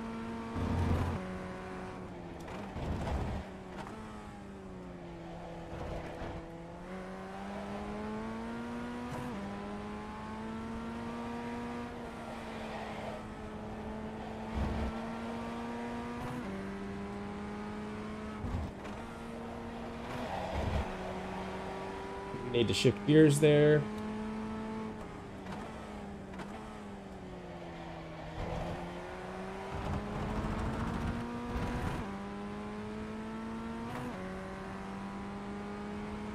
The gap to Garceau behind is now 4.3. We're halfway home. We're okay on fuel. V4. Your lap time was 1:33.7. There's an incident in turn 6. It looks like Ingram.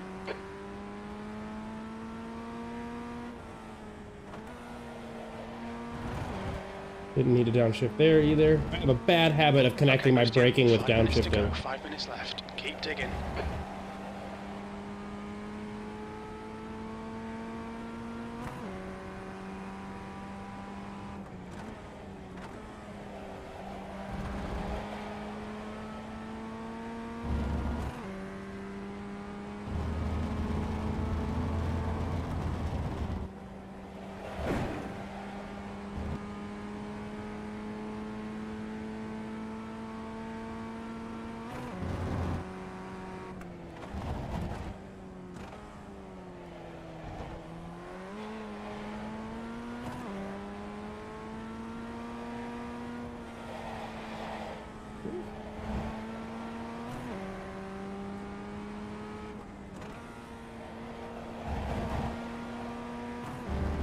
The leader's just done a 1:32.2. New fastest lap for Farrell, 1:31.9.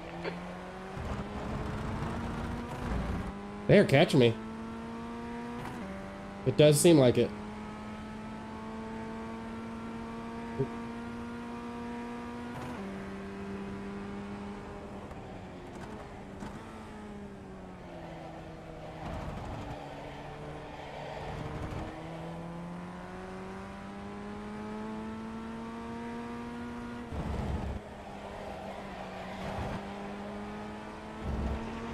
Oop. We're good, we're good, we're good.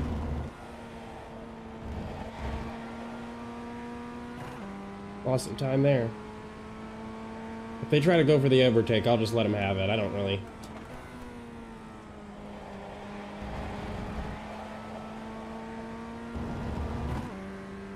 need it. I don't need this position.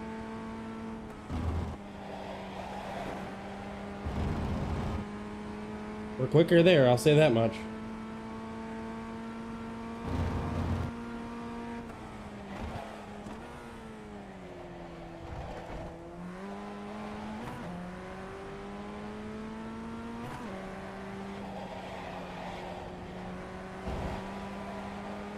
Oh.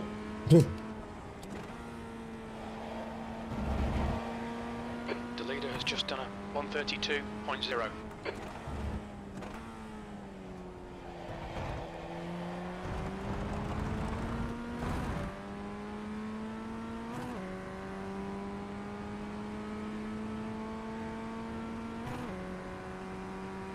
That's your fastest lap. Sector 3 is 0.6 off the pace.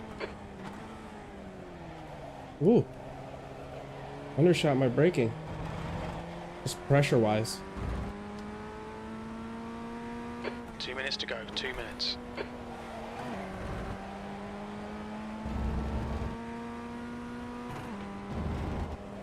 Please don't be the guy that ruins my race when you're a lap down. Please don't do it, Hisaki.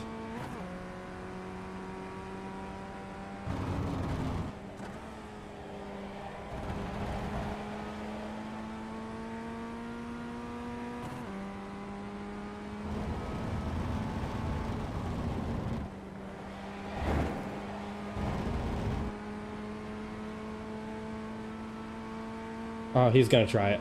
There's an incident in. You could just go for it, bro. Looks like Just it's go for it. You're clear on the left.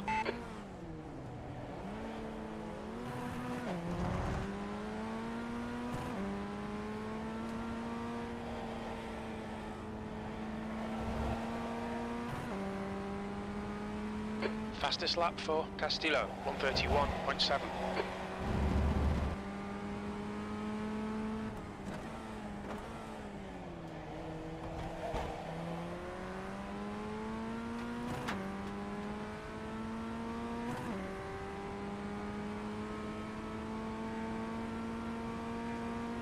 P4, white flag, one more lap.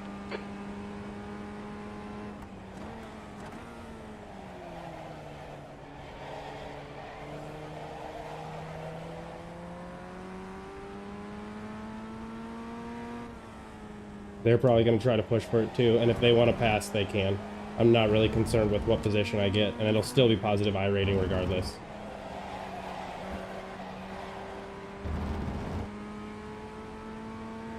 So yeah, if they try to shoot for the overtake, I'm just going to dive out and let them have it.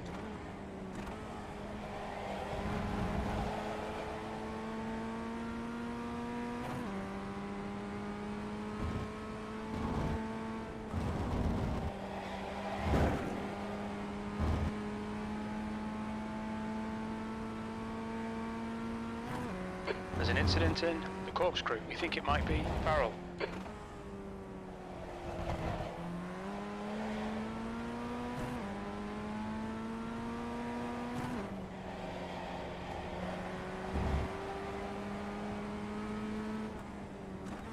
Nice, nice, nice. There's an incident in turn 10. It looks like it's Benjamin.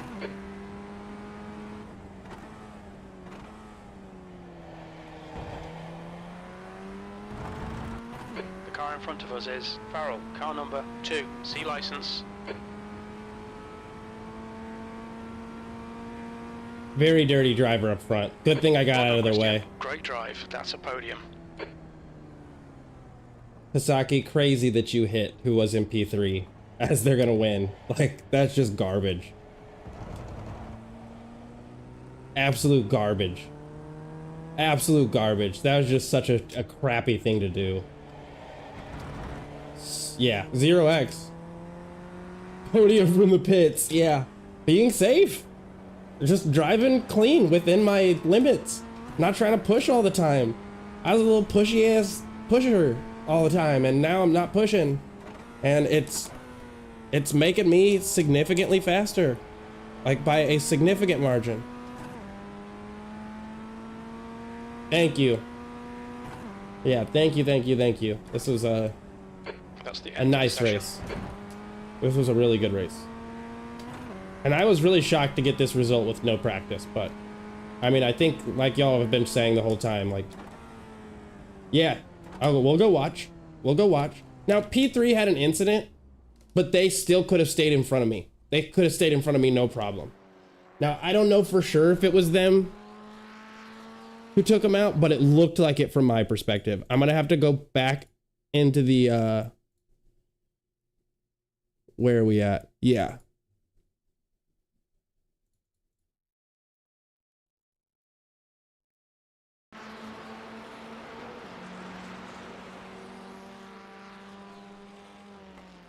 Okay, sorry, that's the end of the race. So,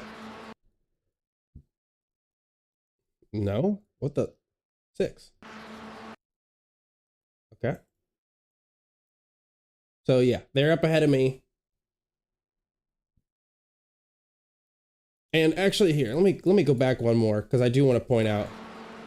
Here's me up ahead. And they're gaining, and I have to back out because around here, I can tell that he's gonna go send it. He's 100% about, yeah, he's 100% about to send that. It's such a good thing I backed out. I have learned so many lessons. Yeah, such a good thing I backed out because he was 100% about to send it in the hairpin for an overtake, which is just like such a stupid thing to do. Such a dangerous area for an overtake, at least at our skill level. Maybe when you get better, that's the move, but like at 1.3K, not a good idea. But here we go. This guy gets back on track, doesn't really, and just taps him. And I would argue, even though that wasn't the best track re-entry, he drives over. He's coming over just trying to take his line. He's not concerned with the other car. He's still steering right. So if we take a look in his penis pit,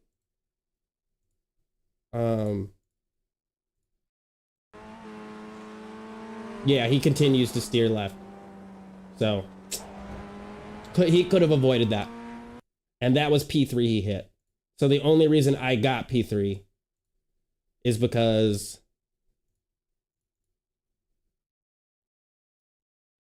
where is he at?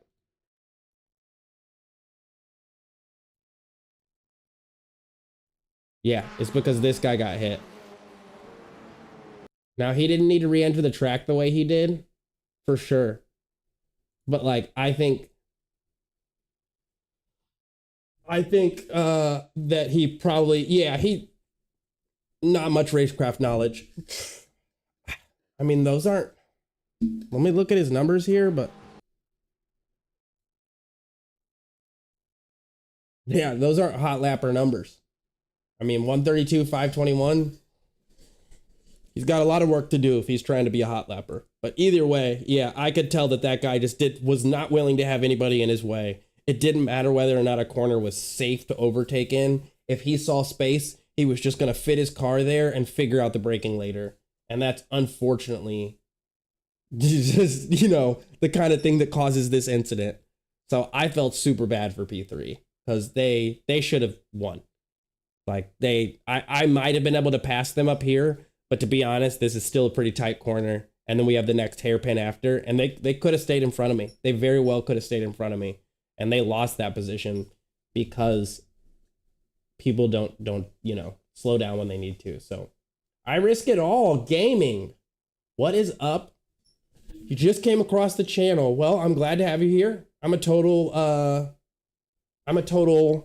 noob, and you actually showed up here for the perfect time because the thing I've been fighting for the last 2 streams is officially come to fruition.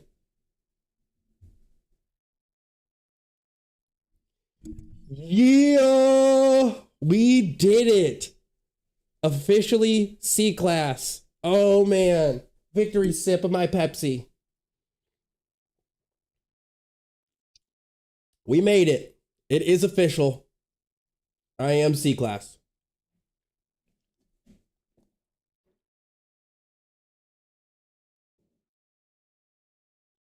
You're in your first week of iRacing? Let's go. Hell yeah. Really glad to have you be part of this. 1 second, y'all. What's up? Nope. I do love you.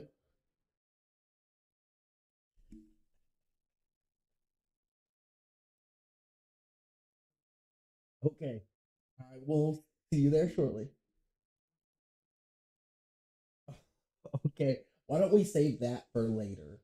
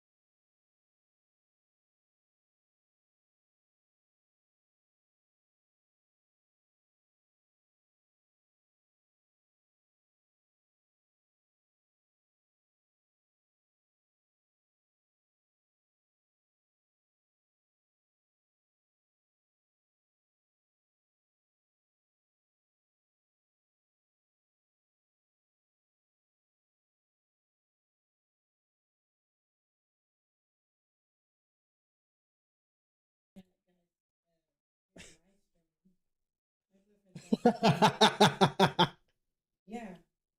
I thought it was cute too. It's a good way to celebrate. Yeah.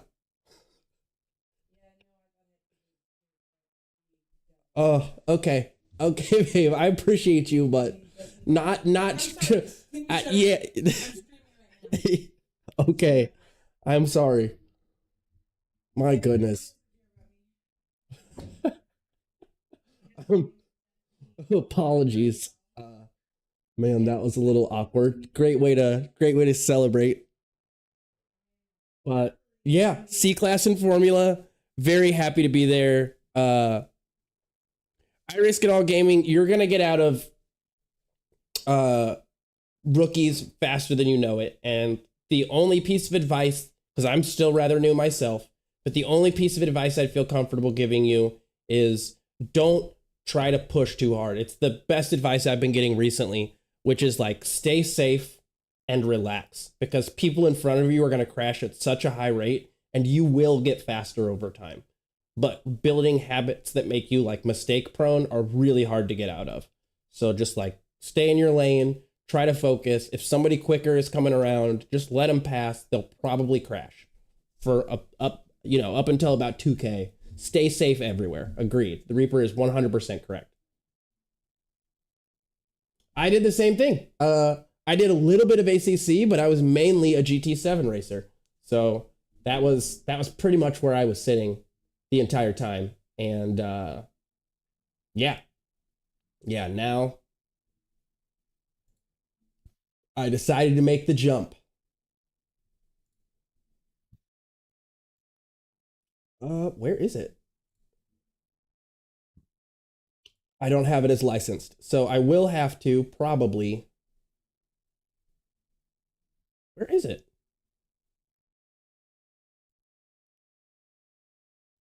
It is in these, right? I'm eligible.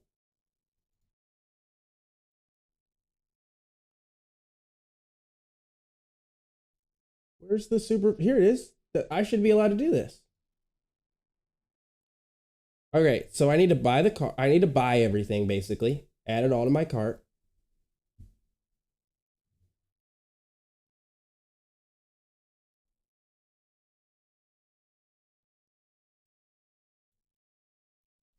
Spending money. Spending all my goddamn cash. This game is fun, but my wallet's draining fast. But I want to go and have some fun. Woo! And I'll do the fixed series. I don't have the courage to be doing the not fixed series. Hey, but Red Bull Ring, this is a great track to get. Yeah, do it. I do when I have enough cash on hand, but I still have to figure out the bills for the car again, because since that person hit me, they basically started me over from scratch. So I need to wait until I get my car so that I can go out and start driving again, and then I'll know like, hey, this is how much money I can make and what I can spend money on. Because right now I have cash, I have savings, I have plenty of that saved away, but I didn't save savings for iRacing, if you know what I mean. 100%. And honestly, the carnage is why I quit dealing with GT7, is because since it ghosts you, people are just way too prone to just drive however they feel. And it gets a little exhausting, in my opinion. I get a little sick of it.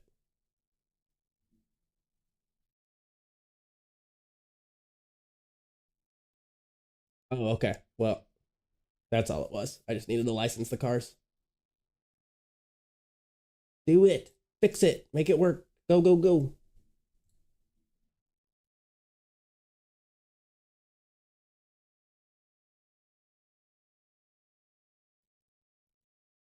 Okay. I'm definitely down for some Coach Dave setups.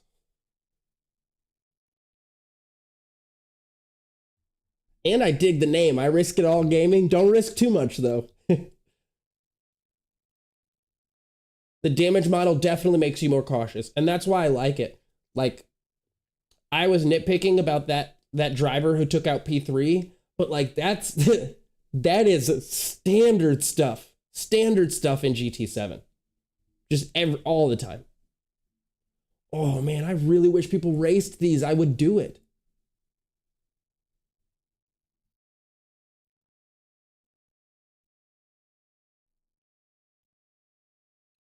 Let's see. Super Formula Lights fixed. This is what we want. View the series. We can officially go racing. When's the next race? Ooh, that's a ways away. That's almost an hour away. Oh, no. That's more than an hour away. So I hate to say it. Yeah, that's that lady is my girlfriend. And I think it's just been a Mardi Gras of a day. So normally that's never the case, but a little wild. And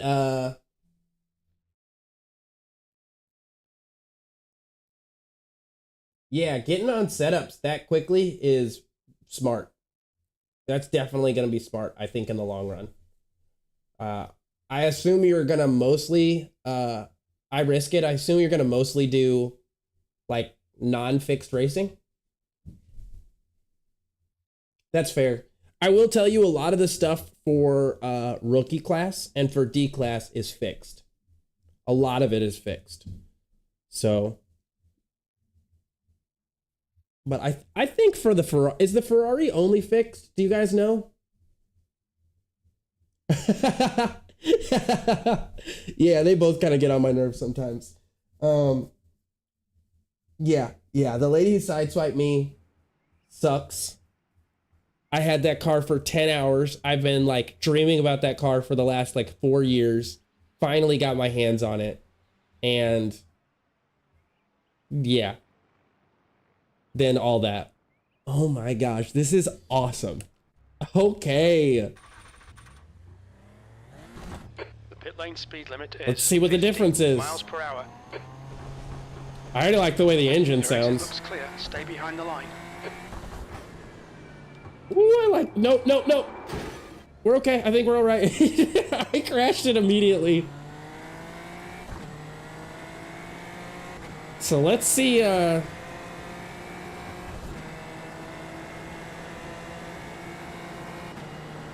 launch the buy point button. Yeah, I don't think I'll need to worry about that yet, but I will do that shortly. Fortunately, Gran Turismo taught me this track, so while I'll need to get used to the iRacing version from a grip perspective. Ferrari Challenge is fixed only. Okay. Wow, the brakes on this car are wild. Oh my god. This car slows down so well. So I can really push into the corners with this.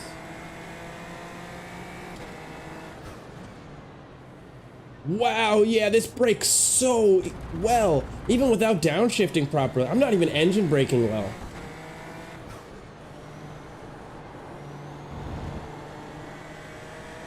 This car is awesome. I can 100% see why everybody likes this car. This is so much nicer than the,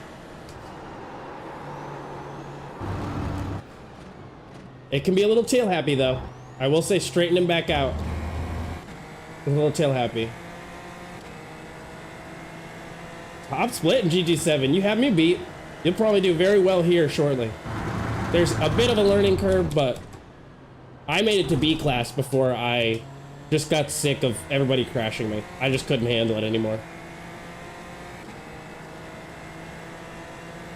Yeah, this is harder. It just is. But I think, especially because you were that skillful over there, I think it's less about more competitive people than it is about just like the competitive nature of the game and how difficult it can be to drive.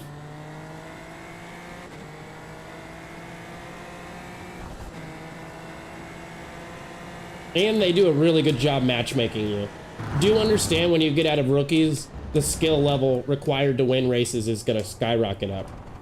I do feel like the matchmaking in rookies is a little bit more generous, and you can oftentimes find yourself in races where you're just like a night and day difference faster than everybody else. But once you get into D class and do some popular racing, it is very difficult to win for a while, in my opinion. I kind of struggled.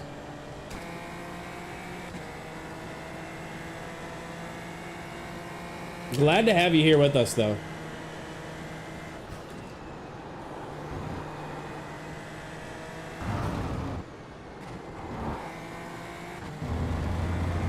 Okay, starting to get the hang of this car. It has a lot more grip than I realized. Like, it is, the downforce here is incredible. This is insane. Yeah, very much glad to have you. This is 100% of the reason that I do this channel. Okay, Christian, you need to watch Is these track limits. so that more people will get into iRacing and so they can actually understand what it's like. Because I was just really intimidated by iRacing for a good long while. Dang it, I'm braking way too early here. I need to brake like at the last minute. And I just wanted a spot where people could understand, you know, what does it actually take to slowly get good? How challenging is it really? How much time does it take? What are some of the difficulties that we're forced to overcome? Okay.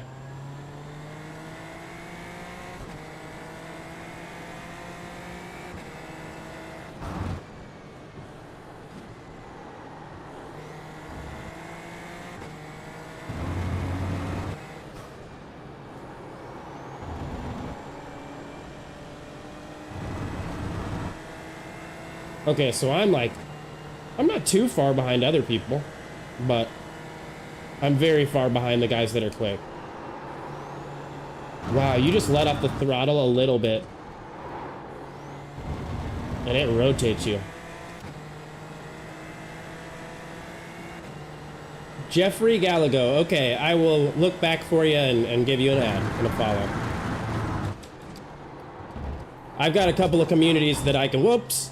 Anyways, I've got a couple of communities that I can recommend you to that have some really good people in them.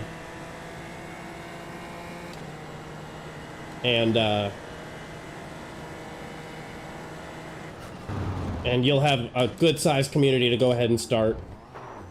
Share what your experiences are so far and kind of talk with others about what you can do to improve and have fun.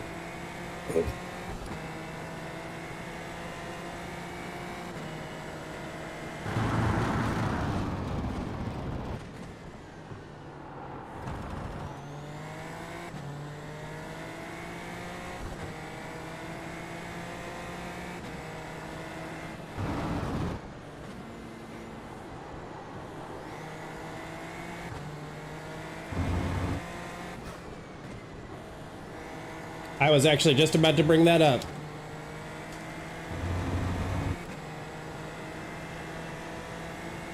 So yeah, what you should do, I risk it all. There's another YouTuber who's fantastic. It's called Sim Racing Kez. You should definitely check his account out. And if you want to, give it a sub. Really cool guy.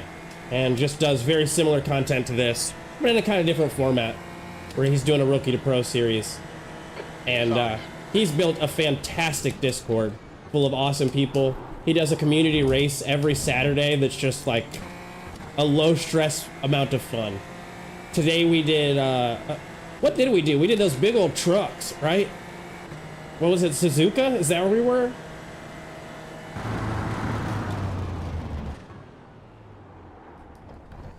I can't even remember. Warning, it might consume your entire life. Yeah, know what you signed up for. iRacing in general is...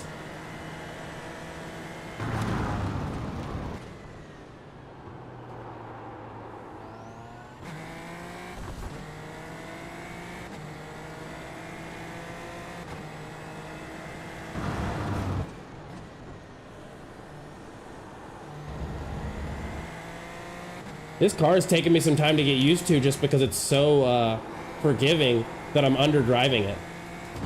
I think I just need to be a little bit more ballsy for a couple of laps and see if I can't get myself to spin. Tsukuba. Okay. That's what it was. Let's really send it in.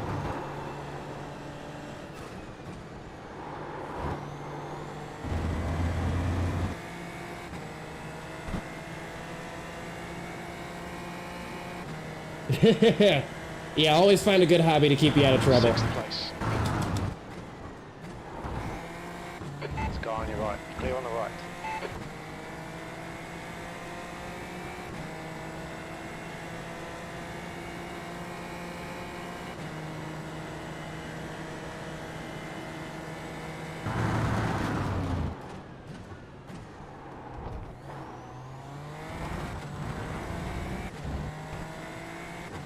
Okay, now I got this guy behind me applying a little bit of pressure, so I think that's going to be helpful. Hey, happy birthday, man.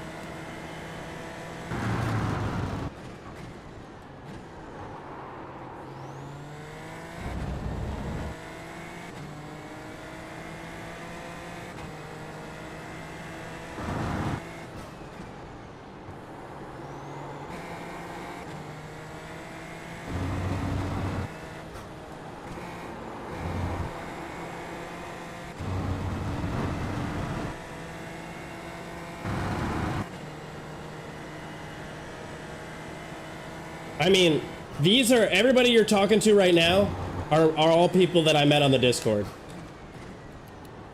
They're all really cool people over there. We don't really ever have any stress.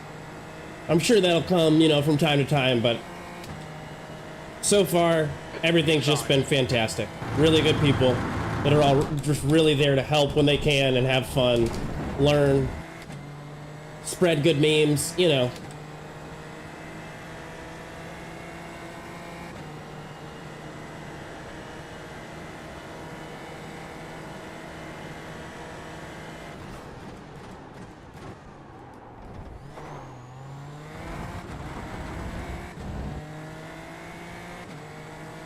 All right, so P1 would be a 124. That's a big difference over what I'm doing now. Let's break even later in the corners. Okay, never mind. So that put me off. Mind these track limits, please, Christian.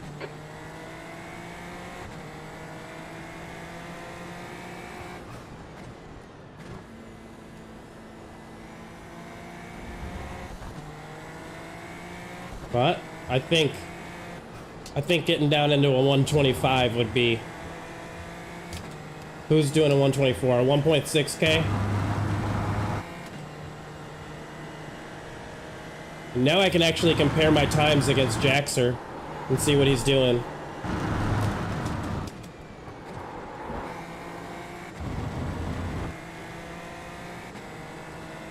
Less slow, more fast. I think that's probably gonna be really accurate when it comes to these cars.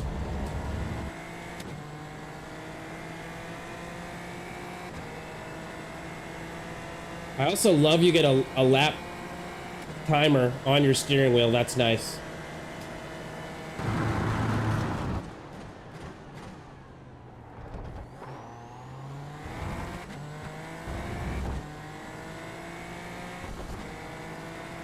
Do that, but better. Just be fast, basically. I get it. Don't be slow. Be fast and win, and then you're good at it.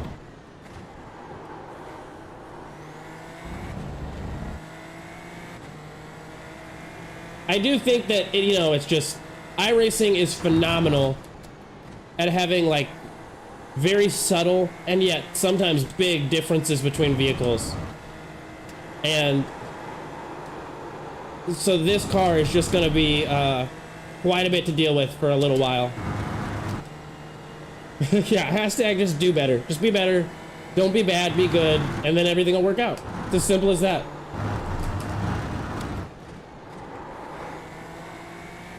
That felt like an okay corner.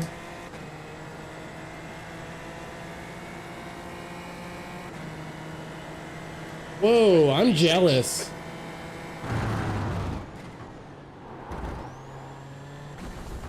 Oh, okay, don't do that. Don't do what I just did.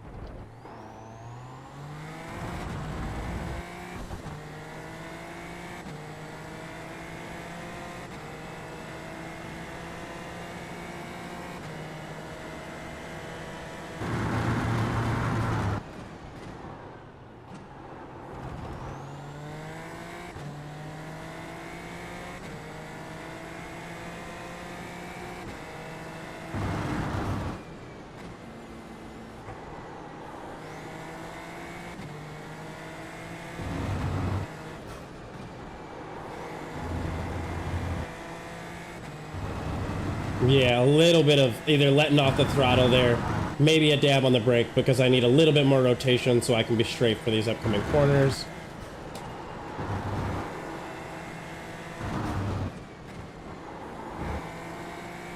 Wow, these cars just grip up. Like, there's no understeer in these. They are just fantastic, but like, they're planted at the same time.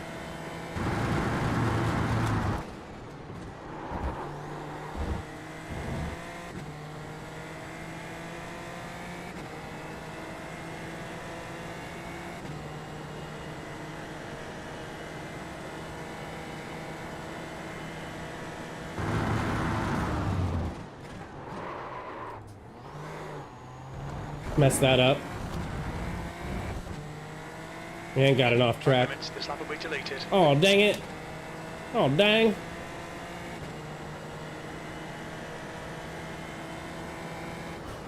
Yep.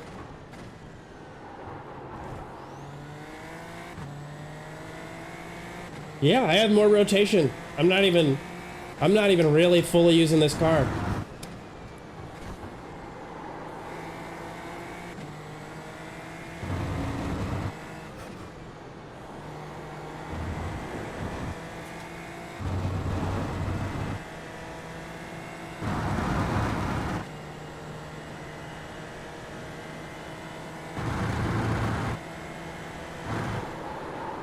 Whoops, that was too much.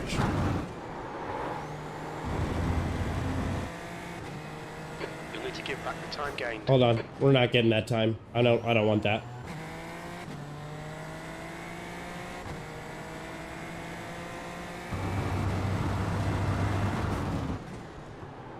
Oh yeah, cold tires in this are no joke. All right. Clear right. Oh, crap. I'm sorry, brother. I didn't see you right there.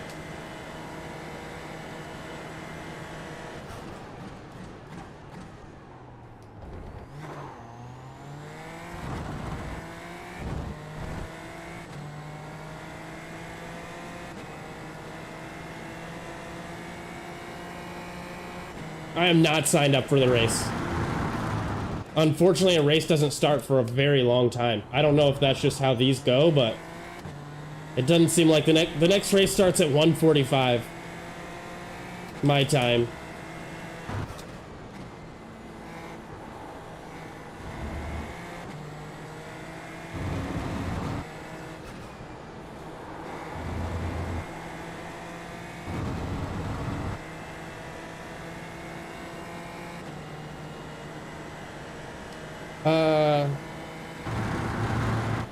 Oh, does the fixed and open go at different times?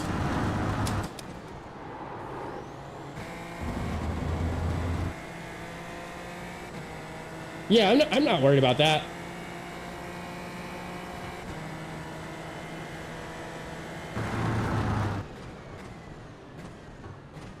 I'll go take a look at it again, but from everything I saw,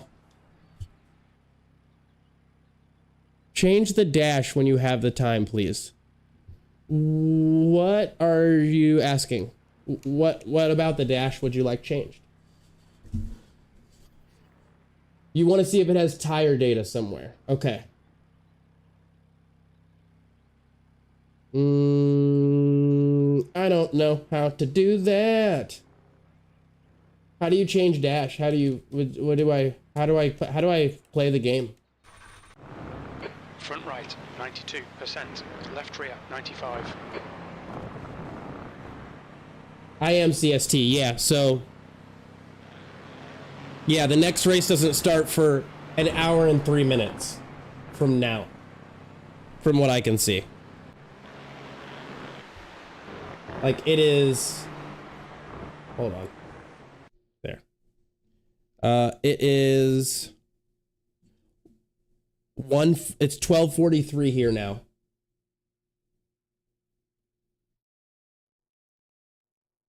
Remove this formula stuff. We're done with Formula 4. I'm not driving that anymore. That is a disaster of a series, and I am very excited to get into these.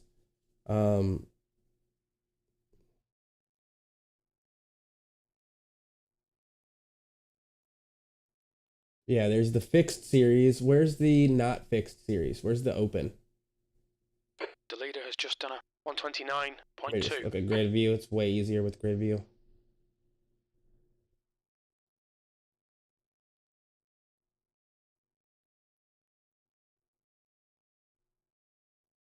What is this? That's for okay. That's fixed for Formula Lights. I don't see a Formula Lights open.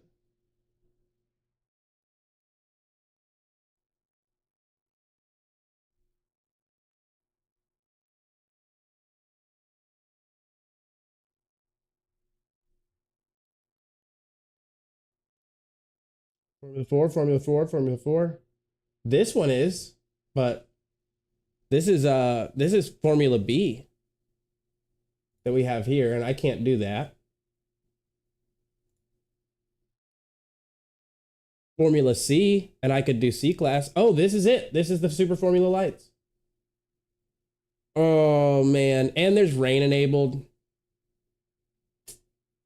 I'm not usually one to bitch out, but I think I'm going to decline this offer and go ahead and get in more practice.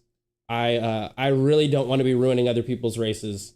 I've gotten in a small handful of laps in this car, and I'd prefer to have at least 20 to 25 laps in a new car before I sign up for a race. That's just me, just done a but 128.2. I will say, we'll click that. Now I have these here. Okay, so here's the fixed and here's the open. Super Formula Lights. I don't know why I didn't just recognize it. Awesome. So it does go back and forth between fixed and open. And so this is the one that would have been now, 12:45 my time, which it is 12:45. Or I could have done the 1:45 and waited an hour. So there's one every hour and you have to switch back and forth. So if you only wanted to do fixed, you would get a race every 2 hours. Is that correct?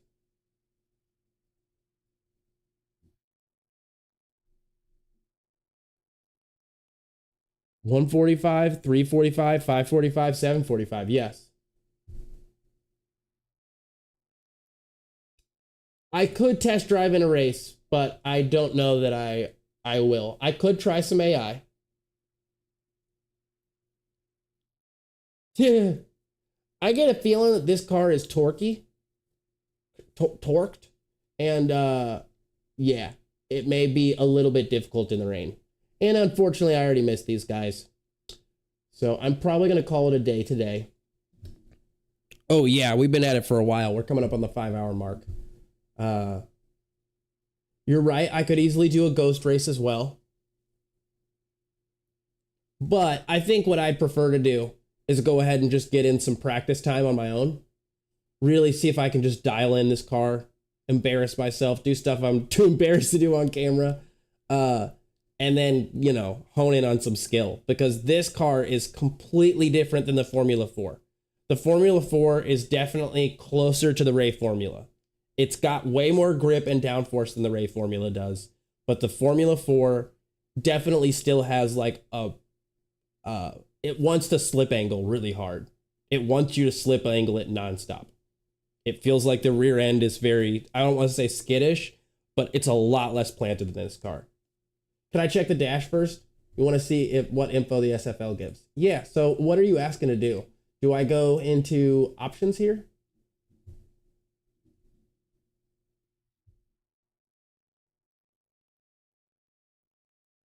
Oh, you think this will be better in the rain due to the downforce? I could see it.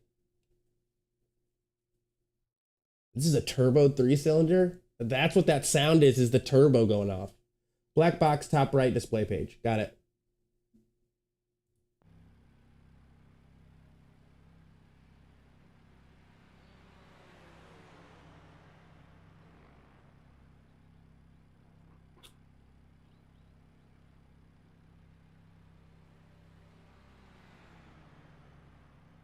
Display page. Okay. Here you go. I'll scoot up so it gets rid of that pit limiter.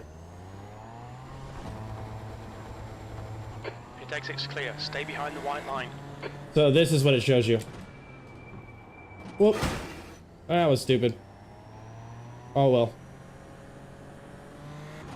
Air temperature, water temperature, oil temperature, fuel temperature, lambda, which I guess that's the...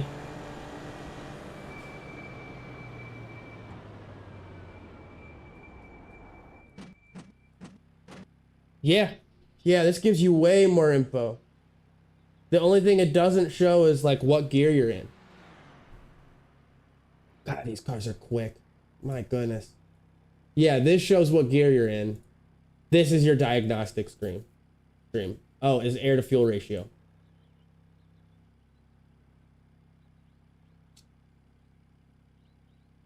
Nice. Yeah. Definitely a diagnostics page is nice. I think this would definitely come in handy, like right now. If I were really good and knew to look at these things, and then in my practice laps, I think it'd be really helpful to see these and then be a smarter person than I am. But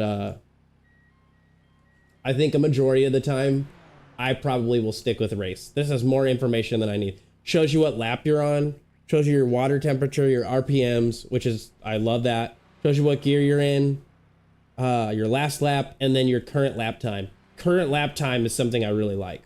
Now, unfortunately, it does not look like it tells you anything about tires. So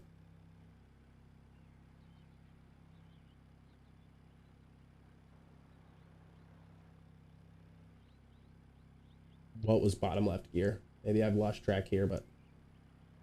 And then I also will go back and check here.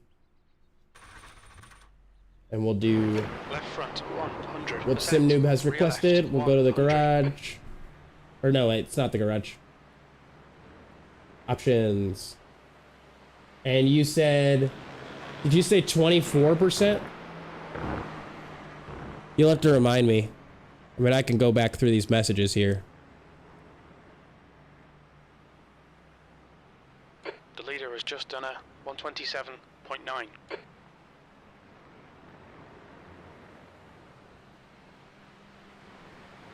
$20.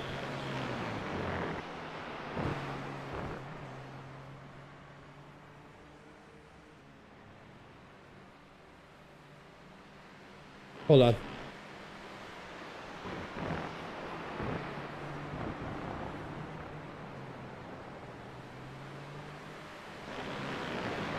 There we go. I don't need a windshield wiper button for this car. All right. I'll go try it out and see what it does. See what it do.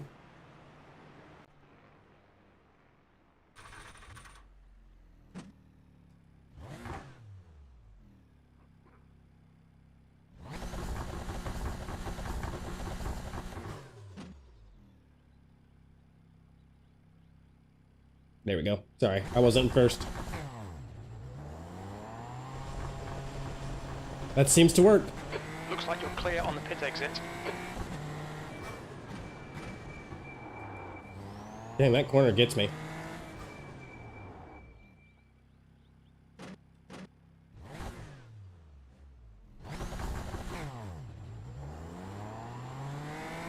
Little bit of wheel spin. Little bit of spin. I think 20% might be too much or not enough.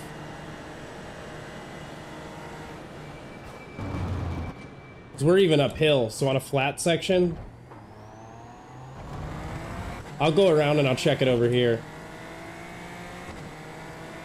And I got you, Sim Noob. No worries ever.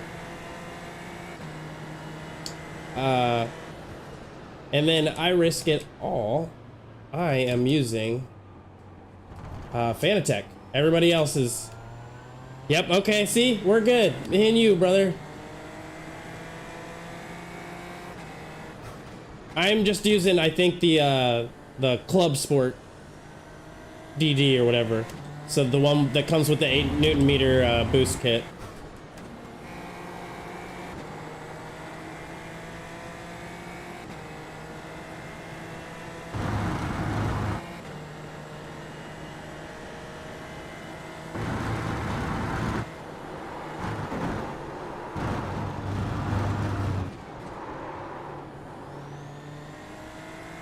Fanny Tech for the win.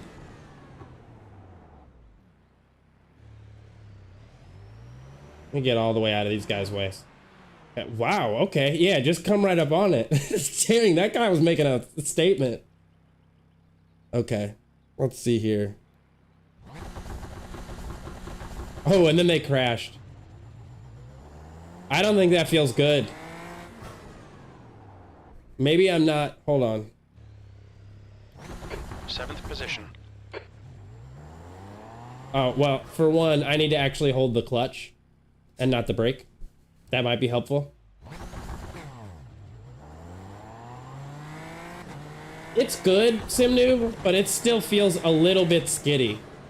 Like, I do feel like I'm leaving a little bit of time on the table. Wow. Okay, he messed that up, but, like, that shows that there's a lot of time I'm leaving on the table by just learning how to take the proper angle for these cars. God, these are so fun to drive.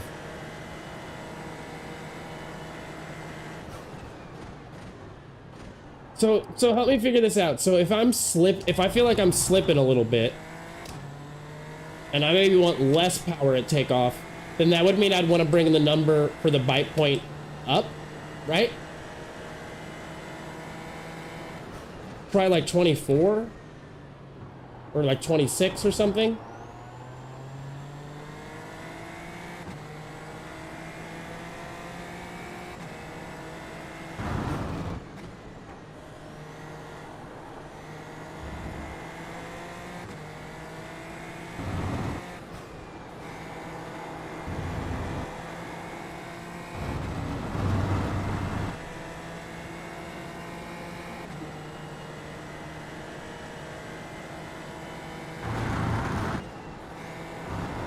Oh, you think I'm just applying too much throttle? Ow! Oh, my hand. Oh, that got me. Yeah, I think it might be. So try like 21, 22, 23, and 24. Okay.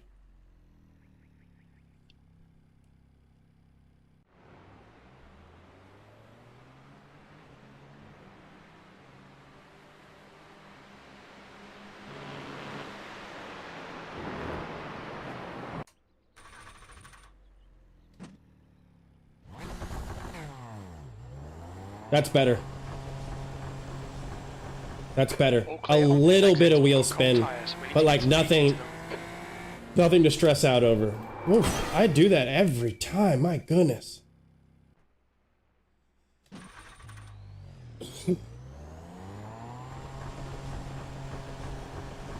There's traffic behind. Keep your wits about you.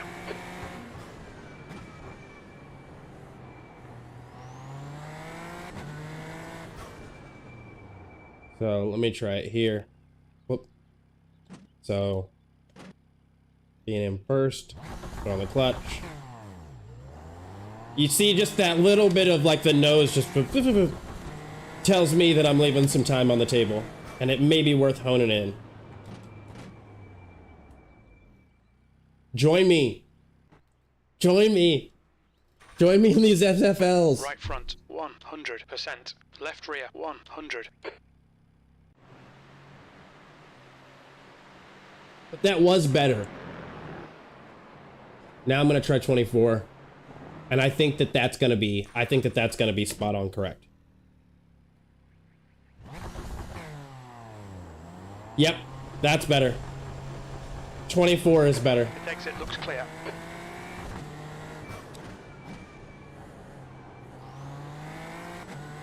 Hey, learned my lesson there. We'll even try it on some flatter ground.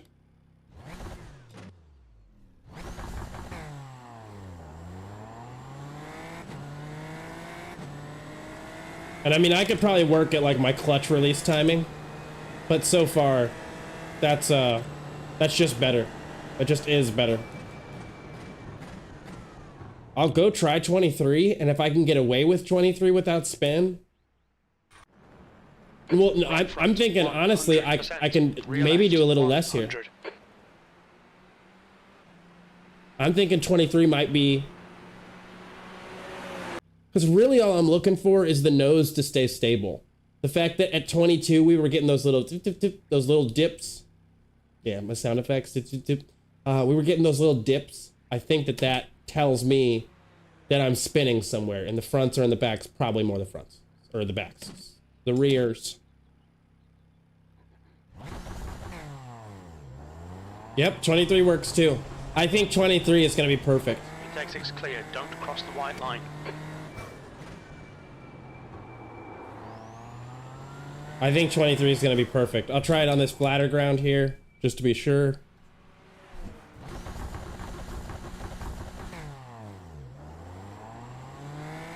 Yeah. Try that one more time.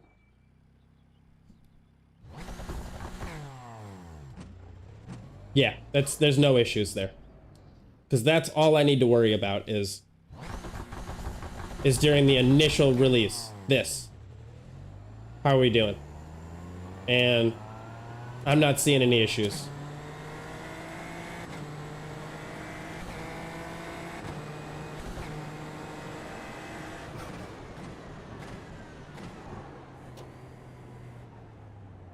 Get out of his way. He's probably hot lapping. Out here laughing hot. Alright guys, I'm gonna go downstairs before I get yelled at more. I'm probably gonna get yelled at anyways, but hey, we do it for the boys. That's why we live this dream. Thank you everybody for checking out the stream, for watching. Thank you for chatting. The support's been amazing. Really glad to be C-Class. I'm gonna do a little bit of practice here, and then we'll come in hot. What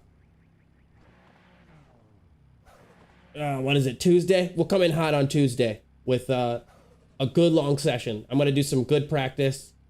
I'll figure out exactly what track it is that we're doing for this coming week, and then we'll go there. So thank you everybody who's a regular and who's been here the whole time. I Risk It All, thank you so much for joining on. Really glad to have you here. Glad to have as many as we can. We want to spread the love and the wealth that is iRacing at its finest. So y'all have a good rest of your evenings or days, whatever time it is, and I will catch you guys in the next video. Cheers.